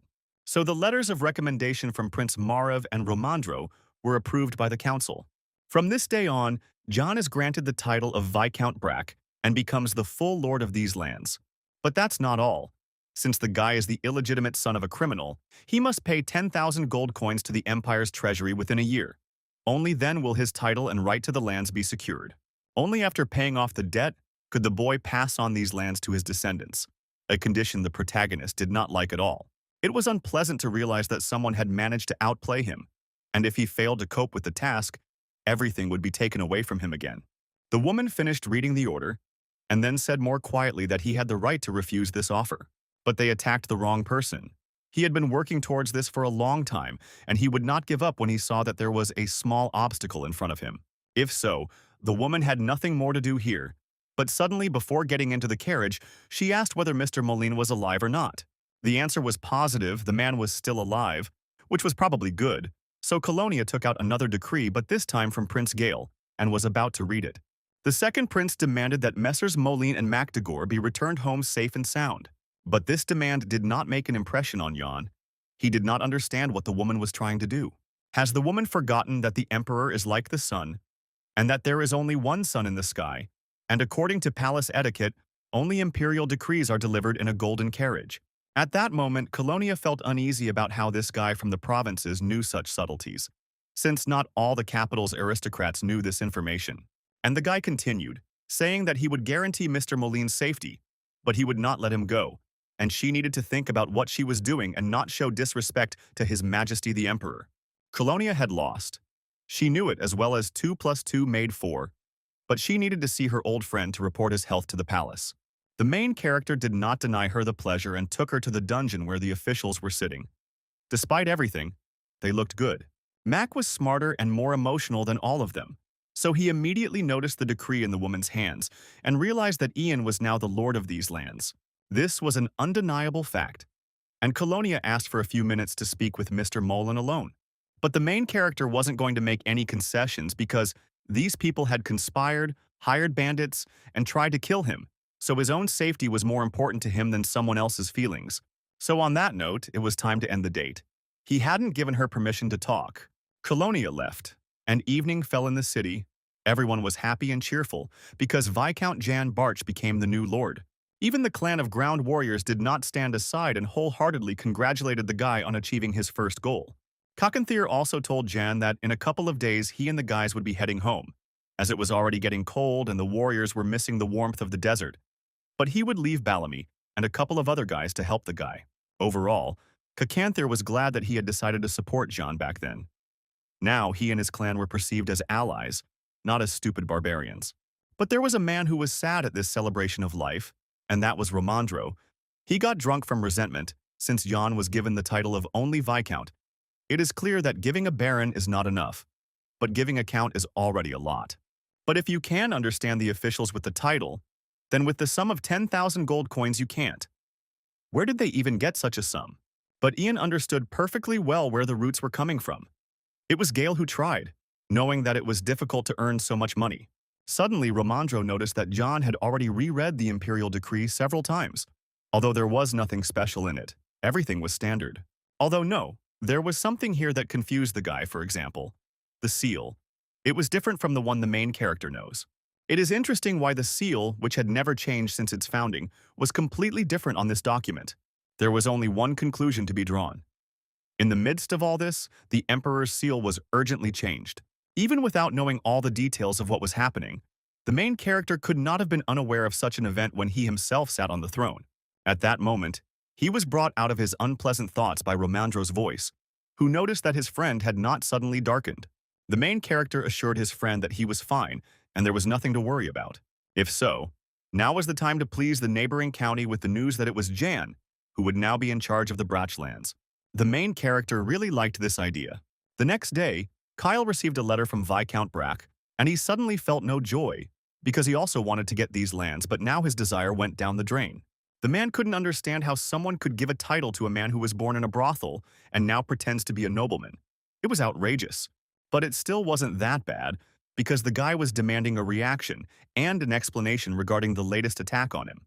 The man didn't think it was important, so he asked his assistant to write the letter, as he personally didn't want to waste his time, ink, and paper on something so useless. Although at that moment Kyle suddenly perked up and asked his assistant if there were any mentions of food in the letter, there was nothing of the sort. And this was strange, because both counties found themselves in a deplorable situation due to the fact that the harvest was worse than usual. On the other hand, it was even curious what the young man would do in this situation. He would probably start feeding on carrion and some weeds that he could find in the forest. Having recovered somewhat from his outburst of anger and irritation, the Count let his assistant go about his business, while he himself remained in his office. But at that moment, the lady called out to the clerk. She was interested in a question related to the neighboring county and the news that came from there. It turned out that the main character unexpectedly received the title of Viscount and became the full-fledged lord of his lands. This was quite curious and unexpected news, however. The woman did not show her interest, hinting that it was just idle curiosity, but since everything turned out this way, it was necessary to send some kind of present to the young lord. Therefore, she decided to take all her lessons, and if the Count starts to swear, then she takes full responsibility for this decision, so that the butler has nothing to worry about. In addition, the woman was going to ask her husband's permission to send some precious gift to the protagonist, so she asked that the treasury be left open. It was not necessary to do this, but who would listen to an ordinary butler? After all, the gentlemen have their own quirks. Meanwhile, in Brach County, the holiday ended and the harsh everyday life began. The celebration the day before was so bright and long that John really wanted to drink some water in the morning to come to his senses. Although by and large the guy felt great, and these new sensations inside gave him confidence in the future, because it seemed to him that with the help of the title alone, he was able to overcome a huge mountain. But this was only the first mountain on the young man's path. Now another one had arisen, which is what Romandro wanted to talk to him about, since the conversation had to be about the financial support received from the palace. Although the remainder of the grant is usually not returned, and their case is not entirely common, the man is nevertheless ready to use the remaining amount at his own discretion. And to do this, he needs to draw up an estimate of all the county's expenses. It was a great idea and a huge gift that Jan really appreciated. But for him, it was all in the order of things. And it was the least a man could do for this guy who had opened the gula to everyone. Moreover, Romandro was confident that Jan would be able to spend the remaining money usefully and not let it go down the river of life. Moreover, the man was grateful to the protagonist for letting him go back to the capital because he really missed his young, beautiful wife. It wasn't hard to guess that the man was thinking only about his wife. He was beaming with happiness because his wife had announced that they were expecting a baby. However, their mood was spoiled by the news that a letter had arrived from County Merlif. And just a few minutes later, a messenger entered the dining room with some interesting box in his hands, saying that it was a gift from the Count and Countess in honor of Ian receiving the title of Viscount and assuming the position of Lord of these lands. A gift is certainly good and wonderful, but why did it come first? First, John sent a complaint, and everyone quickly forgot about it. But the messenger had nothing to say to the protagonist, so he simply handed over a letter of congratulations and a box. But before leaving, the guy opened the box, showing off an interesting mechanism that was made in another country. The problem was that the young man had no idea how or why to use this mechanism. But the main character knew perfectly well what he was holding in his hands. It was a dripper. But the most curious thing about this whole situation was that it was a gift from the Countess, not from the Count. Moreover, the woman was sure that this device would definitely help the main character, and even though it costs a lot of money, she does not want him to feel like he is in her debt. The pause dragged on. Romandro did not understand the reaction of his now comrade, nor for that matter the Countess, who had sent some trinket as a gift. It was clear that soon Merlif would begin to act and become indignant about the cultivation of the gula, and this gift was a kind of provocation, so it was interesting to see how the main character would react to this. But the young man still remained silent, and when he spoke, he asked the messenger to stay a little while. He wrote a reply to the Countess. Jan was going to thank Rien for such an interesting gift, and also to express the hope that someday they would meet again and chat. In fact, he really had something to thank the Countess for, because this seemingly trinket was a very interesting recording device that automatically pressed a hole with each press of the handle, and in the future, it was this mechanism that would become the basis for all machines. In the future, the protagonist would be developing new technologies based on this mechanism, and the question now was whether the Countess understood the value of this mechanism, or whether it was an insult on her part. Having written and sent a message to the Countess, the protagonist decided to meet with Kakanthir, who was planning to go home today. But finally, John had one small request for the chieftain, and it concerned Merlif, and it had to remain a secret. The guy asked to poison life in the neighboring county, and not let the merchant ships from Kovan through there. There was no need to start a fight, since that would only expose Jan and the others to the enemy. But he had another, no less effective idea, which he would gladly share with the leader. A great many people came to say goodbye to the clan of land warriors. They brought water and dried meat, and wished good luck to the people whom they considered barbarians, but who had helped them so much. Some of the clans even found the love of their lives in the county and promised to return and live happily ever after. Jan, of course, tried to make sure that the warriors were accepted here as family, but he didn't expect that people would love them so much. Of course, this was to the advantage of the protagonist, since marriage best strengthens the alliances of two nations and ensures cultural exchange. At that moment, he involuntarily recalled a situation from his past when he was strongly advised to listen to the opinions of others, because his choice could change someone's life. He had to then learn not only to discuss the issues on the agenda, but also to try to understand what the people living in the empire felt. Now it seemed like a distant dream, but a dream that would never be repeated, from which he was pulled, as usual, by the shore. It was time to say goodbye to friends. Kakanthir and other members of his clan were getting ready to leave. Only Bellamy and a couple of other people remained who would help the main character in the future. Suddenly, the leader was stopped by a local resident with a child, not allowing him to go further. But the boy was no longer afraid of the man. On the contrary, he was embarrassed, blushed, thanked him for saving him, helping him, and handed him a bouquet of beautiful flowers. This couldn't help but melt the man's heart. He was pleased to see such changes in people who considered him a barbarian, so he smiled warmly at the child, and he willingly accepted the offered gift. Time passed, and soon the walls of the border point appeared. John and Beric led their friends to the border, but did not go further with them. As he was leaving, Kakanthir promised the protagonist that as soon as he arrived at the clan, He would immediately begin work on a secret mission that concerned the neighboring county. Moreover, the man believed that the young man would be able to overcome all obstacles on the way to achieving his goal, because God does not send trials that a person cannot withstand. Jan was of the same opinion, and as a sign of her gratitude, she gave her friend a small monetary reward and some gula seeds. But the leader didn't need the money, but he took the seeds with pleasure, and all because his hands were full of a beautiful bouquet, which looked quite funny in the hands of such a huge and brutal man. After which he led all his comrades forward to the house, and Jan and Beric only looked at their backs, knowing that someday they would meet again. It was time for the guys to go home too, because things wouldn't get done by themselves. The protagonist had already hatched another brilliant plan in his head. First, he was going to develop the cultivation of gula, and then rein in Count Kyle. Meanwhile, the clan of ground warriors moved forward, each of them in a great mood. And not only because after a long separation they would see their loved ones, but also because something new was being born in their souls, something that would forever connect them with the golden-haired boy. In truth, Cacanthir would never have thought that there would be someone in the Empire who would earn his respect. It was an unexpected, but such an important discovery. He didn't know if the legends about Magi being messengers of the gods were true, but the main character's wisdom gave his clan a lot. The magic flower, information about the traitor, finding allies on the border, and most importantly, a map of the Great Desert. Now he remembered a moment from the past, when Jan had just joined their clan. Then the wind changed its direction, which meant the beginning of a sandstorm, so it was necessary to look for a place to spend the night. This was bad, but it was necessary to know the exact direction of the disaster's arrival.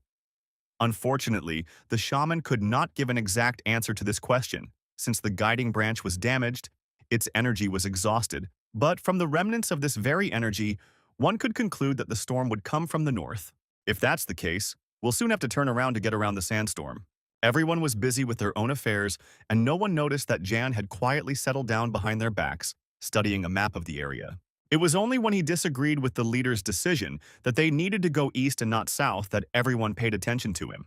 At that time, no one took the main character seriously, believing that since he was an aristocrat, he had no idea what he was talking about, and that he had no business arguing with guides who had spent most of their lives avoiding sandstorms. Cacanthir was calm, unlike his men, but he noticed that the boy was holding a map in his hands, and he was not mistaken. This map was drawn up by an investigator of the Great Desert from the Empire, and judging by it, the sandstorm will come from the northeast. Therefore, if the group goes east, they risk ending up almost at the epicenter, and therefore they need to go south.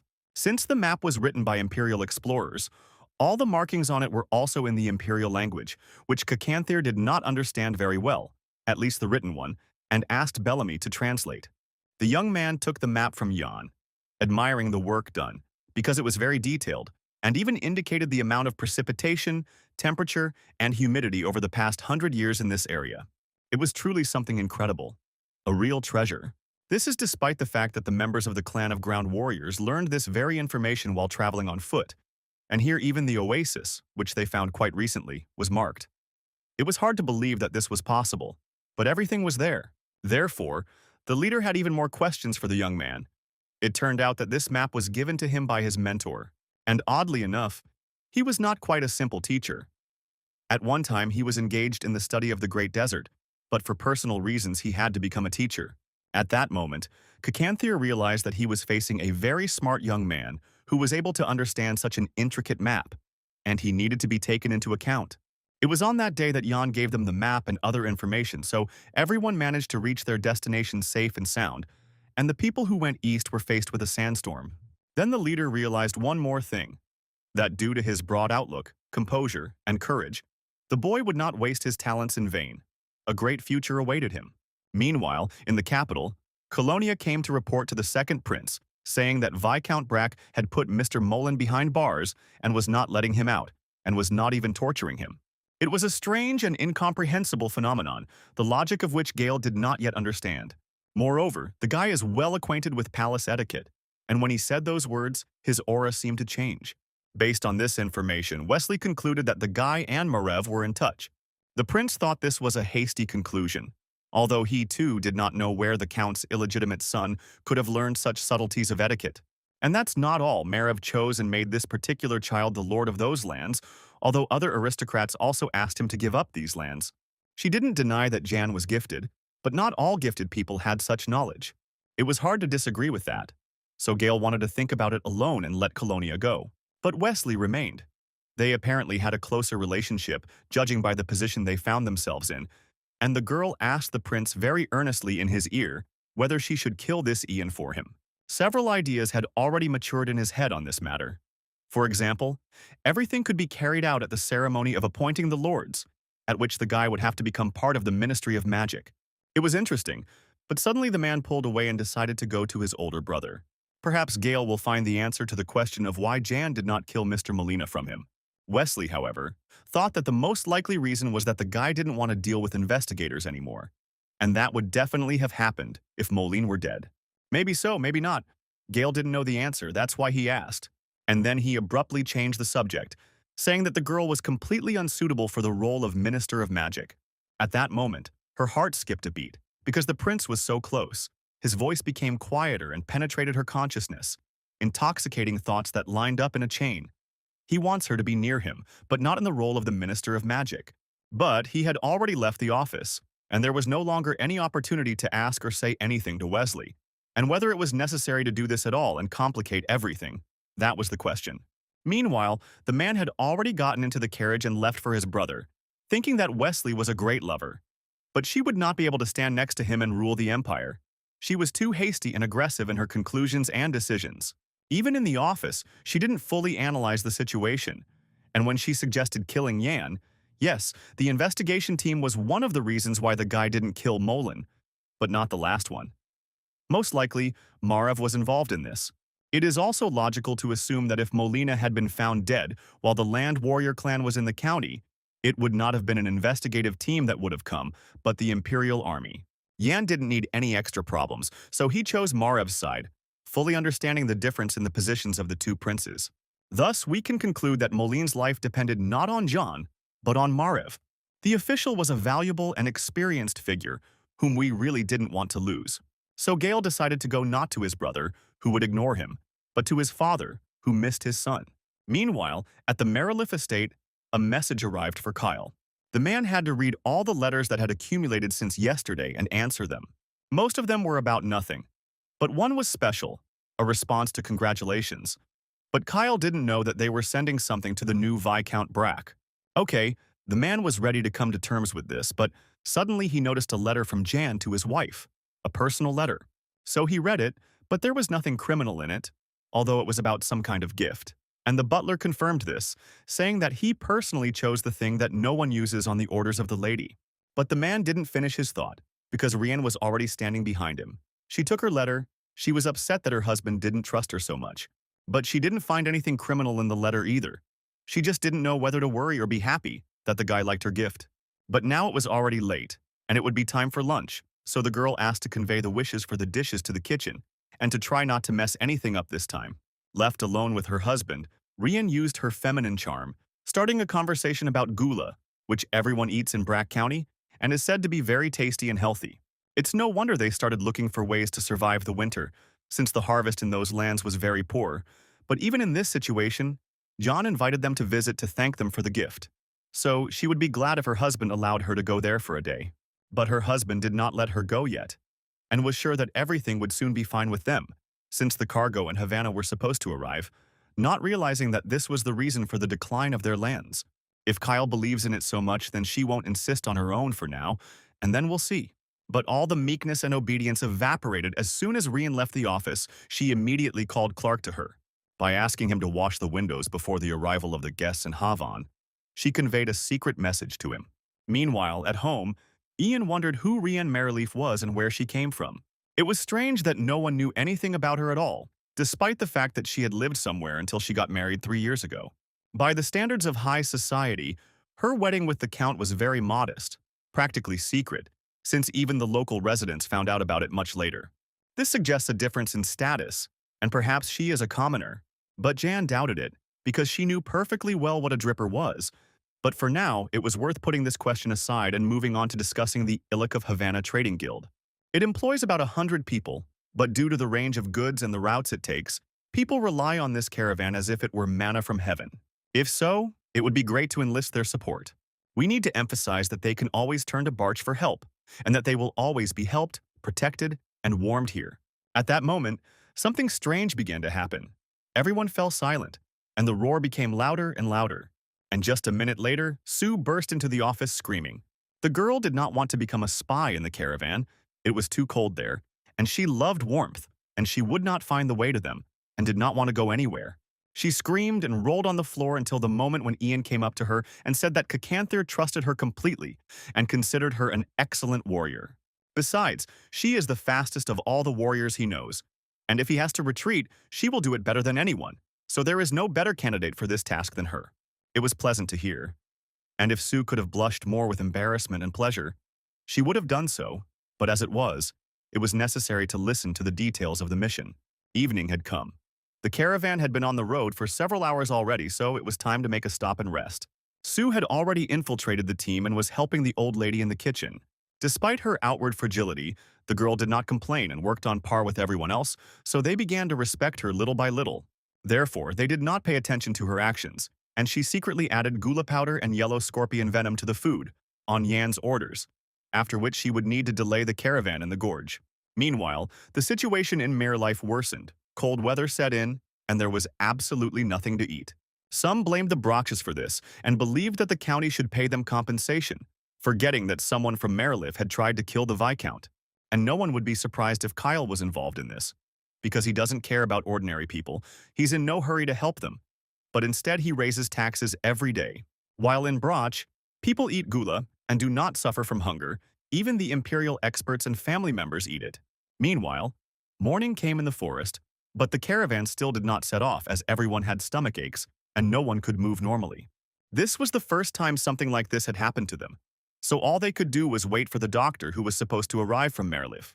People were getting worse and worse. They were writhing in pain and asking for at least warm water. Sue seized this opportunity to leave the infirmary, as she could no longer stand being there. Moreover, she hoped that as soon as the doctor arrived, she would try to persuade the caravan to return to Havon. But something went wrong and she was caught red-handed by a man when she tried to add some powder to the water. Sue had no intention of showing her hand, calling the man who grabbed it a real pervert. But even if she didn't want to do it, she had to. And the man noted that on the back of her hand and wrist, there were scratches typical of those who often use their fists. Therefore, the question arose as to why the girl was pretending to be a cook. He also noticed that she put something in her pocket and wanted to know what it was. But the girl did not give up her position, refusing to obey. And then she hit the young man in the solar plexus with all her strength, so hard that he almost lost consciousness. The other caravan employees came running to the distinctive sound and saw a young man lying on the ground, with a fragile girl standing next to him. She understood that she had found herself in a very unpleasant situation, and it would be quite difficult for her to deal with all the men who could potentially attack her. But the most interesting thing was that at that moment Erica appeared in the clearing along with her soldiers. They looked rather shabby, and Sue decided to put on a show, calling the people who appeared robbers. This was enough for all the caravan workers to decide to grab weapons and attack those who arrived. Erica tried to explain something, but no one wanted to listen to her, because fear has big eyes. Meanwhile, while there was a fuss and bustle downstairs, Sue decided to run away. She knew perfectly well that in the darkness, no one could distinguish who was a friend and who was an enemy. Half would die, half would run away, so she could deal with this caravan before the doctor arrived. Time passed, the confusion ended, and the boys who survived the skirmish came to Mareliff County. The only problem was that there were 3 of them and the cart was empty. Kyle did not expect such a setup. The butler reported that the caravan was attacked by bandits, as a result of which they lost everything, including their lives. Moreover, the man personally verified the veracity of this information. There were many dead and wounded guys in the clearing when he arrived there. The head of the caravan suffered the most. They say he returned to the kingdom of Havan, and the rest of the survivors came here. The situation had escalated, and the Count had no idea how to deal with it all. But the flash of rage died down rather quickly, leaving behind a void. Something had to be decided, so he began discussing options for purchasing food with the butler, but the prices were too high.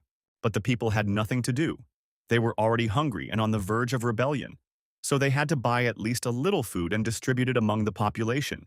But for the first time, the butler decided not to listen to his master and suggested an alternative, to seek help from the neighboring county of Broch. The man explained his position. It's colder in Sharon than here, so the snow will fall there earlier, which will make it difficult to transport cargo. The logical thing to do would be to try to get some gula, which everyone eats in Brash. But the Count had no intention of doing this, as he considered such thoughts to be the sheer delirium of a madman. He wasn't going to pay money for weeds that even pigs wouldn't eat. But the butler could not watch the death of his friends and acquaintances, so he personally wrote a letter to the main character. The man was desperate. He asked the young man to help him and his family and the citizens in general, and to start trading in gula. This is his personal request, and it has nothing to do with the Count. But if the guy agrees, then he will offer all efforts to persuade Kyle to accept this situation. It was interesting, but Ian knew perfectly well that if the butler had written the letters with such a request, then it was obvious that Kyle was looking for other alternatives for obtaining food. There was no point in thinking about this alone, so the young man decided to go to the dungeon and visit the prisoners. But before that, he asked Beric for one cookie to lift his spirits a little. He reached his destination quite quickly and entered Colin's cell, who was no longer looking his best. Jan saw that it was very difficult for the guy to be in prison, so he offered him a small deal. Now he will get a cookie, after which he will get a job. Colin did as the protagonist said, and now he had to listen to him very carefully. Now he would be freed and return home, after which he would get a job as a hired worker in the group that went to Sharon. And then he will have to use any means his sophisticated imagination can come up with to disrupt the deal. The boy didn't understand how he could do something so cruel, but he didn't fully understand the situation he found himself in. Because if he didn't do as the main character said, he would die right then and there. Then Ian began to intimidate the young man in every possible way, instilling in him the idea that a serious poison had gotten into him, along with the cookies. But with the help of magic, the guy was currently controlling its spread. But if Colin did not fulfill his request, then Ian would stop wasting his magical powers on him, and he would die. But if he did everything as he should, he would become free. And Colin believed, so he had no choice but to return home and gather with the rest of the boys near the carts that would be heading to Sharon. But in the first minutes, the guy had problems. They initially didn't want to accept him into the group because he had a criminal record. But then everything was resolved, which he was very happy about, because otherwise he would die from the poison right then and there. Then, to prevent the fish from slipping off the hook, several of the main character's people watched him. The boys clearly felt that the atmosphere here had changed a lot since their last visit, perhaps because of the rumors that were circulating about the caravan and what happened to it. Their conversation was successfully overheard by Lady Rian's man, who now hurried to her with a report. Surprisingly, the girl took this news quite calmly and wished Clark a safe journey. She was confident that her subordinate would give his all and complete the task assigned to him. Meanwhile, the group set out on their journey, and it must be said that the road was disgusting, cold, hungry, and snowy. While the Scent Cossack did not dare to take any active actions, he was constantly tormented by vague doubts and fear. Nevertheless, he pulled himself together, and asked everyone for forgiveness in advance. At this point, he was brazenly interrupted, caught in the act of doing something very suspicious. Clark was sure that Colin had decided to burn the carts and take all the gold for himself. It wasn't like that. Colin just wanted to live, but he didn't have the courage to commit arson, while Clark had more than enough of this shift. The fire was spreading over an ever larger area. Colin stood there, looking at it and not understanding what had just happened. And at that very moment, he was brazenly killed. Meanwhile, other members of the group ran out of the cave to see what the noise was outside. For them, Clark made up a story about Colin setting fire to the cart of gold, and he resisted so strongly that the man had to kill him. Several of the main characters' people watched the show unfold from the sidelines. They had the impression that this Clark was acting according to some kind of scenario of his own, and that this needed to be reported to the master immediately. But Kyle was the first to know about the incident that happened to the group. The Count was in a deep depression because all the carts he had sent to the neighboring county had been destroyed. The butler believed that Colin wanted to steal the gold coins the group had taken on their journey. But during this unsuccessful attempt, they tried to detain him. The guy resisted and ultimately died. At that moment, it seemed like all the gods of this world had turned against Kyle, and his situation was practically insurmountable. And the winter would be the hardest of all the winters he could remember, since the mansion's supplies would soon run out as well. So if the county of Merilif cannot get food from Sharon and Haven, they will have to turn to the hated Viscount Brach. But the man really didn't want to do this. He didn't want to do it to the point of gnashing his teeth, but he really wanted to get even and take out his anger on someone. And he took it out on those who were nearby and threatened to destroy and wipe out the faces of the earth. He was raging, and the servants were afraid to enter the Count's office. At that moment, the Countess came to the door and asked to open the door for her. The picture she saw before her was disgusting. Her husband was beating a servant with a candlestick, not realizing that he himself was to blame for all his troubles. Hiding her disgust, the girl, on the contrary, came close to her husband and in a lily voice asked him to let the poor boy go and give her a minute of his precious time. She did not understand why her husband was resisting and did not want to ask Viscount Brack for help. If it was only a matter of pride, then she could take up the matter and persuade the boy to help. Her feminine tricks did not work, or they worked on her husband in a different way than she expected, because jealousy boiled up in the Count, and he grabbed his wife by the hair with a bloody hand. It seemed to him that she simply wanted to run away from him. However, even after such an unpleasant conversation, Count Kyle still let his wife go on a trip to the Viscount. While in the courtyard before entering the house, the Countess and the Viscount exchanged pleasantries and greetings. The girl admitted that when she heard the news about him being awarded the title, she could not deny herself the pleasure of congratulating him on such a significant event. Moreover, the main character really liked the gift that the Countess sent him because he received a very valuable thing, and he did not understand how the woman could part with it. But Rienne wasn't going to admit that it was her idea, continuing to play the role of an obedient wife who had only fulfilled her husband's wishes. From this short dialogue, the protagonist drew only one conclusion.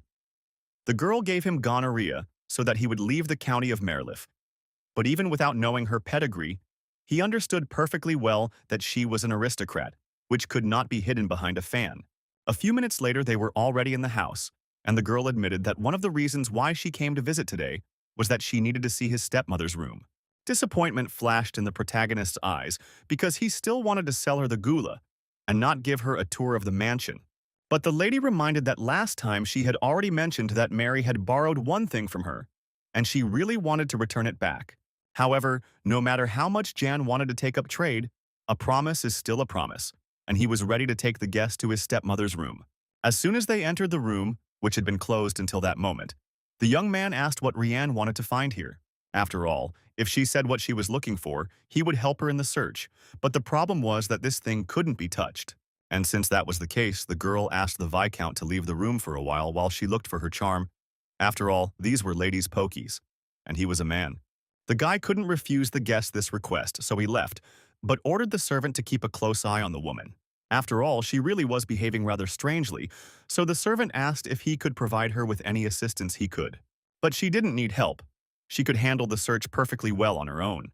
Only after some time did the search for this little thing turn into a real pogrom in Mary's room. At that moment, Romandro entered Jan's office. He wanted to discuss the sale of the gula, but the girl was nowhere to be seen. It turned out that she had been searching for one of her things in the protagonist's stepmother's room for half a day.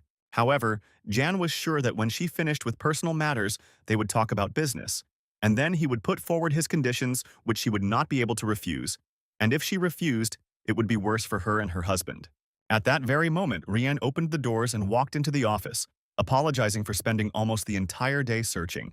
But even after spending so much time, she didn't find what she was looking for. So, the protagonist decided to offer some tea to lift his spirits, so he ordered his butler to bring the drink and some treats, and also told Beric and the other servants to clean up the former countess's room. The tea was served, and even for the sake of decency, Rienne took a few sips. Now it was time to move on to more important conversations. The girl knew that the Viscount had to pay a considerable sum of money to the imperial palace. The amount of this debt is quite impressive, however. The girl has every opportunity to help the main character in this difficult situation. But, of course, she wasn't going to give the guy money for nothing. She could have easily bought him a gula, but for some reason he started waiting. By and large, the protagonist has already decided how he will collect the required amount of money, and he will pay off his debt himself without outside help. Besides, the main character can now make money selling gula, since it costs at least 5,000, and no one will skimp on people's lives when the winter is so harsh. But he won't mind if Rienne still wants to buy some gula from him, and he's ready to sell the bag for 50 gold. Even Romandro was surprised by the announced amount of money, because the guy initially planned to sell one bag of gula for 10 gold, but now he almost quadrupled the price of one bag. Meanwhile, upstairs in the former Countess Beric's chambers, a search was being conducted on Jan's orders, and all because the guest had been searching for something here for half a day, but no one could figure it out, because she hadn't found anything. Beric had also been crawling around here for a good hour, practically on all fours, but couldn't find anything worthwhile. At that moment, Hannah suggested looking under the ceiling. It turned out that this was actually a good idea, since no one would have thought to look under the ceiling, so they began to feel the space. They were lucky, and Hannah found a curious black object with some drawings on it. But neither Beric nor the girl could understand why the former mistress had hidden such a small thing in such a place. Curiosity got the better of him, and Beric opened the box. He immediately smelled a strange, intoxicating smell that almost made him lose consciousness. Although no, at first he tried to resist his worsening condition. His strength left him, and the guy fell, dropping the object from his hands. Meanwhile, in the living room, the Countess was pondering the price offer for 1 bag of gula. Logically speaking, this was an inflated price, considering how productive this plant was. Yes, this plant was very productive, so in 2 months the woman could solve all the problems in her county. Considering the fact that many people can die from hunger, and for any county the population size is of great importance, such a price is, in principle, a trifle. But no matter what the protagonist said, he didn't see any interest in his interlocutor's eyes, because her thoughts were always far away, wondering where her thing had gone. Nevertheless, he still tried to interest her and continue negotiations, even though he understood that he was wasting time.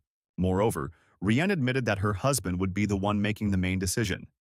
Her opinion was of little interest to anyone at home, even though she understood that the main character wanted to make money by setting such a price for 1 bag. At that moment, Hannah burst into the office without knocking, because the situation was an emergency. The girl screamed, gesticulated with her hands, begging to run to Mary's chambers, since Beric had found that very thing and now he was feeling ill. It was a powder compact filled with white powder, and after the swordsman opened it and inhaled, he lost consciousness. Hearing this, the Countess jumped up and ran into her former friend's room. Jan didn't understand what had happened to her, why she had jumped up and run, and where her vaunted composure was. But she still did not react to the young man's persuasions and words. Moreover, she pushed him away with force and ran forward. But when Rihanna pushed the protagonist, she also fell, and the hem of her dress rose up a little, revealing her leg and bruises. Jan didn't comment on what he saw, but they all ran together to the room where Beric was. The situation was not going in her favor, so the woman was tied up. It was good that she was not sent to prison, but the conversation was going to be long, and the main character needed answers, and it would be better if he told her from the very beginning and didn't lie. But the Countess decided that she was smarter than everyone else and began to insistently explain that it was ordinary powder. But Hannah was sure of the opposite. Typically, most powders are skin-colored and have a coarser grind, and the girl didn't remember anyone losing knowledge of using such a cosmetic product. It was obvious that even after such a show, the Countess would not speak while there were strangers in the room. So Hannah took Romandro with her, leaving the woman and the gentleman alone. The silence dragged on, so the protagonist decided to take the initiative in the conversation, saying that no matter how much he thought about it, he saw too many oddities and inconsistencies in the current situation. Firstly, it seems to him that the woman knows perfectly well what a dripper is. Therefore, it was logical to assume that she came from the Rajan Mountains. There was no point in denying it any longer, and the girl admitted that she was born near Rajan and was friends with the Derva people, and that her mother was a dryad. The protagonist knew very well that dryads are fairies who guard the tree with which they share their lives. They are capricious and cruel, and therefore, in order not to be separated from their loved ones, they swallow them alive. Meanwhile, the girl confessed that because of this peculiarity, she could never understand her mother, so she cut down her tree and ran away. But it was an unsuccessful escape, as the girl was soon captured and sold into slavery, and then her future husband bought her. Ryan is lucky that her husband doesn't know that she is a dryad at fault, and perhaps for this reason she wants to help the protagonist solve his problems, because he will then help her solve hers. It is clear that she is not doing this without reason. Her heart is already so filled with hatred for her husband that she can no longer endure his abuse, both physical and moral. The problem is also that she is of low origin and cannot get a divorce. But she does not want to live like this for several more decades, and it would be unfair to lose all her pride after she cut down her mother's tree. So she needs to get her powder compact back at all costs and find a way to become free. At that moment, something clicked in Jan's head. He realized that most likely there was poison in the powder compact, but he was wrong. It was just a hallucinogen brought from Haven. True, its constant use can stop breathing for a while, but this is the first time she sees this happening after one breath, because neither she nor Mary had any problems with it. Rienne continued talking, admitting that she hated her husband's last name, hated him, and was generally no better than her mother. All she wants is to have freedom of choice, which is taken away from her.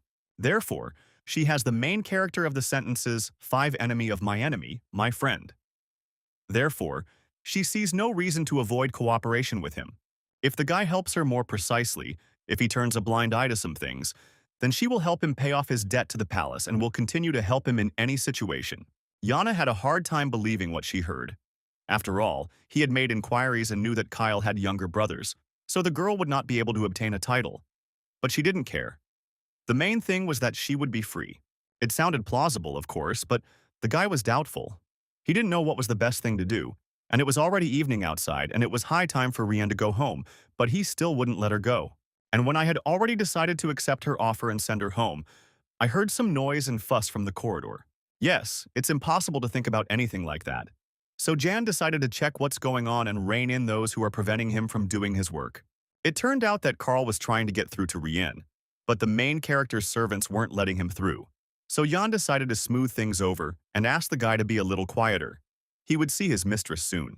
But as soon as he saw that the woman's hands were tied, his face turned purple with anger, and he was ready to rush at Jan with his fists. But Ian was not the type to tolerate such treatment in his home, so he used magic on the guy. The noise and shouting began to affect Beric, and little by little he began to come to his senses. But he couldn't fully wake up, and the drama was unfolding in the corridor. Rian was leaning over Clark, who was now unconscious. At that moment, one of the servants recognized the guy who was now lying on the floor as the one who killed Colin and set fire to the carts on the way to Chiron. This is what the Countess was talking about. They were on the same side, and Ian went and crippled Clark, only she forgot that her servant was the first to attack the Viscount, and he was simply defending himself. The girl quickly found out that Colin was a decoy. He stood out from the others, and he disappeared from the gambling house the day before the attack on the young man, and then suddenly returned. It's clear that there was a reason for it all. The Count paid no attention to anything then or now, and Jan could not understand this either. Continuing the conversation in the hallway would have been strange, but the girl was sitting next to the man, so Jan ordered him to be carried to one of the rooms, and then they would continue the conversation elsewhere. It was hard not to notice that Rian was not indifferent to Clark. That's why she looked at him like that. And that's why she started this mess with the attempt on her husband's life. But she denied it, and Jan did not interrogate her. But he wanted to hear the details of her plan. So far, he saw only ghostly prospects before him, and a possible large number of problems if the Count found out what his wife was planning. So now we need to figure out how to transfer the gold from Merlif here without letting anyone down. Meanwhile, Kyle waited like a hawk for his wife to return, but she was in no hurry to get home. But the girl didn't run away and returned home, and not empty-handed. It turned out that she was delayed for a reason, but because they couldn't agree on a price, she even had to sell Clark to get the gula. They could discuss the details of her trip at the table, where they would serve gula as a side dish. Kyle agreed and now looked at the dishes that stood in front of him, not understanding whether all of this really cost 15 gold pieces. He was skeptical, but only until the moment the spoon with the dish hit his mouth. Everything was truly delicious, but even now it was difficult for the man to admit it. Besides, he was burning with jealousy. He was interested in what his wife was talking about with the boy. But even after hearing the truth that she was trying to fix their relationship, he didn't believe her. But that didn't matter. The main thing was that she and Jan had a plan, and the first thing she had to do was force her husband to buy a lot of gula. The girl also told her husband that no matter how hard she looked, she could not find the powder compact in Mary's chambers. The man was not interested in this, but he was interested in commanding the servants, so he ordered that the gula be served to them again in the morning. And when the servants left, he warned his wife that if she returned home after sunset even once more, he would break all her legs. But Lady Rian had no intention of doing anything of the sort, so her husband could sleep soundly. Meanwhile, the main character's house began to have fun, as Clark was organizing concerts and demanding to be released. And in general, the Viscount is a terrible person, since he offends his dear mistress. The guy was overcome with anxiety. He didn't hear what Ian was telling him, and only begged him not to harm Lady Rian. It's hard enough for her to live with the Count, and she's also helping people in the mansion escape her husband's wrath, so she doesn't deserve to be punished by the Viscount as well. The girl did not tell the protagonist about this, but he reassured his prisoner, saying that his mistress had returned home. Clark is now acting as a guarantor that Rian will keep her word given to Ian a few minutes ago, so the guy better behave quietly and not interfere with the accomplishment of great things. A few minutes earlier, Ian had escorted Lady Rianne to her carriage and promised that his men would escort her home. The girl was confident in her decision, and there was no need to worry about her because she had been waiting for this opportunity for several winters, so a couple more days would not matter, after which she went home. This girl was fascinating, but at the same time she caused a vague alarm. Besides, Beric was still sleeping, but overall his life was not in danger. Nevertheless, he needed to be kept under close watch, since he had inhaled a hallucinogenic drug, and who knows what he might imagine. You need to be prepared for the fact that the shore will talk in its sleep or even walk. It was the first time Jan had been in such a situation, so he didn't know how to behave with his friend, who had already opened his eyes and was trying to figure out where he was. But he didn't remember anything, and besides, nothing hurt. Only there were strange sensations in his body in general. He could tell reality from fiction, but it made him feel disgusting. True, he didn't recognize everyone. For example, he looked very intently at Ramondo. And then he mistook him for a cute little dog and tried to catch him to play with him. Another week passed in such fuss, and Count Marlif was ready to conclude a deal to purchase the gula.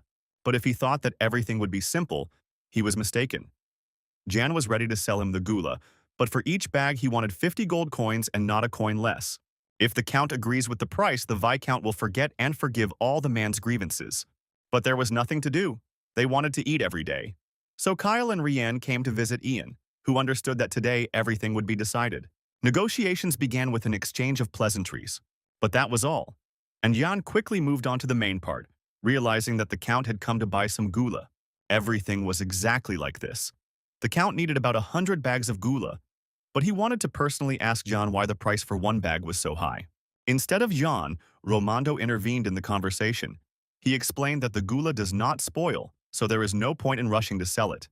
And if the Count is not satisfied with something, he himself knows where the door is. Moreover, they don't sell wild gula found in the forest, but rather the one they grow in a greenhouse, which is why the price is so high. Ian wasn't going to give in, as he understood that this was probably his first and last such large deal, because after today, Marleaf would be able to provide himself with ghouls on his own. So now he needs to either sell more gula or ask for a higher price for it. Based on this, and the Emperor's desire to restore the Bracklands, Jan has no right to lower the price. To allow Kyle to digest the information, Ian left him and went about his business. The man didn't want to give in, didn't want to spend so much money, but the situation in the county was really critical that year. Now, while no one was in the room, the husband and wife could discuss the situation and how much money they could afford to spend on this purchase. In fact, the man wouldn't have paid even 1 gold coin for the bag. Nevertheless, the Count agreed to pay 35 coins for 1 sack. But Rianne understood that this was not enough, and began to persuade her husband to agree to buy the gula for 40 gold coins, because then they would not be able to buy the gula at all, since it would disappear in the snow. A few minutes later, Jan returned. He was sure that the client was already ready for an important step. Following the girl's signs, the protagonist realized that they were only willing to pay 35 coins. Now it was time to stage a performance of price negotiation.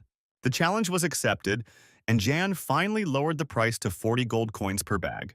But Kyle will have to sign an agreement that he will never interfere in the economy of the land of Brack. The man did not take this seriously, believing that even if he signed this document, he could always turn the Viscount over to the authorities. Therefore, he agreed to sign the agreement, but the Viscount would not interfere with the economy of Merleaf, and he would pay only 30 coins for 1 bag of gula. The guy didn't agree to this. The Count was driving him crazy, so he had to agree to 35 gold coins for 1 bag of gula. Then they began discussing the agreement. Things were moving very slowly, so Jan suggested that Rian go and rest in the chambers. This time, Kyle didn't even object.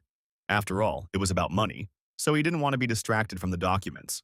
If so, then Ian was ready to see the lady off because he also needed a break. But as soon as Kyle heard this, he almost lost his temper and started acting like he was at home. However, he couldn't do anything because Romandro had no intention of letting him go. As the girl and the protagonist left the room, Ian thanked her for all the effort she had put into making this deal happen. Suddenly, Jan asked Rianne if she had ever seen her husband's younger brother. Yes. Rianne saw him a couple of times and didn't want to anymore, and Jan thought that if this man was gone, then there would be no one to claim the property. Suddenly, the girl confessed that she was cursed, because her mother always told her that the happy life of fairies depends only on themselves, and one must be careful with promises, because if a fairy breaks hers, then she will not see peace and happiness. But she couldn't get away with killing the forest keeper. Therefore, Now the girl was worried that all suspicions would fall on her, and when anyone found out about her involvement, she would be sold into slavery again. Jan would have liked to calm her down, but he couldn't, because he's not God and he can't foresee all possible developments. But he knows one thing for sure. If the girl didn't promise anything to her mother, then there is no curse. And if she thinks that there is one, then it's just a figment of her imagination.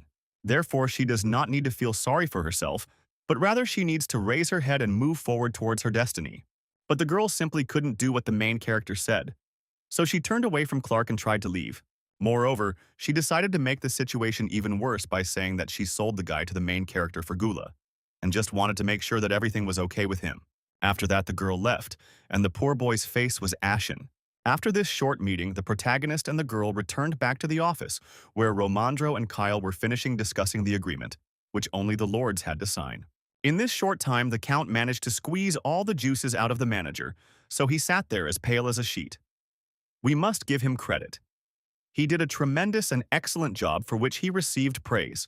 Now it was time to check that everything was in order with the document, after which the protagonist realized that there were no problems there. But, unfortunately, the Viscount did not yet have an official seal, so he would only put his signature on the document. This was important, but not so important as to be worth arguing about. And besides, it was time to move on to payment. The Count was only willing to pay 1,000 gold coins right now. He would transfer the rest through the bank. It was a good option, so the men sealed the deal with a firm handshake. Now it was possible to proceed to the implementation of this deal. While the workers would collect and load the gulu, Lord Jan could go to the bank. I think John agreed with this, and he also asked Beric to supervise the loading and tell the servants that they could put as much gula as they wanted into the sacks, and also let them prepare a carriage, and as soon as Jan checks the authenticity of the gold, he will send it to the bank. Everything happened exactly as the main character expected. The gold was genuine, so he took it and went to the bank, where they were already waiting for him. The manager had already heard about the deal with Count Kyle and was not surprised by the chest of gold. There were exactly 1,000 gold coins there.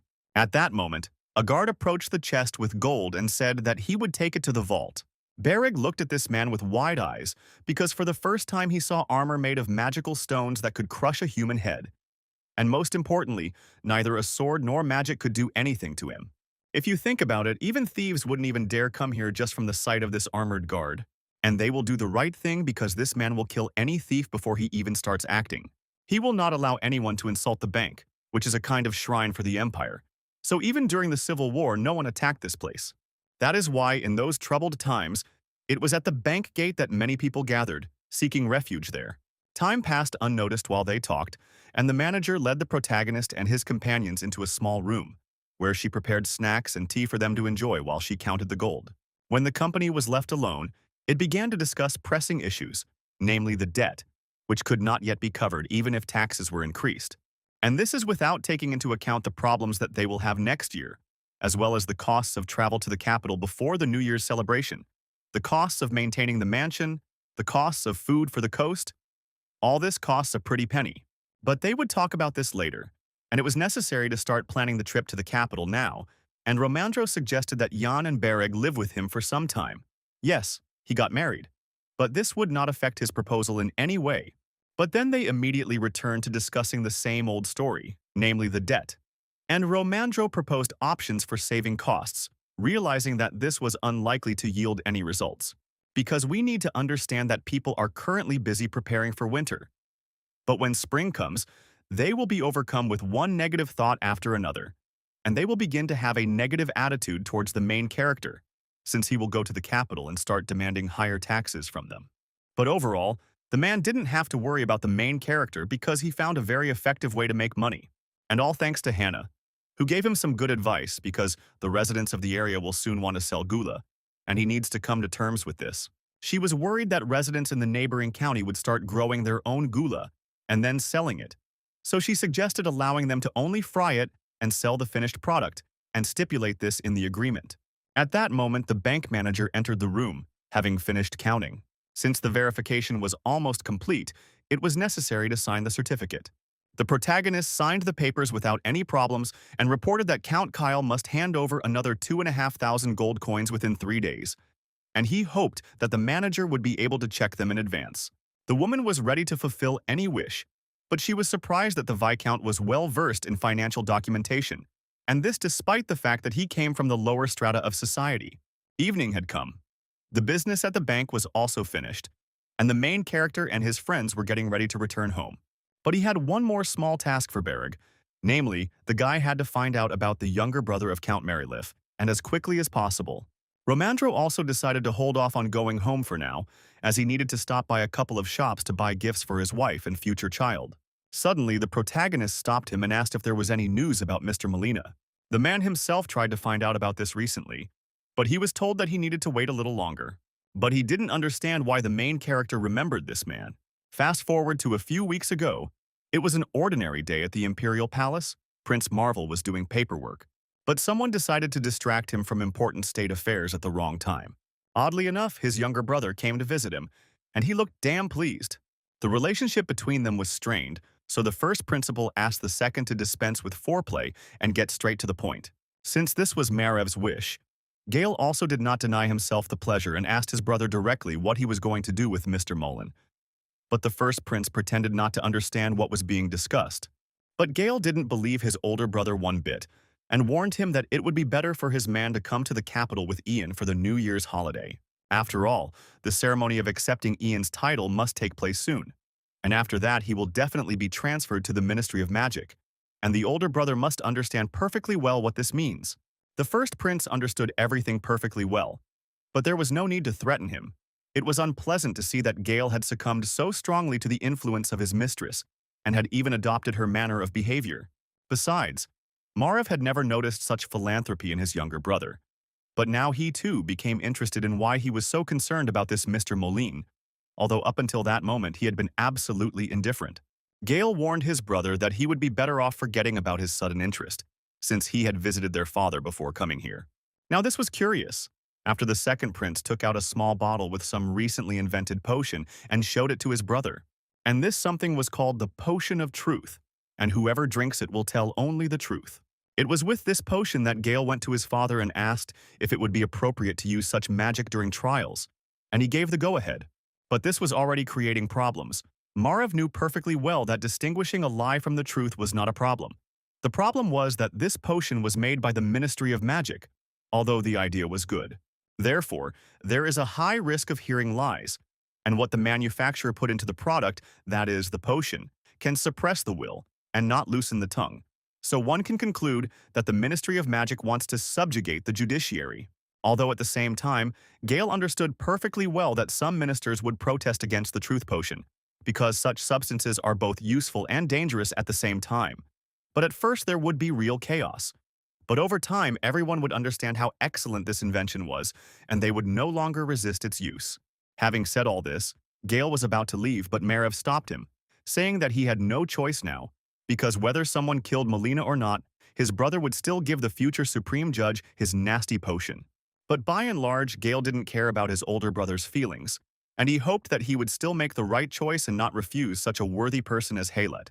Although, on the other hand, perhaps the older brother never understood the value of people and considers them expendable, and all because everything was too easy for him from childhood. This was the last straw the first principal could bear. Emotions were overflowing. He slammed his fist on the table and scattered documents because his younger brother knew nothing about his life and had no right to say anything.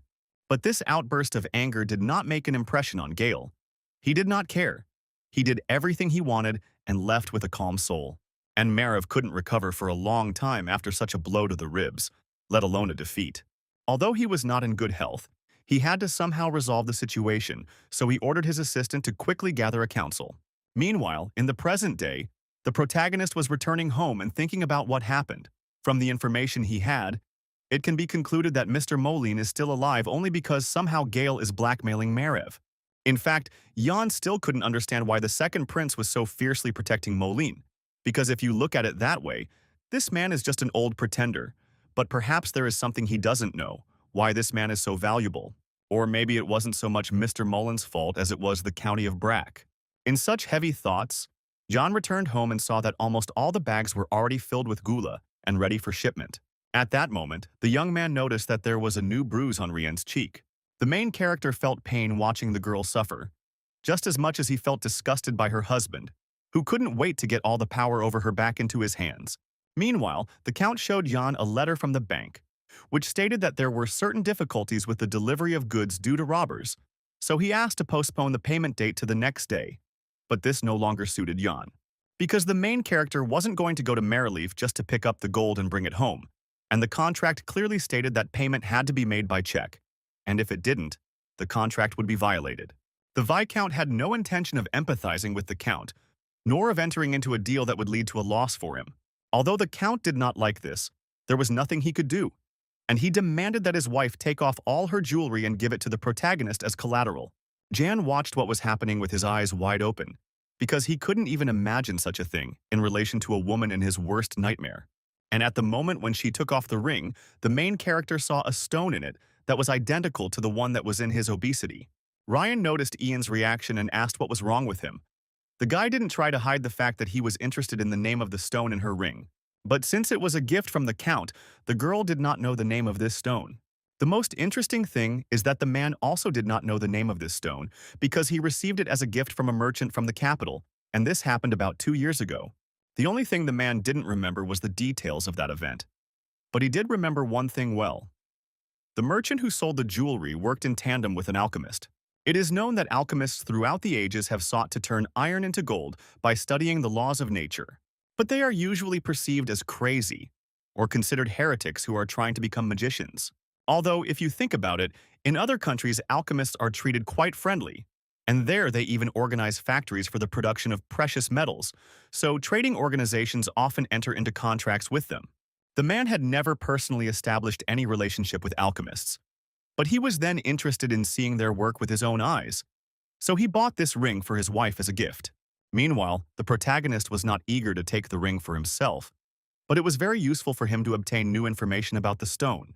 However, no matter how much he did not want to accept the jewelry, but he had to do it, the young man nevertheless promised that as soon as he received a check for payment, he would return the jewelry to the girl. Meanwhile, the servants loaded all the sacks of gula into the carriages. It was time to say goodbye, and the Countess thanked Jan for today, which had meant so much to her. Yes, maybe now he only has to wait 30 days, and what they have been waiting for so long will definitely happen. The Count, as usual, did not like that his wife was paying attention to anyone other than him, so he got angry, and it was obvious that a debriefing was waiting for her at home. I didn't understand why he looked at the main character and his wife that way, but Jan didn't worry about this because he would only be glad if the Count didn't send him a check tomorrow. Then he could file a complaint with the palace for non-compliance with the terms of the contract and get on the nerves of this terrible man. But when the guy was almost at the door, he turned around and ordered Beric to go to the square, gather the people and allow them to sell only prepared gula, and to give 1/10 of each sale as a tax. Yes, now everything was clear with this. Now it was necessary to decide what to do with Clark, since the Countess no longer needed him. Then he needed to come up with some kind of occupation. But, unfortunately, when the morning came, the messenger brought Jan an envelope containing a check from the Count. But the main character wasn't going to take his word for it. First, he had to check the contents of the envelope, and only after that was he ready to give the Countess's jewelry. Therefore, while the check was taking place, the messenger salmon could sit down and rest a little. When the man sat down, Jan began a very interesting conversation. He realized that it was the man who had written him letters on behalf of the Count, so he offered him a job as a teacher.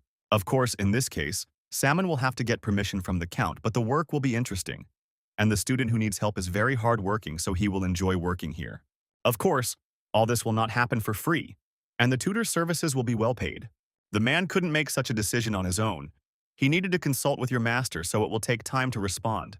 Meanwhile, Hannah brought into the office all the Countess's jewelry, which she had left as collateral. At this point, Salmon finished his business at the Brock estate and was about to go home, but the city streets were too busy, and he did not understand the reason.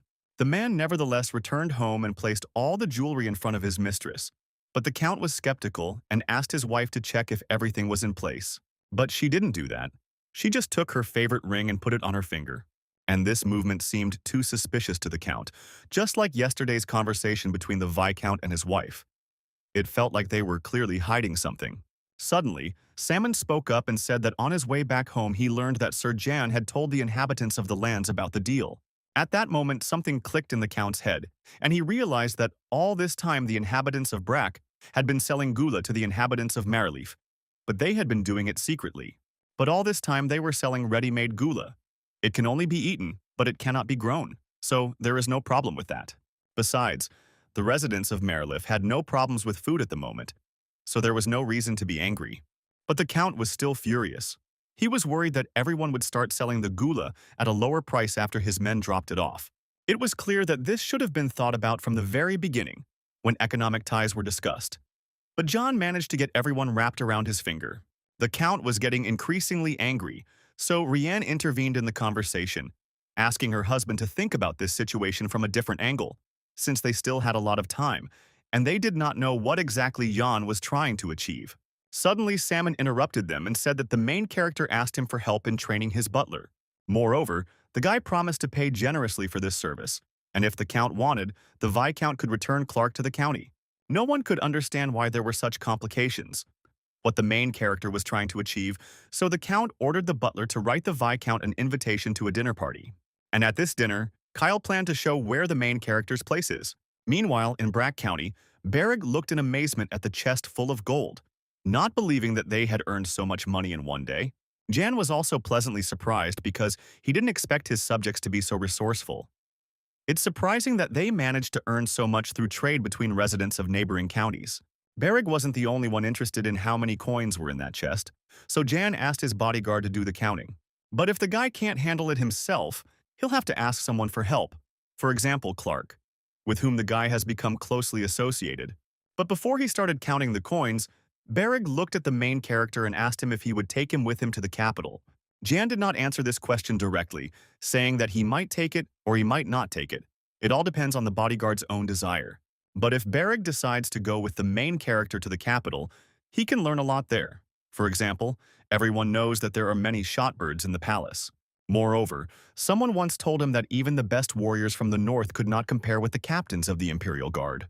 At that moment, the boy realized that he had almost told his friend about what would happen in the future, because the battle in the north of the Empire had not yet taken place when the descendants of Atan, known as the Blood Name, were defeated by the captain of the Imperial Guard. Beric continued to count the moments, listening to his master, and then asked how many captains of the Imperial Guard there were, and Jan happily answered that there were usually 3. Besides, there are experienced people not only in the palace but throughout the capital, and the border is not called a border for nothing. The coast should remember this. They worked in complete silence for some time, after which the bodyguard broke the silence and said that he also wanted to go with the main character to the capital. After all, if he visits the capital, he will be able to rise one level higher than he is now. At that moment, Jan thought that it would be nice if Beric joined the Central Army. He would make an amazing knight. At that moment, Hannah entered the office and said that a message had arrived from Merleaf. Jan assumed that the Count was going to quarrel with him, but this was not the case, because in his hands the guy now held an invitation to a dinner party. And this dinner party was supposed to take place tonight, so the young man needed to tidy himself up to look presentable. Hannah was ready to offer her help in choosing an image, but she was curious whether the young man would wear his pendant to dinner. Yes, he was going to do it. When the girl heard it, she said that she would pick up something that would hide this thing from prying eyes. This was a necessary step, as the Count is a very jealous man and can make a mountain out of a molehill when he sees similar jewelry on the Viscount and his wife. Suddenly, a brilliant idea came to the protagonist's head. He was going to take not only Beric with him to this dinner party in order to feed him, but also Clark, so Hannah had to prepare them for the event too. This was also done with a long-term goal in mind, as Clark was Madame Rienne's only friend in the mansion, so it would be best for her safety to bring him back. So, after some time, everyone was gathered in the Count's mansion. The conversation didn't go well from the very beginning, because the Count didn't expect that someone like Beric, who stuffed everything he saw on the table into his mouth, would be sitting at his table with him. But Jan wasn't embarrassed by this, noting that he trusted his bodyguard more than himself, so he asked him to love and favor him. Ian noticed that Kyle really liked the gula, and he was right. It is now his favorite food. It was only not long ago that Rafa heard rumors that the Viscount had allowed residents of the territory to trade, which meant that the taste of this product would soon become known to everyone, including commoners. But this didn't bother the young man in the least, because good things need to be shared with others. In addition, the main character decided to make a gesture of goodwill and return Clark to the Count's mansion, since he initially did not know that this servant was so valuable here, but is now ready to return the favor. But this did nothing to soften Kyle's spirit, as he could not understand why the Viscount would make the decision to trade the gula alone. In general, Ian did not understand Kyle's complaint. He did not specifically intend to attract buyers from Merleaf. It was their personal choice. But if the Count's people wanted to buy gula, he would not refuse them. Besides, they had made a deal, so Ian had every right to make the decisions he made without having to ask anyone's permission to do so. Yes, on the one hand, the Count agreed with the young man, but on the other hand, he did not understand why he had made the decision to trade on his own. Jan tried to explain all the laws of economics that he was guided by when making his decision, but his resistance was so angry and drunk that he did not listen to his words. But he made his decision when he banned everyone on the territory from trading not only his craft but also 2 barcha seeds of the goal. At this point, the man gave up and decided to go to his quarters to rest. Only the Countess, Beric, and the main character remained at the table. The young man noticed that the girl had covered up her bruise with makeup, and she looked much calmer, apparently because she had used the same product she had taken from his house. Besides, the girl was glad that the main character was returning Clark back to her, just like that, and decided to give Ian a ring with a yellow stone, which he liked so much. But she was curious why the guy was so interested in the stone in her ring. It was simple. He already had one piece of jewelry with that very stone. The decoration was indeed quite unique and beautiful, so the girl wanted to look at it up close. But when she got closer and looked closely at the stone, she concluded that the stone in the pendant and in the ring was made by the same master, or rather, the alchemist. At that moment, they were being watched by one of the servants, who misinterpreted what was happening in the dining room. The dinner party was over and the servants began to clean up the dining room, thinking that the guests had eaten too much and now there were too many dishes to wash. At that moment, he noticed that one of his subordinates looked too thoughtful. The guy did not yet reveal the reasons for his concern, but asked the head butler whether the lady and the Viscount were really that close. But the man did not know what to answer. This answer did not satisfy the junior employee, since he had just seen their mistress inappropriately close to the Viscount. This information had the effect of a bomb exploding. Everyone froze and did not know what to say or what to do next. And then everyone pounced on the guy, because the lady had so many times taken the Count's anger on herself because of them. And now, he was going to repay her in this way. Therefore, the butler asked the boy to keep his mouth shut, because after all, he owed his life to the Countess. No, if they are not careful, then both they and the lady will be in trouble. So the Count must not find out about this under any circumstances. Only everything didn't turn out as expected, and Kyle heard their entire conversation. Now the servants will no longer be able to hide the recent incident. Meanwhile, Rianne was returning to her room through the deserted corridor of the mansion.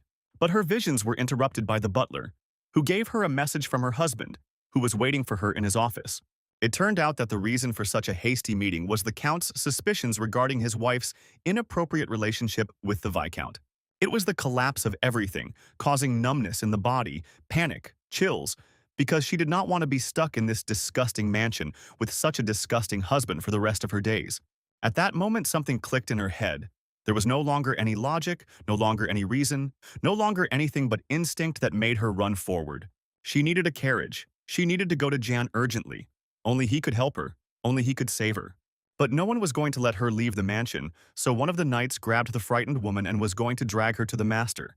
But she still tried to break free. She cried, because no one had the right to touch her like that. No one had the right to betray her like that. But everyone valued their own skin more. At that moment, the Count appeared in the corridor, ordering everyone to go to their rooms so as not to interfere with his conversation with his wife. Meanwhile, while all the chaos was going on in the mansion, Clark was keeping watch outside. He looked at the sleepy windows of the house, and anxiety for his beloved woman was growing in his soul. His soul string stretched to the limit, and he ran into the mansion trying to find her. But instead of a woman, he came across a frightened butler and an impassive knight who were guarding the entrance to the Count's office. At that moment, they heard the girl's piercing scream. There was no doubt what was happening behind the closed door. At that moment, the doors opened and the Count dragged his wife, beaten and bloody, out into the corridor. But then the man changed his mind. He dragged the girl into the office again and ordered Clark to go there too, because today he was going to finish completely. No matter how scary it was, the young man crossed the threshold of this ill-fated office, even though the girl asked him to run away from there as far as possible. The doors closed behind him, and the butler and the knight stood there, pretending that it didn't concern them. Morning came, and the protagonist received another letter from Merleaf. Only this time it wasn't an invitation to dinner, it was a notice of the Count's death. Defending the woman he loved, Clark killed the Count. The protagonist and Beric got ready and rushed to Marilif as fast as they could, and within a few hours they were there. Rian pretended to be a grieving wife. Knight stood in a circle, not allowing her to take a single step. Jan, of course, came. He couldn't help but come. But looking at the Countess, he realized that it had been a hot night, and her husband deserved to die. If you looked around, you could see broken dishes, broken furniture, and pools of blood. All this spoke of a desperate struggle for life. By and large, Jan didn't expect to see anything like this, since the girl had planned to use poison to kill her husband in order to avoid criminal liability. But fate had its own plans for this, and everything happened as it did. At that moment, one of the knights who was guarding the doors approached the main character and introduced himself. His name was Punulu. This knight summoned the Count Viscount Brack to the estate in order to conduct a thorough investigation into the circumstances of his master's death and, if possible, punish those responsible. But the main character cannot be frightened by such speeches and looks. Meanwhile, the knight began his interrogation, asking what kind of relationship connects the protagonist and the lady. Ian was even a little taken aback, not understanding what he had just been asked about. So Rihanna explained to the guy that the knights believed that there was a great and bright love between them, which smoothly flowed into a horizontal plane. It sounded like complete nonsense. And besides, Ian needed to talk to Clark now, but Punaloo refused to bring him, since the guy was in prison. Moreover, this man did not want to follow even the Countess's orders until the investigation was completed, which surprised the Viscount. He had to remind himself that these were unworthy people in front of him in order to keep his cool. But his patience wasn't made of rubber, so Jan ordered the knight to tell him what had happened in that damn room. But the girl spoke up. She believed that her husband had answered for his cruelty, and the knight, who was now boasting of his position, was incapable of anything, and stood, watched, and did nothing while their master was dying, and now believed that he had the right to be rude to the aristocrat who had come to visit them. Now this was more like the truth. Besides, the main character suggested that the girl fire such worthless knights and hire new ones. Punulu became angry, but as soon as he took a step towards Jan, Beric covered his master with his body, pointing his sword at the enemy, warning him against any rash actions. The point of the situation was that these guys could really force the fragile girl out of the mansion. So he ordered Beric to get rid of the trash, but the guy misunderstood him and wanted to kill them. But it was necessary to call Romandro here in order to resolve everything peacefully and not wave a sword. The girl also kicked the servants out of the room and only asked the butler to bring tea. Only when everyone left did Rian give in to herself, and it turned out that she was going crazy and that she could no longer withstand such wild tension. But now was not the time for tears and panic. The girl had to keep the Count's seal with her until Romandro arrived, because whoever owns the seal owns the mansion. But if suddenly the knights betray the Countess, then Jan will defend her and provide troops. This was all well and good, but the girl wanted to know what the guy would demand in return for his help. The problem was that he didn't know what he wanted. Maybe she would make some donation in his county. Nothing else came to mind. But it would have been better if Jan had a working imagination. Nevertheless, the girl had to think for him, and she decided to give the guy a ring with a chemical stone. Jan was in no hurry to take the ring. Beric did it instead. Moreover, the guy managed to put the ring on his finger and then noticed that it didn't want to come off because it was too small. The bodyguard tried in every way to pull the ring off his finger, but nothing worked, despite the fact that the main character warned him not to touch other people's things, eat, drink, or open strange objects. But Beric did not listen, and now he needs to cut off his finger to remove the ring. But as soon as the guy heard this, he ran out of the room. Now the Countess and the Viscount were left alone in the room, and the girl asked him about what would happen to Clark. The problem was that the protagonist had only one answer to this question. The guy faced the death penalty because he killed an aristocrat, which was considered a particularly serious crime in the Empire. Unfortunately, Jan couldn't help in this situation, because he himself would soon have to leave for the capital. Moreover, he did not understand how he could save from death a slave who killed an aristocrat. There had never been such a precedent. But for her, this was not an argument because Jan had already done the impossible once. He was his father's illegitimate son, who crossed the border, survived, and led the people. For him, nothing was impossible. At that moment, a smart thought dawned on the girl's mind. She must definitely become the mistress of these lands. But this idea was also crazy because she did not have a drop of Maryleaf blood in her, and this idea could only work if she carried the Count's child under her heart. But now that the Count is dead, she automatically becomes a stranger with no right to power. Therefore, the Earl's younger brother is the rightful heir and will oppose her getting anything, But if she wants to become lord of these lands, she needs to change the Maraleaf law on inheritance. At that moment, it dawned on her that if she became a lord, she would never gain the freedom she longed for. Yan looked at this girl tenaciously and did not understand her experiences, but it would be very beneficial for him personally if she ruled these lands. After all, no one can know what will happen while he is in the capital, because if the younger brother of the deceased, or even one of the knights, becomes the count, then he may have certain problems which he would not want. Therefore, there was another way out of the current situation. It was possible to simply capture Maraleaf, but this would give Gale a reason to act, but at the same time would prove his value to Marev. The task was difficult, but first Jan needed to meet with the younger brother of the deceased count. Now was just the perfect opportunity, because someone still needed to convey the news of his older brother's death to the man, and Jan decided to do it himself and see who he would have to deal with. The young man found the right house very quickly, as it was impossible not to notice it.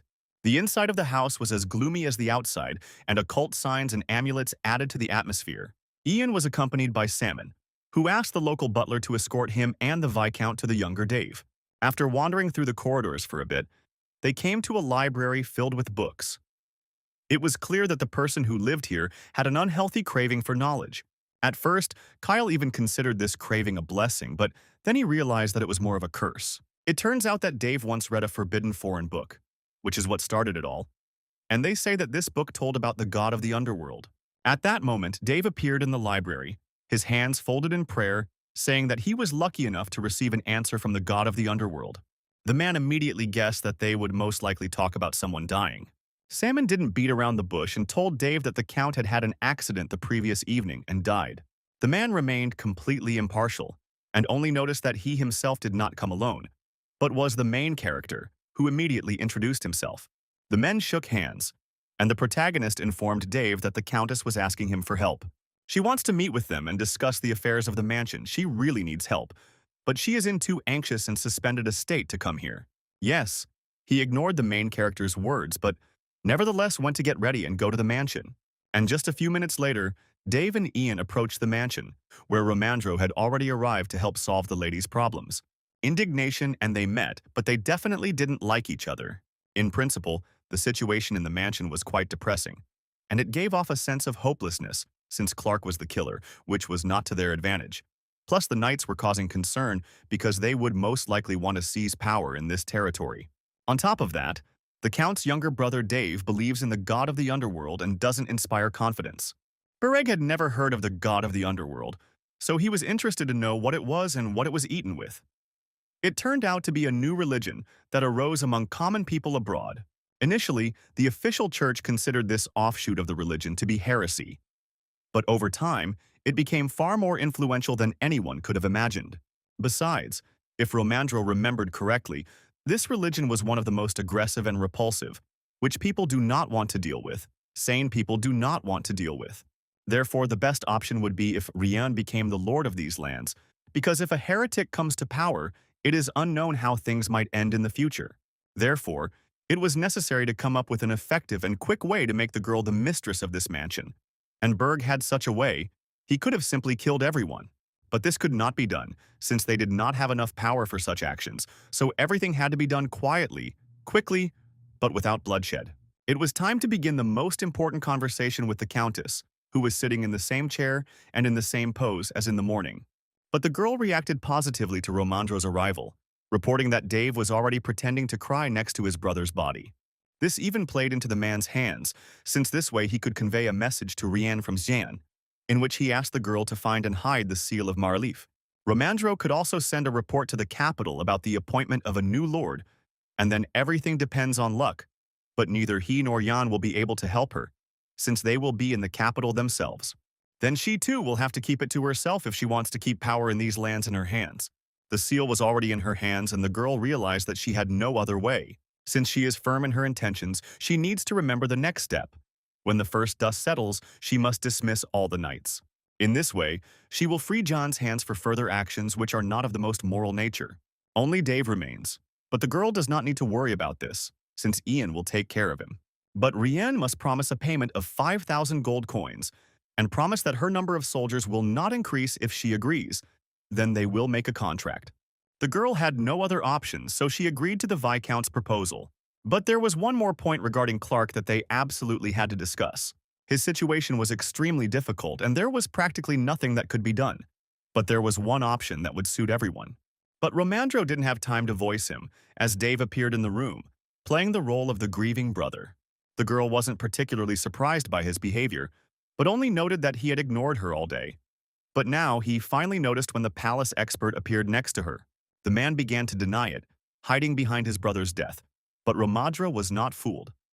Nevertheless, he peacefully asked Rian and Dave to calm down and sit down, as there was a lot to discuss.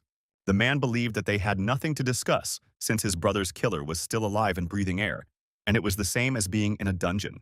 Romandro ignored this attack, saying that he would send a detailed report to the capital about what had happened here, and would also raise the issue of succession to the title. Only then did rumors reach him that Sir Dave believed in the god of the underworld. The man in the picture became confused and began to deny this fact, claiming that he was being taxed and that he does not do anything like that.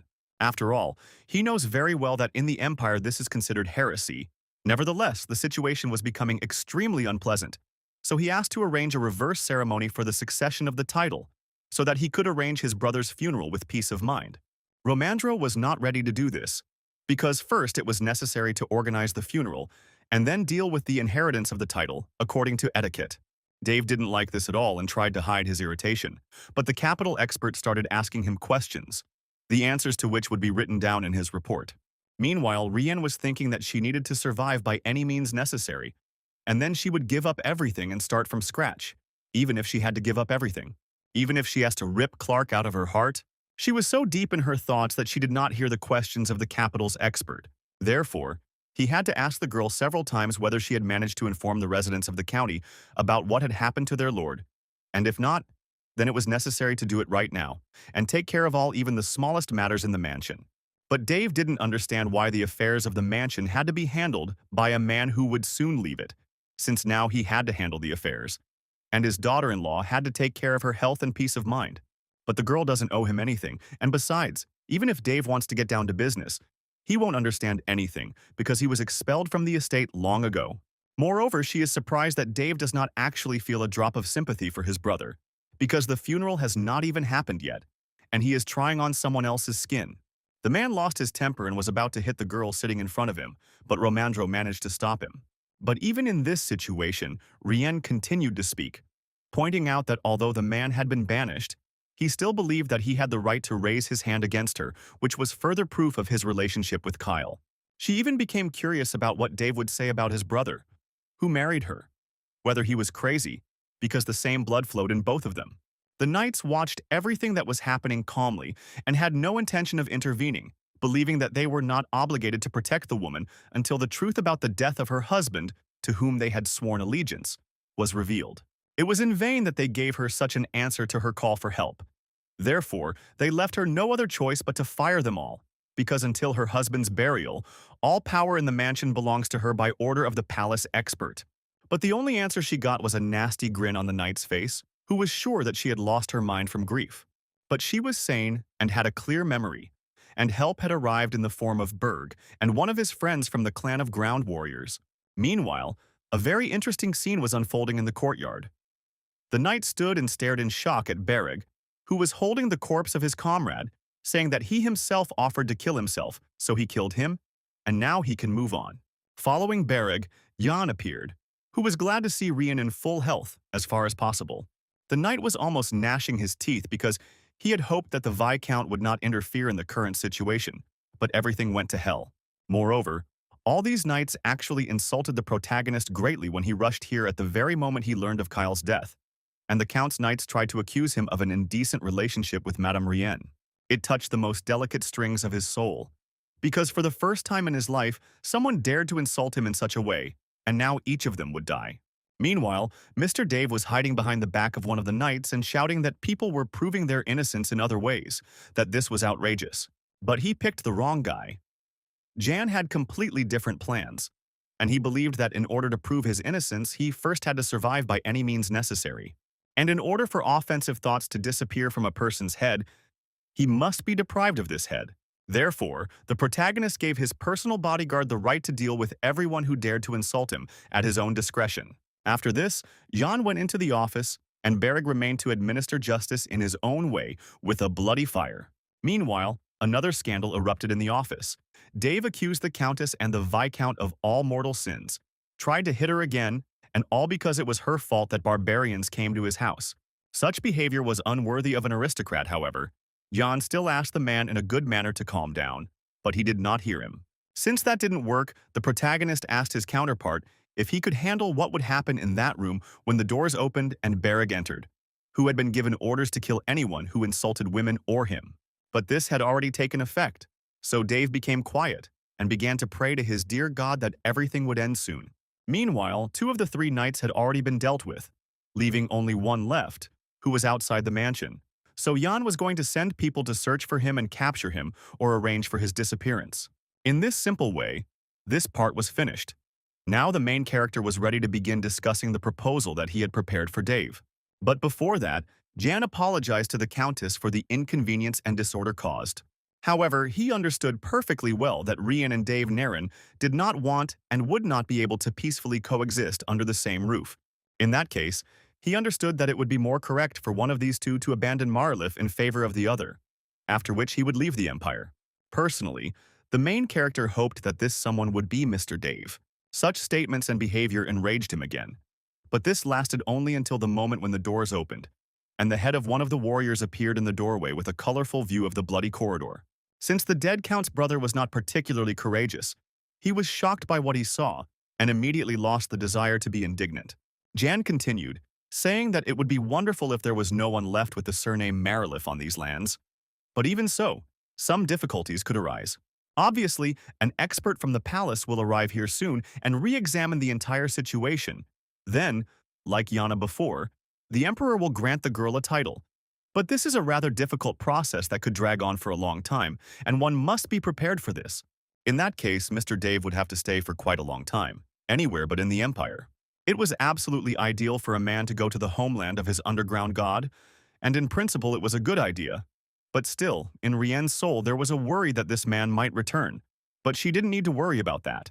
After all, he will be walking the entire way under the supervision of escorts from Havan, even though he will have to spend a certain amount of money on this. But that's later. Right now, they're still in the mansion, and Dave needs to make a decision right now. After some time, evening came. Romandro and John returned to their mansion. But business was still unfinished, so no one went to bed. And the emotional background would not have allowed him to sleep, because even in the capital, versed in all sorts of stories, today's story would have caused a stir. Because a slave kills his aristocratic master, and his younger brother turns out to be a heretic. Moreover, in the capital, they were also still extremely skeptical about trade deals with the gula. And this was already interesting because, until this moment, John did not know that letters were arriving from the palace. By and large, this was one of the first letters that could have interested the protagonist, because it said that the prince insisted on Mullen's return to the palace. It was sad to hear this, and to realize that his bet did not pay off this time, and he lost this chess game. On the one hand, of course, it was a pity to just let Mr. Mullen go, but on the other hand, John understood that he couldn't do anything about it yet, so he would prepare a carriage for him and send him off on his way. But there was still an open question regarding Rian and trade deals. It was necessary to open free trade in different types of gula, and then they would be able to collect the necessary amount of gold coins to pay off the imperial palace. So they only had to sort things out a little, and they could head to the capital. Besides, John didn't have to do any special preparations. The only person he would take with him would be Beric. On the one hand, this was understandable, but Romandro was interested in the question of what the young man would do with his mother. Here, too, everything was perfectly clear. John asked her to come to the city, but she preferred to live in the forest in nature. But at the same time, she promised to come to the mansion when the cold weather came. At that moment, Hannah came into the office and brought a new stack of documents. And before the young man forgot, he told her the important news that from tomorrow she was going to Marleaf and would study to become a butler. At first, she couldn't even believe that they were going to promote her. But she saw her master's kind smile and realized that it wasn't a dream. The girl burst into tears at this news and went out for a minute to collect her thoughts. And the men returned to work, discussing the fact that Beric still hadn't returned home. But Jan wasn't particularly worried about this, since if something bad had happened, the guy would have already sent a falcon and reported it. However, he himself was beginning to get a little worried, as it was taking too long. As time dragged on, The men came to the conclusion that it would be best to leave a few trusted people here who would assist Hannah in managing the estate for the entire time they were in the capital. At that moment, they also noticed that a falcon had arrived, which meant that the coast was in trouble. It was necessary to understand which ones exactly, and it's good that the note was safe and sound. The message was short, but even from it was clear that things had not gone as planned, and Beric had fallen into a trap. The letter also spoke of a warrior named Mane, and therefore of that very mine. There was nothing to do, and Jan had to urgently go to his people to check on the situation. But there the main character didn't need a greeting. He immediately got down to business, asking what happened to the swordsman. Monet said that there had been an emergency in the mine and the young man had fought the knights as best he could, but something had clearly gone wrong. But the warrior had no words to describe everything that happened there. Therefore, in order to understand everything, it was necessary to go inside and see everything with your own eyes. For some time now, Jan had been walking towards his goal, and now he was there, and a rather interesting sight opened up.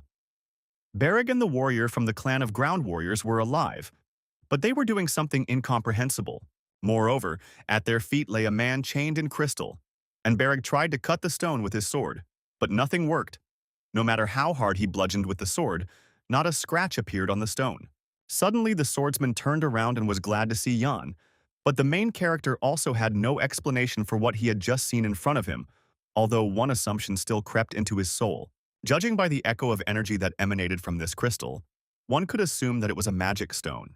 It was a special kind of stone that has unusual qualities due to its energy. They can be used for different purposes, for example as a listening device, or to track the location with their help and much, much more. But it was strange that Beric didn't feel the magic when he entered the mine, because Jan was immediately struck by a wave of this violent energy, although the guy was a magical swordsman, which meant he wasn't that sensitive to magic. Now it was necessary to understand what happened to the knights and why he was in such an interesting state. Everything was very simple and complicated at the same time. They were chasing the knights and ended up in this place, and at some point a terrible monster appeared out of nowhere. Then the body of one of the knights began to be enveloped in a purple glow, preventing him from moving. And just a few minutes later, the man's entire body turned to stone, and he died.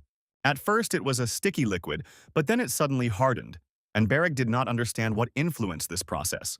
Suddenly, Jan hit Beric on the head and began to scold him. But not only him, but also the warriors from the clan, saying that as soon as this purple liquid appeared, they should have gotten out of the cave and not tried to break through the stone and get the knights, because if it appeared again, they would have turned into the same stones. It turned out that the warriors tried to persuade Beric to return home, but he refused. The guy didn't deny it, and he understood very well that if it was a magic stone, it was very expensive, maybe even priceless, and you could make money on it. Suddenly, an idea came to the hero's mind that needed to be tested immediately. But to do this, it was necessary to close access to the mine to everyone, and not let anyone in under any circumstances. But even now, a logical chain began to form in the protagonist's head. It turns out that in order to find out the location of the magical stones, the help of the Ministry of Magic is needed. Only the Ministry can find out whether there are veins of magical stones underground, their size, and what a coincidence, one of Gale's main supporters is precisely the Minister of Magic. Now everything fell into place, and it is clear why the second principal so desperately wants to get his lands. And all the events that have happened recently were carefully thought out and planned by the prince just to gain access to the mine, but he went and messed up all his plans. To confirm or refute his suspicions, the protagonist returned to the mansion and went down to the dungeon where Mr. Molina was kept. The men immediately perked up when they saw the young man, but he started from afar, saying that he had received a letter from the palace. The content of this letter concerned the prisoners directly, and in this letter the young man was told to take good care of them, since he would soon be leaving for the capital. Mr. Monin misinterpreted the protagonist's words and thought that Gale, who had put so much effort into this project, had given up. Meanwhile, the young man watched every emotion that crossed the man's face and realized that all his guesses were correct. Mr. Moline and company knew in advance that there were deposits of magical stones in the county. Meanwhile, the imperial palace was surprisingly quiet on this frosty morning. Marev's mood was extremely thoughtful, and he even recalled moments from his childhood when he was still a very small and ignorant child, and his mother was next to him. Back then, he loved listening to the snowfall. Now it brought back memories, but it no longer evoked the same delight. The first snow had fallen, which meant that the New Year celebrations would soon be taking place, and preparations for this holiday were in full swing in the main wing of the palace. The responsibility for this event this time fell on the fragile shoulders of Delane. This was interesting news, since Marev knew very well that this girl was a little reckless, and it was not difficult for him to understand why she was making so much noise about organizing some kind of holiday. Previously, the Emperor was responsible for organizing the holiday, but now this woman does it, since it is a great honor for her, since she is his closest favorite. On the other hand, it's good that the Emperor's favorite is in charge of all this, because the first prince works late every day, and if he had been given the burden of organizing the holiday, it could have ended badly for his health. Meanwhile, the prince stared out the window, realizing that as long as he and Gale existed, she would never become empress, even if she really wanted to. It turns out that the topic of her becoming the new empress had already been raised several times, but due to the fact that the throne was supposed to go to either Marev or Gale, the discussion never went further. No one can become the new empress while their mothers are alive, and no one can call them sons except their own mothers. At this point, the first prince pushed aside thoughts of succession to the throne and began to attend to matters that brought him back to reality, in which it was important for him to understand when he would arrive in the capital, Yan, and when Mr. Mullen, the second, had to arrive before the first. This has not yet been confirmed, but the administration will likely send Mullen on leave, and the prince's assistant will send his man to him in order to control the situation. On the one hand, the situation was going well for the first prince, but on the other hand, everything was complicated by the truth potion, and due to the specifics of the Ministry of Magic, others cannot interfere with their activities. Yes, the prince could study the document and draw conclusions regarding the development, effectiveness, and side effects of this product, but he still had to take his opponent's word for it, which was sad. The ministers were also concerned about this fact, and many spoke out against it, but not all. However, all that remains is to wait until the New Year's celebration, and if Ian is sent to the Ministry of Magic, it will be easier for Marev to find out all the necessary information. For now, all that was left was to wait and remember that everything had been different before. That just a few years ago, everyone had believed that the Ministry of Magic would inherit divine power and maintain neutrality. But something had gone wrong. Namely, everything changed when Wesley became the Minister of Magic, and it was then that the balance was upset by her efforts. But what happened, happened, and it can't be changed. So Marev decided to study another report on the comparison of the truth potion with similar substances. Indeed, this information was quite interesting, since the potion was based on the highest quality magical stone, Ruron, which the Empire lacked the resources to study. But somehow, the report stated that the Ministry of Magic had received 15 kilograms of the stone for its research. On the one hand, it was a lot, but on the other hand, it was catastrophically little, considering that other magical stones are mined in hundreds of kilograms. But this mineral is different from all the others, and scientists could already say this for sure, even though they only began their research last year. The only problem is that it is unknown where the deposits are located, since they are discovered very rarely, and only near deposits of ordinary magic stones.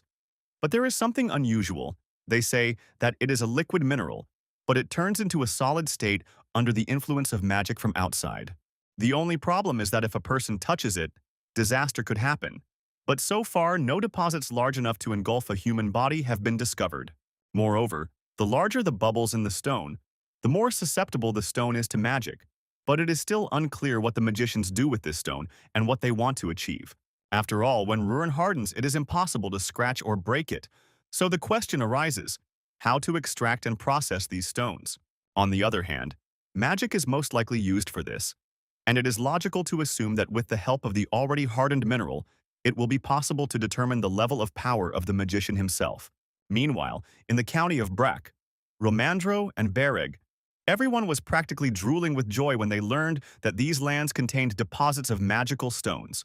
To be honest, it was difficult to predict such a turn of events because no one even suspected that there was something so valuable in this mine. After all, miners pass here 5 or 6 times a day. But judging by the fact that they didn't tell anyone anything about the strange things in the mine, it's safe to say that they didn't notice any magical stones.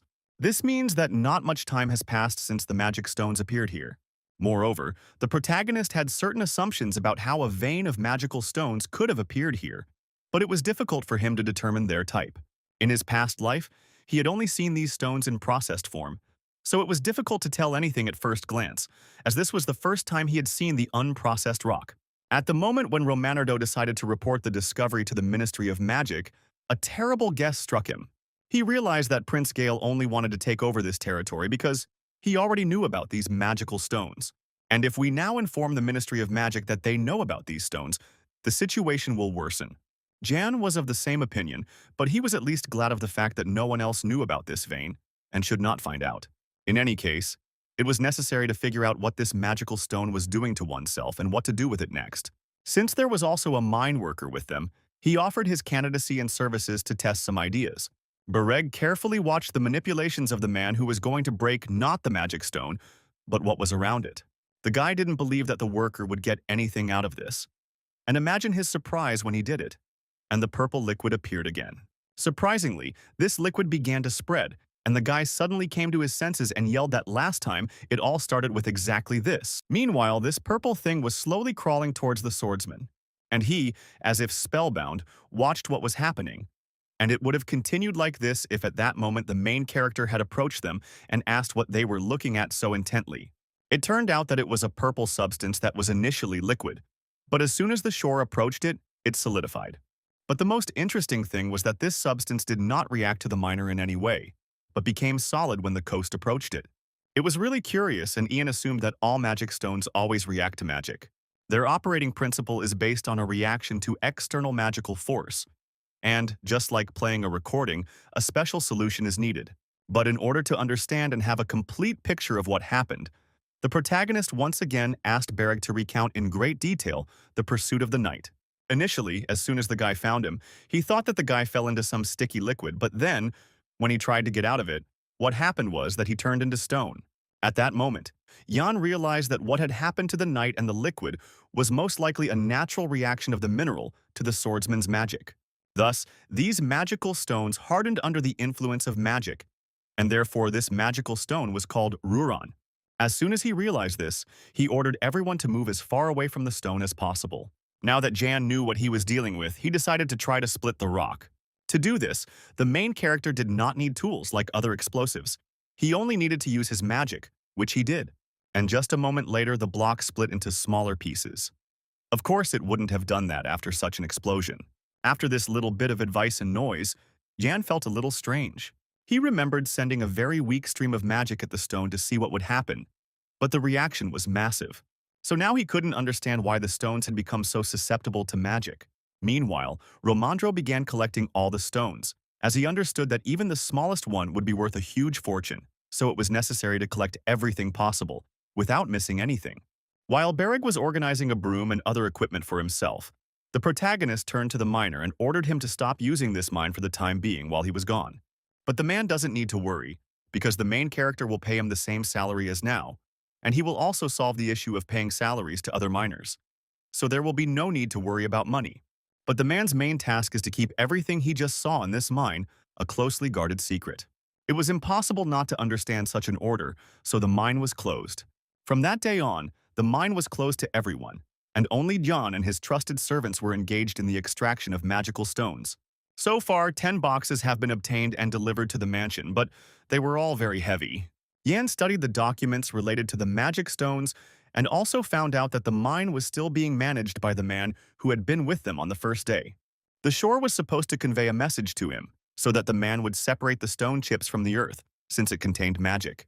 Beric will also have to go into the forest today and complete one task. He will have to convey to the main character's mother the information that he is leaving for an indefinite period of time. She can move to the city if she wants, or go with him to the capital. Moreover, this may be the last time they communicate, since the protagonist's chances of returning to the estate are extremely slim. Now the young man was planning to go to Merleaf to settle some business there.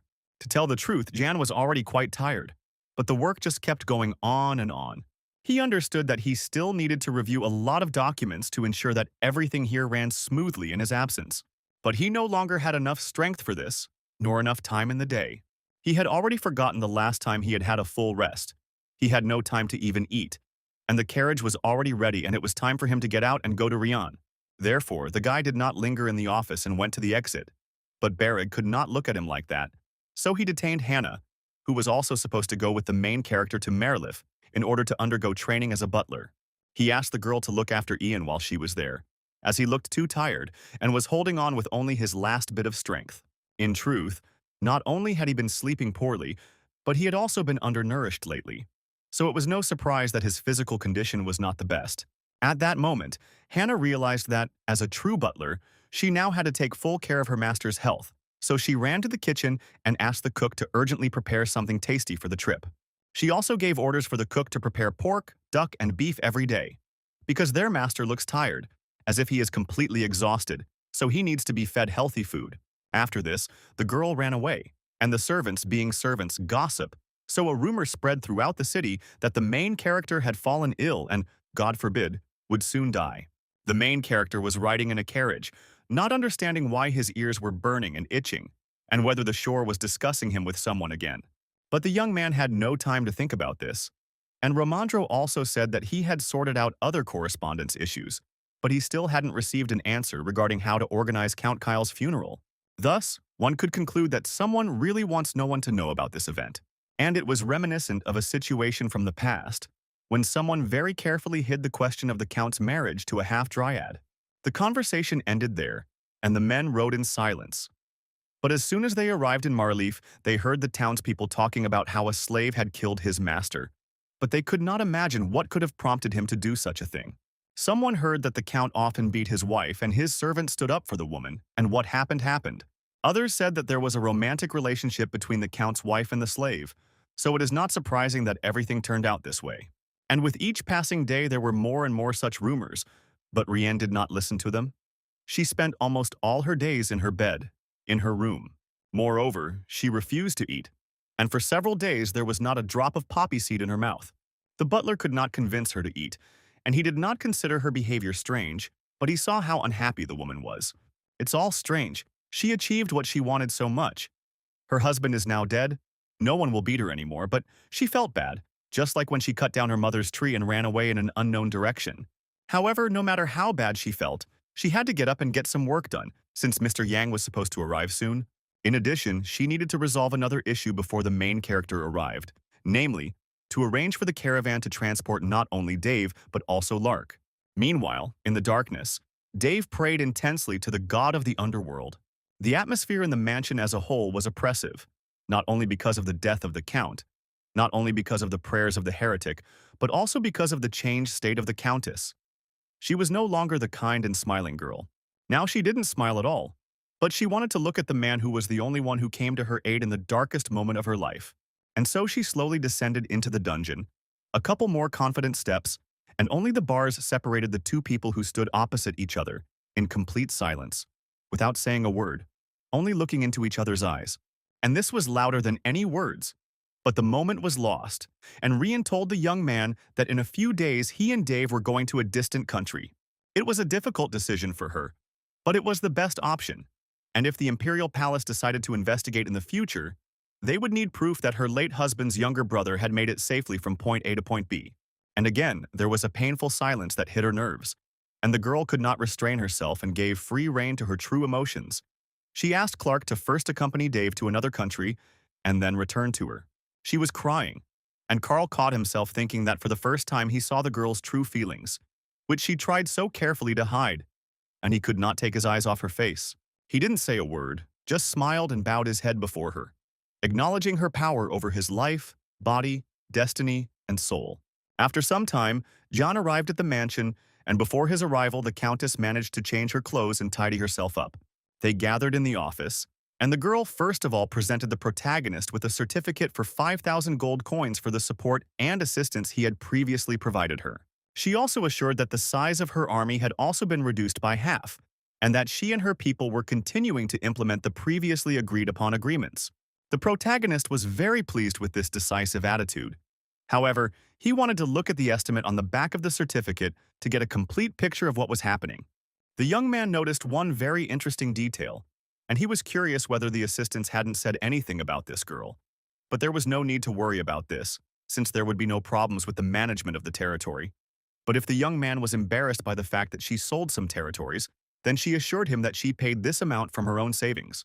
That wasn't what Jan had in mind, but he was used to paying his bills, so Romandro prepared a letter of recommendation to the capital, which he offered to let Rienne read.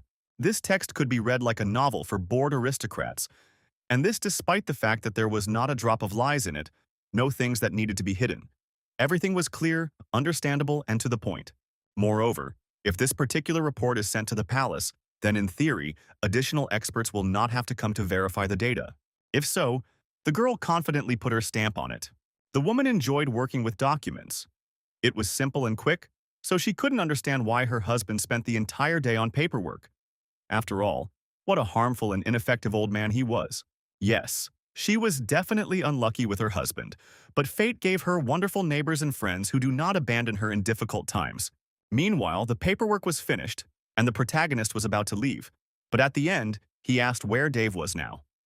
It turned out that he was in the old outbuilding, and soon it would be time for him to hit the road. The girl has already hired a caravan, paid for the services of the trade guild. It will include 5 workers and 2 representatives of the guild, and she is also going to send Clark with them. All the workers except Clark will return home after making sure Dave has left for Havan. It must be admitted that the plan was not bad, and everything was well organized, but Romandro asked the girl to double-check everything, because it was not only she who was at risk, but also he, and most importantly, Jan. But the girl was sure that there was no reason to worry. It was not for nothing that she had spent a lot of time selecting very talented and smart people to carry out this task. She made it clear to everyone that they had to keep a close eye on Dave so that he wouldn't even think about escaping. But finally, so that the protagonist would have no questions about this, the girl suggested visiting Dave and making sure that everything was going according to plan. Everything certainly went according to plan. The man, as usual, screamed, resisted, and insulted everyone around him when they tried to put him in the carriage. He was confident that he would find a way to deal with the people who had taken his inheritance from him and were now standing and watching his humiliation. But instead of fear in his eyes, he received in response an obscene gesture from the Countess, which made it clear that she was not afraid of him, and would live much better than he did, and very much hoped that their paths would not cross again in the future. Oh, this had an effect on the man. He began to scream even louder, and to assure her that one day God would punish her for her unbearable character and the insult she had inflicted on his pride and honor. And suddenly, in the courtyard, where servants were running around, packing things, time seemed to stop, and Clark saw his mistress again. She too felt his presence, and turning around met his gaze. It was a short moment, a moment when their souls spoke, and a second later they again became strangers and cold to each other. The farewell was short, and just a few minutes later the carriage was taking away the only person who was infinitely devoted to the girl. The work was done, so it was time to go into the house and have a little snack. Suddenly, Jan looked at the city and saw dozens of black flags raised. The city was mourning. Against his will, he thought about whether there was something similar in the Empire when his real body died in the distant future. Unfortunately, this did not happen, because he was an escaped traitor emperor. Nevertheless, Jan decided to hold off on self-flagellation and analysis of what had happened and what might happen. But what could not be delayed was the resolution of the issues with the Count's funeral, and he asked Rihanna about this. She didn't give a clear answer, and the main character returned home with nothing. Although during this trip he began to feel strange. And by the way, he wasn't the only one who felt this way. Romandro's vision started to double, and he felt very hot.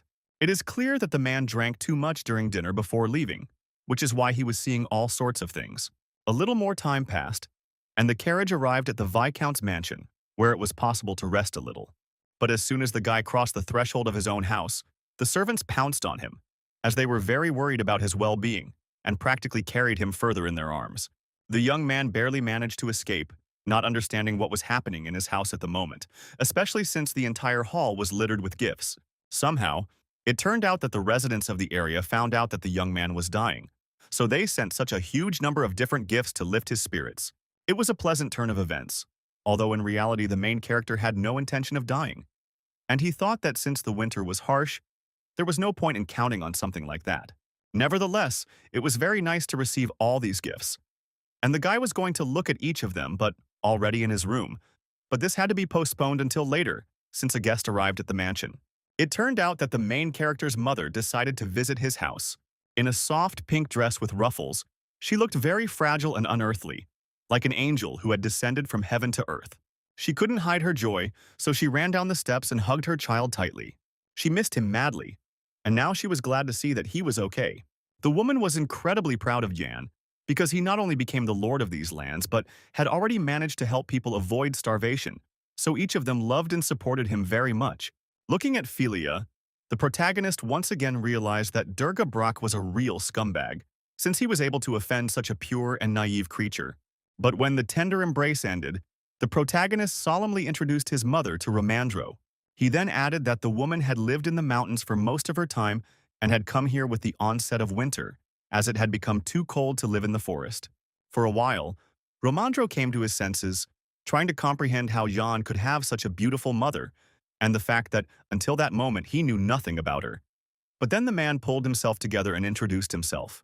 The woman burst into tears and shook the man's hand, realizing that although she could not do anything for her son, she would always be proud of him, no matter what happened. At that moment, Bellamy burst into the house. He urgently needed to talk to Ian. But as soon as he appeared on the threshold of the house, he froze in place, seeing the main character's mother, mistaking her for his older sister, whom the guy hid from everyone. The only problem was that Philia was his mother, not his sister. There was a ringing silence in the hall. Everyone was silent. And it's not surprising because the clan of ground warriors believed that Jan's mother was dead. And lo and behold, a mistake occurred, and the woman was resurrected, and stands here alive and well. Ian didn't know how Bellamy would react to this shocking news, because his friend still hadn't uttered a single word, staring intently at Philia. Jan was the first to give in, saying that he had a good reason for hiding his mother, but he did not intend to explain the details in front of her. So if the warrior wanted to hear them, they should go to his office. Only then, at that moment, something went wrong, and Philia, for the first time in her life, decided to stand up for her son, covering him with herself, saying that it was her initiative, it was she who made him hide her from everyone. But the most interesting thing was that Bellamy knew perfectly well that the main character's mother was alive, so he wasn't angry with him. After all, there were various rumors circulating around the city that Bellamy had collected, for example, about the Count's illegitimate son, who had returned from the Great Desert with a clan of ground warriors. And he had also heard the story that his mother had disappeared before the peace treaty signing ceremony. Therefore, the young man made the only correct conclusion that Jan had calculated everything in advance, and the woman's disappearance was part of his long-term plans. Kakanthir also knew this information because there was nothing that the young man knew that his leader did not know. In truth, the young man hoped that he would have the honor of meeting the protagonist's mother before he left the estate and went to the capital, and his wish came true. Moreover, it was obvious that the young warrior liked Philia very much. He even blushed embarrassedly when she thanked him for helping her child. To hide at least a little of his embarrassment, the young man turned away, saying that the lady had no reason to speak to him so politely. At this point, Jan wanted to end the conversation and spend a little time with her mother. But Bellamy stopped him, saying that he wanted to give the young man one piece of advice. Today, he was watching the stars, and several dozen small celestial fireflies fell to the ground, but while they often fall quickly, these seemed to float across the sky and descend downwards. Therefore, he asked his friend to be very careful on the way to the capital. He had some kind of bad feeling. After all, the stars symbolize people who illuminate the world, just like Yang. It was sound advice, for which the young man thanked his friend. But Yan wasn't going to be an ordinary star. He was going to become the son of the Empire. The warrior expected nothing less from the main character, so he said that the boy would become a very important person for his clan, and in general for the peoples of the Great Desert. As soon as the young people finished their conversation, the protagonist came to the kitchen where his mother was waiting for him. She wanted to cook dinner for her son so that they could sit down together and eat one last time before he left for the capital.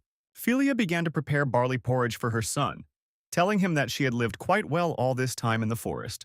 Moreover, during the time she spent in the forest, she never felt truly lonely for a single day, especially when she met so many interesting and important people. She even developed a girlish interest in the young man they had just met in the corridor, and she was very curious about who he was.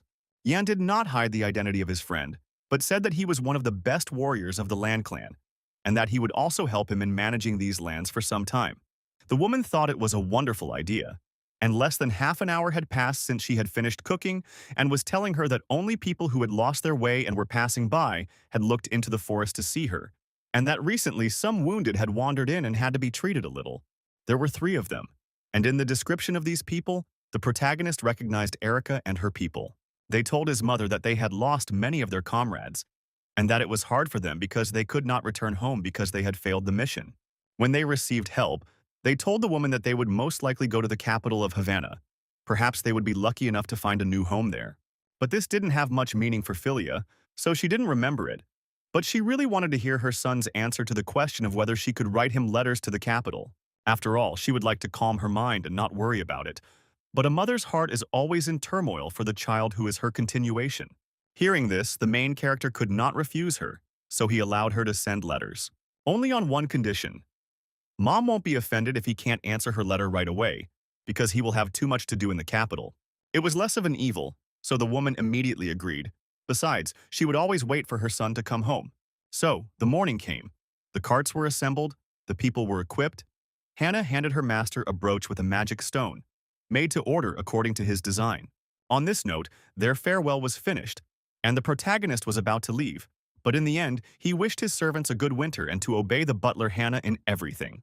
The girl asked the protagonist not to worry, because she studied well and would look after the mansion so that it would shine like new until the young master arrived.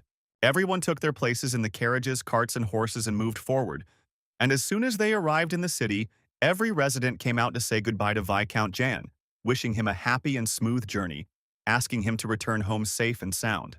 It was a cold, frosty winter day, and the group slowly made its way forward along a narrow, snow-covered forest road. Today, more than ever, Beric was bored. He was not used to being idle, and the energy that had accumulated inside him demanded an outlet. At some point, he began to feel like he was going to go crazy, which greatly irritated both Jan, on whose lap he was lying, and his mentor, who reminded him that there was no time for such complaints. But this didn't work on the guy. He was tired. He was fed up with the road, on which they had already been for 4 days, and there were still 10 more to go, and until then only the trees would be their only entertainment. Nevertheless, Jan took pity on the telescope and his friend, promising that today they would make a stop in a small village where they could take a little walk.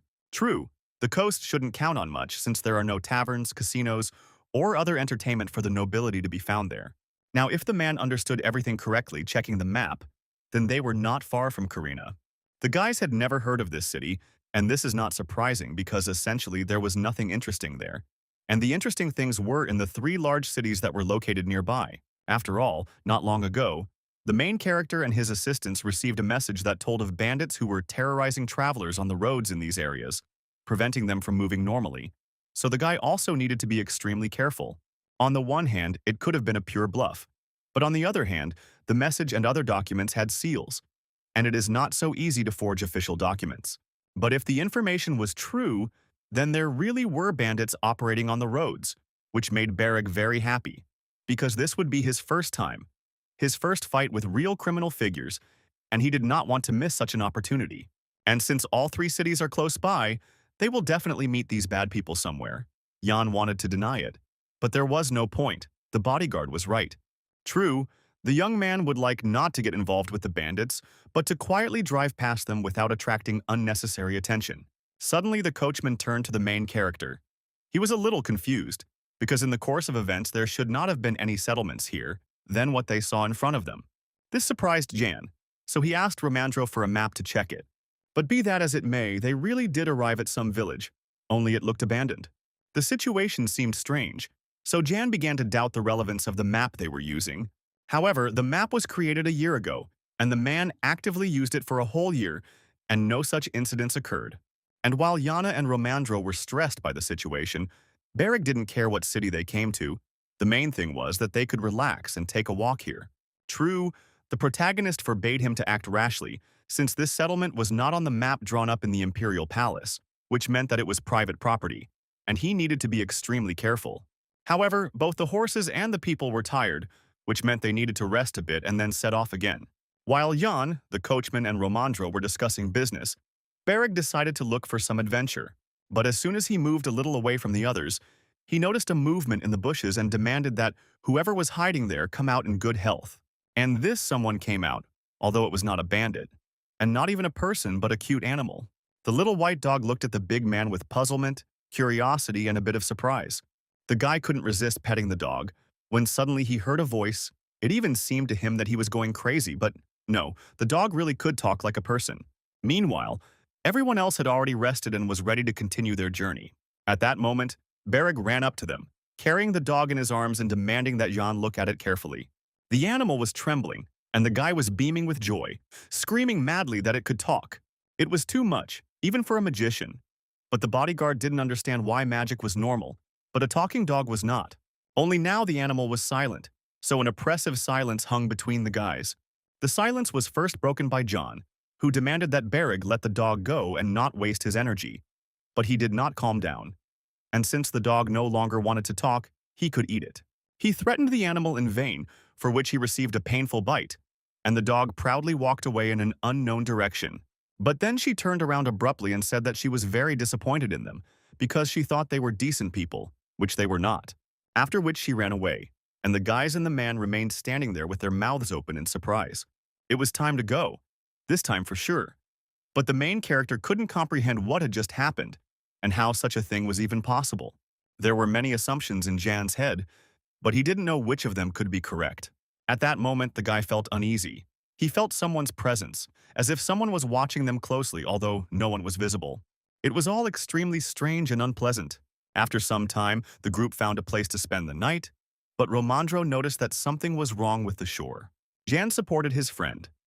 He also found it strange that Beric had gone somewhere, found a dog, one might say stole it, and was happy about it. Although the young man did not deny that in a city like this, it was quite possible to encounter a magical or cursed animal. At that moment, a stout woman who was the owner of the local inn came out to meet them. The guy warned them that they had been on the road for a long time. They had a fairly large group and a lot of luggage, but this was not a problem since there were no tourists or guests here, so there would be a place to spend the night for everyone. The thing is that it's winter now, so there are few daredevils, although even in the warmer months it's quite rare for people to wander here, since the place is located in a remote area. This was understandable, so the guests did not ask any more unnecessary questions and began to settle in. Fortunately, they only needed to spend one night here. The woman began to do simple calculations and then announced that the overnight stay would cost the guests 1 gold coin. This might have been a high price for some, but not for the protagonist, so he decided to pay twice as much. It is clear that he did this for a reason. Now the hostess was ready to do anything for him and his friends, for example, heat water for bathing, and heat the room well so that they could warm up. Beric took advantage of the situation. He didn't care about the warm water as much as he did about the delicious food that the woman would happily bring to his room. Within a couple of minutes, they had gone up to a room that was considered the best in the establishment. It had everything one needed for relaxation. Since the guys were tired, the woman brought them a small snack, realizing that they were hungry. But before she left, the protagonist decided to ask her if she had ever heard of a village that wasn't on the map on the way here. Most likely, they were talking about Dapanili, a village whose inhabitants all died several years ago, and which is now abandoned and deserted. Now, this was already curious, so John asked to tell him the details of that story. The woman didn't really know the details, but she heard that all the residents were lying on the street in neat, even rows, giving the impression that they were sleeping or performing some kind of ritual. But no, they were all dead. Imperial investigators arrived, but they too were unable to determine the cause of the incident. But what was both strange and interesting was that the Minister of Magic himself arrived with the law enforcement officers, so it would have been wrong not to trust his words and conclusions. So soon everyone forgot about that terrible story. True, before the village died out, some magician appeared in the area who was doing something incomprehensible. But this attracted attention, and the woman became his great admirer, believing that every magician was almost a deity, while Beric looked at the young gentleman and teased him. However, after those events, the woman carefully checks all products and other items to ensure, God forbid, that nothing terrible happens, so the guests can breathe a sigh of relief. The hostess went about her other business, and the protagonist thought about what he had heard. When the boys were left alone, Beric started talking about the dog again. He suddenly realized that since there were no more settlements nearby, she lived in that terrible place all alone. And this was also strange because if all the people in that village died, then who feeds the dog? Because it didn't look hungry. Suddenly, Beric caught Jan's gaze and realized that he had eaten everything himself and decided to at least share the bread. But that was unnecessary. The protagonist didn't feel like eating, and his friend's obsession with the dog was annoying, but he insisted that it wasn't so, and that he simply wanted to kill the animal the next time they met because it had bitten him. At that moment, Romandro knocked on their door. He was planning to go downstairs and have a drink, so he asked if the guys wanted anything, and received a negative answer. True, Jan understood that grown men sometimes need a drink to relieve stress, so he gave them some money for the get-together. But he warned that they could drink, but they had no right to get drunk because they would have to leave this place at dawn. Time passed, Beric fell first onto the bed. At that moment, he clearly understood that he didn't need much to be happy. A warm, soft bed, food and shelter over his head, and in general, there was no point in going anywhere if he was already happy here. He really felt good, cozy and calm, so after a couple of minutes the guy began to snore sweetly. Jan was a little indignant, but then decided not to wake the guy and lay down next to him.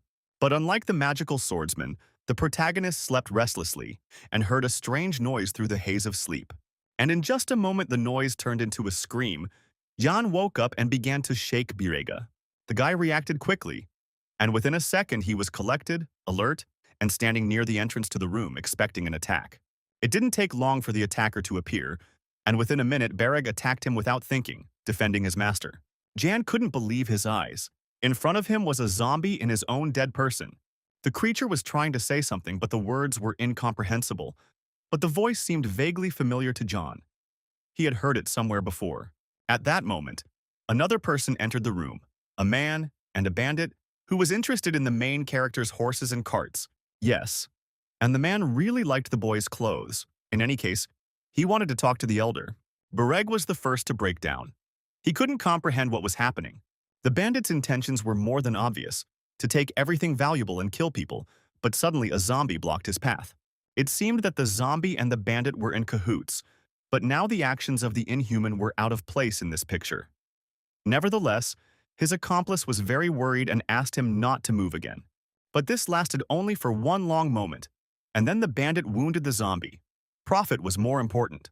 Jan looked with horror into the eyes of the non-human who tried to protect him, closing in pain. But this gave Beric those few seconds that he took advantage of and attacked the bandit. An ordinary highwayman didn't have much of a chance of winning against the blows of a magical swordsman. The boy's sword sank into his opponent's body like teeth. His eyes burned with anger and passion, and in his head there was one question that demanded an answer. What just happened here?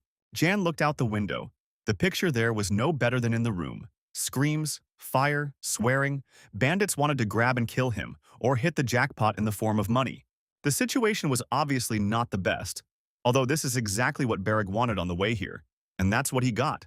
It was sad to realize that although he had sensed someone's presence earlier on the way here, he had not been able to foresee this situation. Something had to be done, because all his people would be killed like cattle. Therefore, the only correct conclusion was to kill the bandits first. To achieve this, the protagonist wasn't going to be greedy and transferred some of his magical powers to his sword, though he asked to spare a few of them, as he had a few questions for them. Meanwhile, the bandits below were raging, robbing, killing, and intimidating the unfortunate women. But they didn't yet understand that their song was sung, because the first of them had already received a precise blow from the magical swordsman. Now the bad guys didn't understand what had happened and who had harmed their comrade, not expecting to see a teenager, who, without a shadow of regret, finished off the man with one kick. It was a kind of statement like, "Attack me even if you all come together. I will still be the winner." While Beric was dealing with the bandits, upstairs in his room, Jan was studying the zombies. This was the second time the protagonist had to encounter something like this. By and large, necromancy was not in common use in the Empire. It was more often used by magicians in the western regions, where war was commonplace. In that case, it's interesting whether the bandits knew about the zombie, or whether they stumbled upon it by chance and used it for their own purposes while it was all still unclear. Besides, the zombie's voice and the puppy's voice were the same. Could it really be that they were the same creature? Having gone down, the protagonist noticed that Beric was enjoying the fight. The main thing was that he remembered that he needed to leave a few bandits alive. At this moment, the Battle of the Coast ended and the main character's servant came to them, informing them that they had unexpected problems. While the guys were dealing with everyone in the building, someone stole all their carts and horses. Jan didn't believe it and decided to check everything personally. But as soon as he looked into the stable, it was empty. But this was bad, because all the guys' property was in the stolen cart. It would be fine if they took the horses. That would be half the trouble. But there were important documents, mana stones, gold, and many other useful things. There was no time to cry. It was necessary to gather all the people and decide what to do next. Suddenly they heard a whistle. It was a sign. The bandits began to quickly run away from the city as guards arrived here. But if they thought they had harmed the main character and could escape, they were deeply mistaken. The shore should have caught them, or better yet, killed them all. He didn't need to be told twice because a good fight was much better than boring trips and all that. It was impossible to stop him, although he warned everyone that it was better not to run away but to surrender. And if someone tried to run away, they would die. They did not believe him, and in vain. Yes, he was a teenager who was not taken seriously by seasoned gangsters, so they made fatal mistakes time after time. The guy didn't even have to try hard to immobilize his opponents, even when they were twice his size. Everything was going pretty smoothly when suddenly Ian noticed that he and his assistant were being attacked directly. Moreover, another zombie was running towards the young man. The assistant almost lost consciousness because he had never seen anything like it, but the protagonist hoped that the man had at least heard of zombies. The guy didn't intend to distract Beric from his task, so he used magic to protect himself. Not a muscle moved on Yana's face, even though he saw the tears of this former man who was dying again. The situation was strange. However, the guy was completely fine and ordered Romandro to be brought here. While no one interfered, Chin could think, in fact, necromancy was a rare phenomenon even among magicians. So it was difficult to determine the nature of the zombies. At that moment, his attention was drawn to a man who was sitting motionless, leaning against a post. But when Jan approached him, he saw hair in his bag, which gave rise to very bad thoughts. Moreover, the same strands lay on the ground, creating a path to the zombie's body. It is necessary to think about what this means, but then, now the morning has come, the harvest is over, people are crying, not knowing how to live on. Thoughts like these were swirling around in Beric's head, as he realized that the bandits they had caught were no use, and that there was a chance that Romandro was dead. Jan didn't believe it, and suggested that the bodyguard say this nonsense to the man's face when they met again. At that moment, the head of the local guard approached the guys and had a conversation with them. The man didn't like the protagonist's direct gaze and insolence. He really wanted to teach him a lesson in respect. But only Beric's bloodthirsty appearance stopped him from doing so. Ulan wanted to help the guys, and he himself could use some help. But he had to follow protocol, which meant finding out what kind of people were standing in front of him. This was understandable and did not irritate the protagonist. He introduced himself and showed the invitation to the Imperial Palace. Now they are trying to find Romandro, their guide and accompanist there. This acted on the man like a contrast shower. He bowed his head low before the guy and asked for forgiveness for his rudeness. Jan didn't need an apology, but he was curious why the guards didn't retake the city when the bandits attacked. It turned out that at the same time, several other cities were undergoing similar raids, and they couldn't break away. For the protagonist, this was no excuse for the guards because due to their negligence, he lost his cart, which contained things that he was supposed to deliver to the palace. The guy would have continued to harass the guard, but at that moment Romandro ran towards him. The man got very drunk and didn't realize what was happening around him. It even seemed to him that he had been to the next world and then returned home. But even in this situation, he already knew what had happened. It was not pleasant that they had lost the cart, but it was possible to try to intercept the bandits and take back what was theirs. There was no point in staying here, so before setting off, Jan ordered Ulu to send Mare to him. The guy also told Romandro that he would make a short stop in a village that had seemed overly mysterious to them just yesterday. There, the main character needed to find a talking dog, and then he could move on. After some time, they reached the village.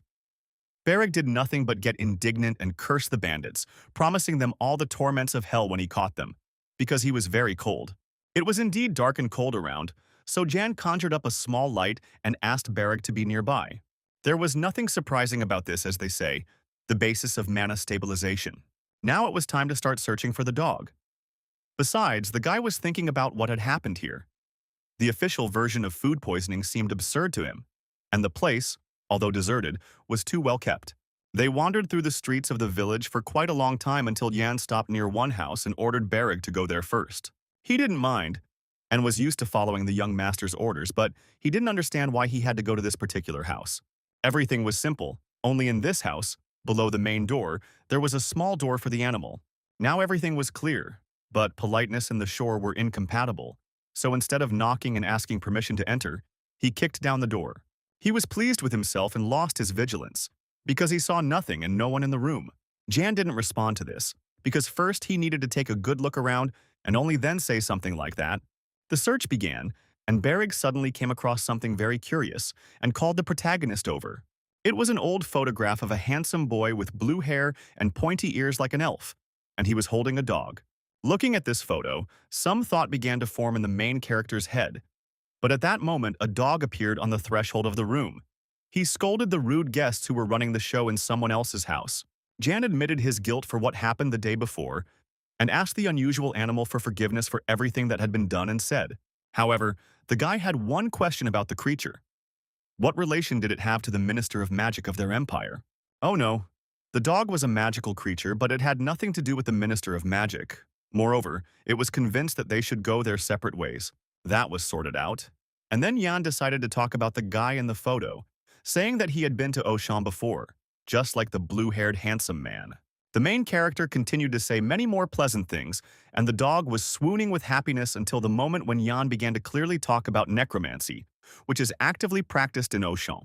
It was precisely this magical art that the young man wanted to talk to the dog about. I didn't really want to start this conversation, but Kashi decided to make an exception this time. So the first thing John decided to do was ask Hashi a few questions, because at the hotel he was attacked by the guy from the photo, who was a zombie at the time and was used by the bandits for their own purposes. It was logical to assume that they were in cahoots, which made the dog very angry because she had never heard a more absurd assumption. If so, then the guy was ready to take his word for it and conclude that the guy in the photo and the dog were not the master and the subordinate. Moreover, the dog was the guy in the photo who was holding the puppy. It's interesting, but in the photo the boy is no more than 10 years old, so why does he now look like an adult dog? It's simple.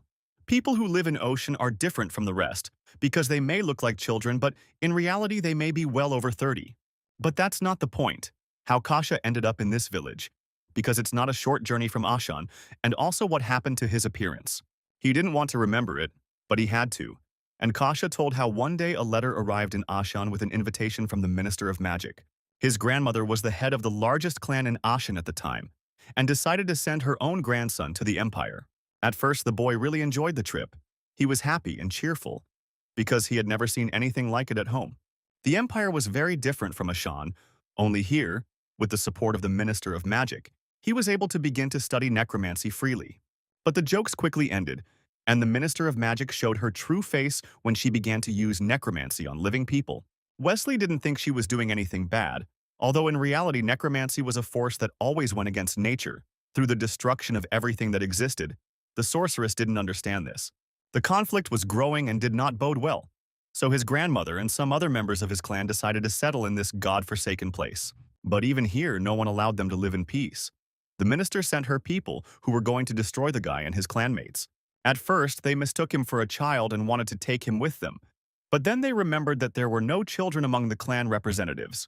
And then they used necromancy and other things on him, so he lost his human body and now lives like a dog. That day, the only living creature in the house was Rocky, and the necromancers luckily left the house for a short time. They believed that Kasha had died after being transferred into the animal's body, so they did not finish off the animal. And they didn't notice that Kasha was alive and watching their actions. So without fearing anything, they placed the mysterious something at the bottom of the well, after which they disappeared, as if they had never been there. Jan listened attentively to the dog's story, realizing that the situation was much worse than he had previously assumed. But that wasn't the end of Hashi's story. It turned out that under the influence of the necromancer's magic, the boy's physical body had turned into a walking corpse. Kasha did his best to protect his dead body, which had crawled out of the grave. But when the bandits discovered it, he could do nothing. At first, the bad people were confused and did not understand how to act in the current situation, because they could not turn to the guards, since they did not want to look at the sky through the bars for about 20 years. So they decided to get rid of the emerging threat and tried to kill his already dead body twice, but they failed. So they had to change their plan on the fly and take the zombie with them. They took the body, but at first they were afraid of it. And then they found a way to use it practically, as with necromancy in general. From that moment on, Kasha was able to see the world through the eyes of his former body, and was extremely surprised at how skillfully the bandits managed to create new zombies. Now Kasha understood that only Jan and Beric could help him and take care of his corpse. But instead of reacting positively to the heartfelt speech and request, Beric took out a meat treat and handed it to the dog, thereby insulting it, since no one dared to treat Kasha like an animal, even though he was in the body of a dog. And again the dog bit the guy, who tried to break free from the grip, because it was he who had to do the dirty work, so why did Kasha bite him and not Yana, for example? Watching this fuss, the protagonist understood that everything was going well, because soon Kasha would find his body, and they would find their things that the bandits had stolen. And you don't even have to strain yourself too much because, based on the dog story, He can see the bandits through the eyes of a zombie, which means he can now report their location. And he turned out to be right. So the two guys and the dog raced in the silence of the night towards their goal, pursuing their human prey. Less than a day had passed before the guys caught up with the bandits. Surprisingly, they were well organized and lived more than well. Now they needed to survey the area, send back to Karina for help, and then begin to reclaim their belongings. Now there are only two of them, and they cannot stand against such a number of well-trained warriors. But there was a possibility that while they were going for reinforcements, the men would destroy the documents that they were carrying to the palace. Of course, it was a plus to start the battle right now, but John understood perfectly well that Beric just wanted to swing his sword, and he didn't think about any documents. That's why Jan brushed him off, asking Hashi where his body was now, and it turned out that it was in the middle of the tent. The shore kicked up again, shouting an almost fiery speech, so much so that he wanted to turn the camp into a battlefield. But the main character asked him to shut up and not make noise. Nevertheless, it was time to act. It was difficult to keep him in place. Nevertheless, Jan asked to kill the bandits but leave their leader alive, since he had several questions for him on the subject. Beric understood the order and began to carry it out, appearing like a ghost of the night before his enemies. No one could really make out his face or understand who was in front of them, assuming that perhaps it was someone from the last city they robbed. They thought it was an unwise decision to attack their camp alone. It is unclear what the daredevil was counting on, but at that very moment the speaker lost his head. Seeing that Beric was just a teenager, the bandits decided that he was an idiot who couldn't think with his head, and that eliminating him would be as easy as drinking water. The naive man, Beric, was faster than lightning, so the man's axe was nothing to him. He dodged and found himself face to face with his opponent, and a few minutes later the man fell dead. And Beric decided to clarify the situation, telling the bandits that if any of them thought about escaping now, they would be signing their own death warrant. Ian watched carefully what was happening below. He was tense, because it seemed to him that the shore was now becoming the cause of bad memories for Hashi. Overall, the protagonist understood that Beric was a magical swordsman, and that it was in their nature to desire battle. But even so, he was too fearless, too much enjoying the process of killing, always walking the line of what was permitted, and that was strange. But what is, and it probably can't be fixed. So Jan set about doing his part of the job, but before heading to the tent to get the dog's body, he needed to inspect his cart and pick up a few things. Unfortunately, at the wrong time, a bandit appeared on his path and had to be sent to the dreamless world. So everything in the cart was in its place and in pretty good condition. And everything was going pretty well, but suddenly the main bandit came to them and he looked terrifying. Kasha was scared. But how could you not be scared when someone so scary and huge stretches out his paws and hands to you, so small? And these big paws raised the dog to the eye level of the man, who was outraged by the stupidity of his subordinates who let the animal into the camp. And it would have been good if the man had only been looking at Kasha, but he tore his gaze away from the white wool and saw John standing next to his cart. But he never turned his thoughts into words, since Beric was heading towards them. And he was burning with obvious excitement and a thirst for continuing the fight, this time with a stronger opponent. Only a fool would not have sensed his thirst for blood, and he didn't hide it while looking for the boss. But the man still didn't understand the situation he found himself in, and even tried to scream and prove that the guys were in cahoots and how dare they sneak into his camp. And this would have continued for a long time, but Beric did not have much patience, so he attacked the leader. But the man didn't move from his place. He still understood that his opponent was faster than him, so he took out his sword and, blocking the guy's blow, broke his blade. But he was wrong to think that something like this could cool the ardor of the uninvited guest. Even without a sword, Beric was a deadly weapon, so he deftly turned and kicked his opponent in the jaw. And this blow was no worse than if the leader had been stabbed with a sword several times in a row. Overall, both opponents intuitively understood each other's feelings, because in some ways they were even similar. For example, in the understanding that the greatest satisfaction in a fight comes not when you deal with a bunch of weak opponents, but when your blows reach the strongest. Yes, the bandit understood this. And now his target was the shore. And now the guy is tasting his own blood from his broken lip. Her taste tears off the last breaks, and Beric grabs the leader by the clothes, intending to gouge out his eye, and in his head like a frightened butterfly, the understanding beats. This man is crazy, and only John's voice breaks the guy out of the haze of madness. He needs this man alive, and he hasn't yet learned how to have heart-to-heart conversations with corpses. Hoping that Beric would have enough patience, John went to look for Kasha and found him sitting opposite his former physical body. Only now did the dog understand what death really looked like. Jan didn't answer. He understood that there was no guarantee that when they destroyed this body, Hashi's soul would linger in this world for even another day. The dog didn't have an answer either, but he knew for sure that the body had to be destroyed before one of the bad guys took control of it again. It was not an easy decision, but it was the only right one, which Jan respected and was ready to help implement.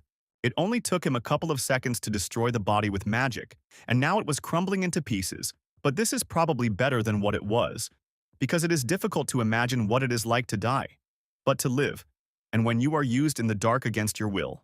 Meanwhile, Beric finished beating up his opponent and dragged him by the legs into the nearest tent. And then his gaze fell on the enemy's sword, which was sticking out forlornly from the ground.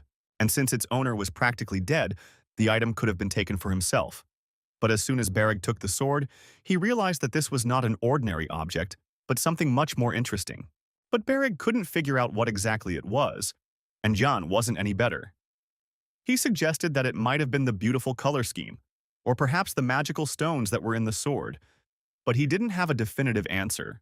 But even without understanding what exactly attracted the guy to the sword, he wanted to take it for himself anyway. His sword was broken, and he had nothing to fight with, and this one suits him perfectly. Ian didn't mind, but the bodyguard would have to pay for the item once they returned to the city. Wait, this isn't what Beric wanted. He only wants the sword. But paying for a trophy is too much. And besides, he likes not only the color of the blade, but also the way his body moves when it's in his hand. At that moment, the protagonist realized that his friend had found what every warrior subconsciously sought, the weapon that was destined for him by fate itself. But the bandit boss interrupted the guy's conversation, for which he received another beating from Beric, who was ready to kill him. But it was time for the gentleman to talk to him.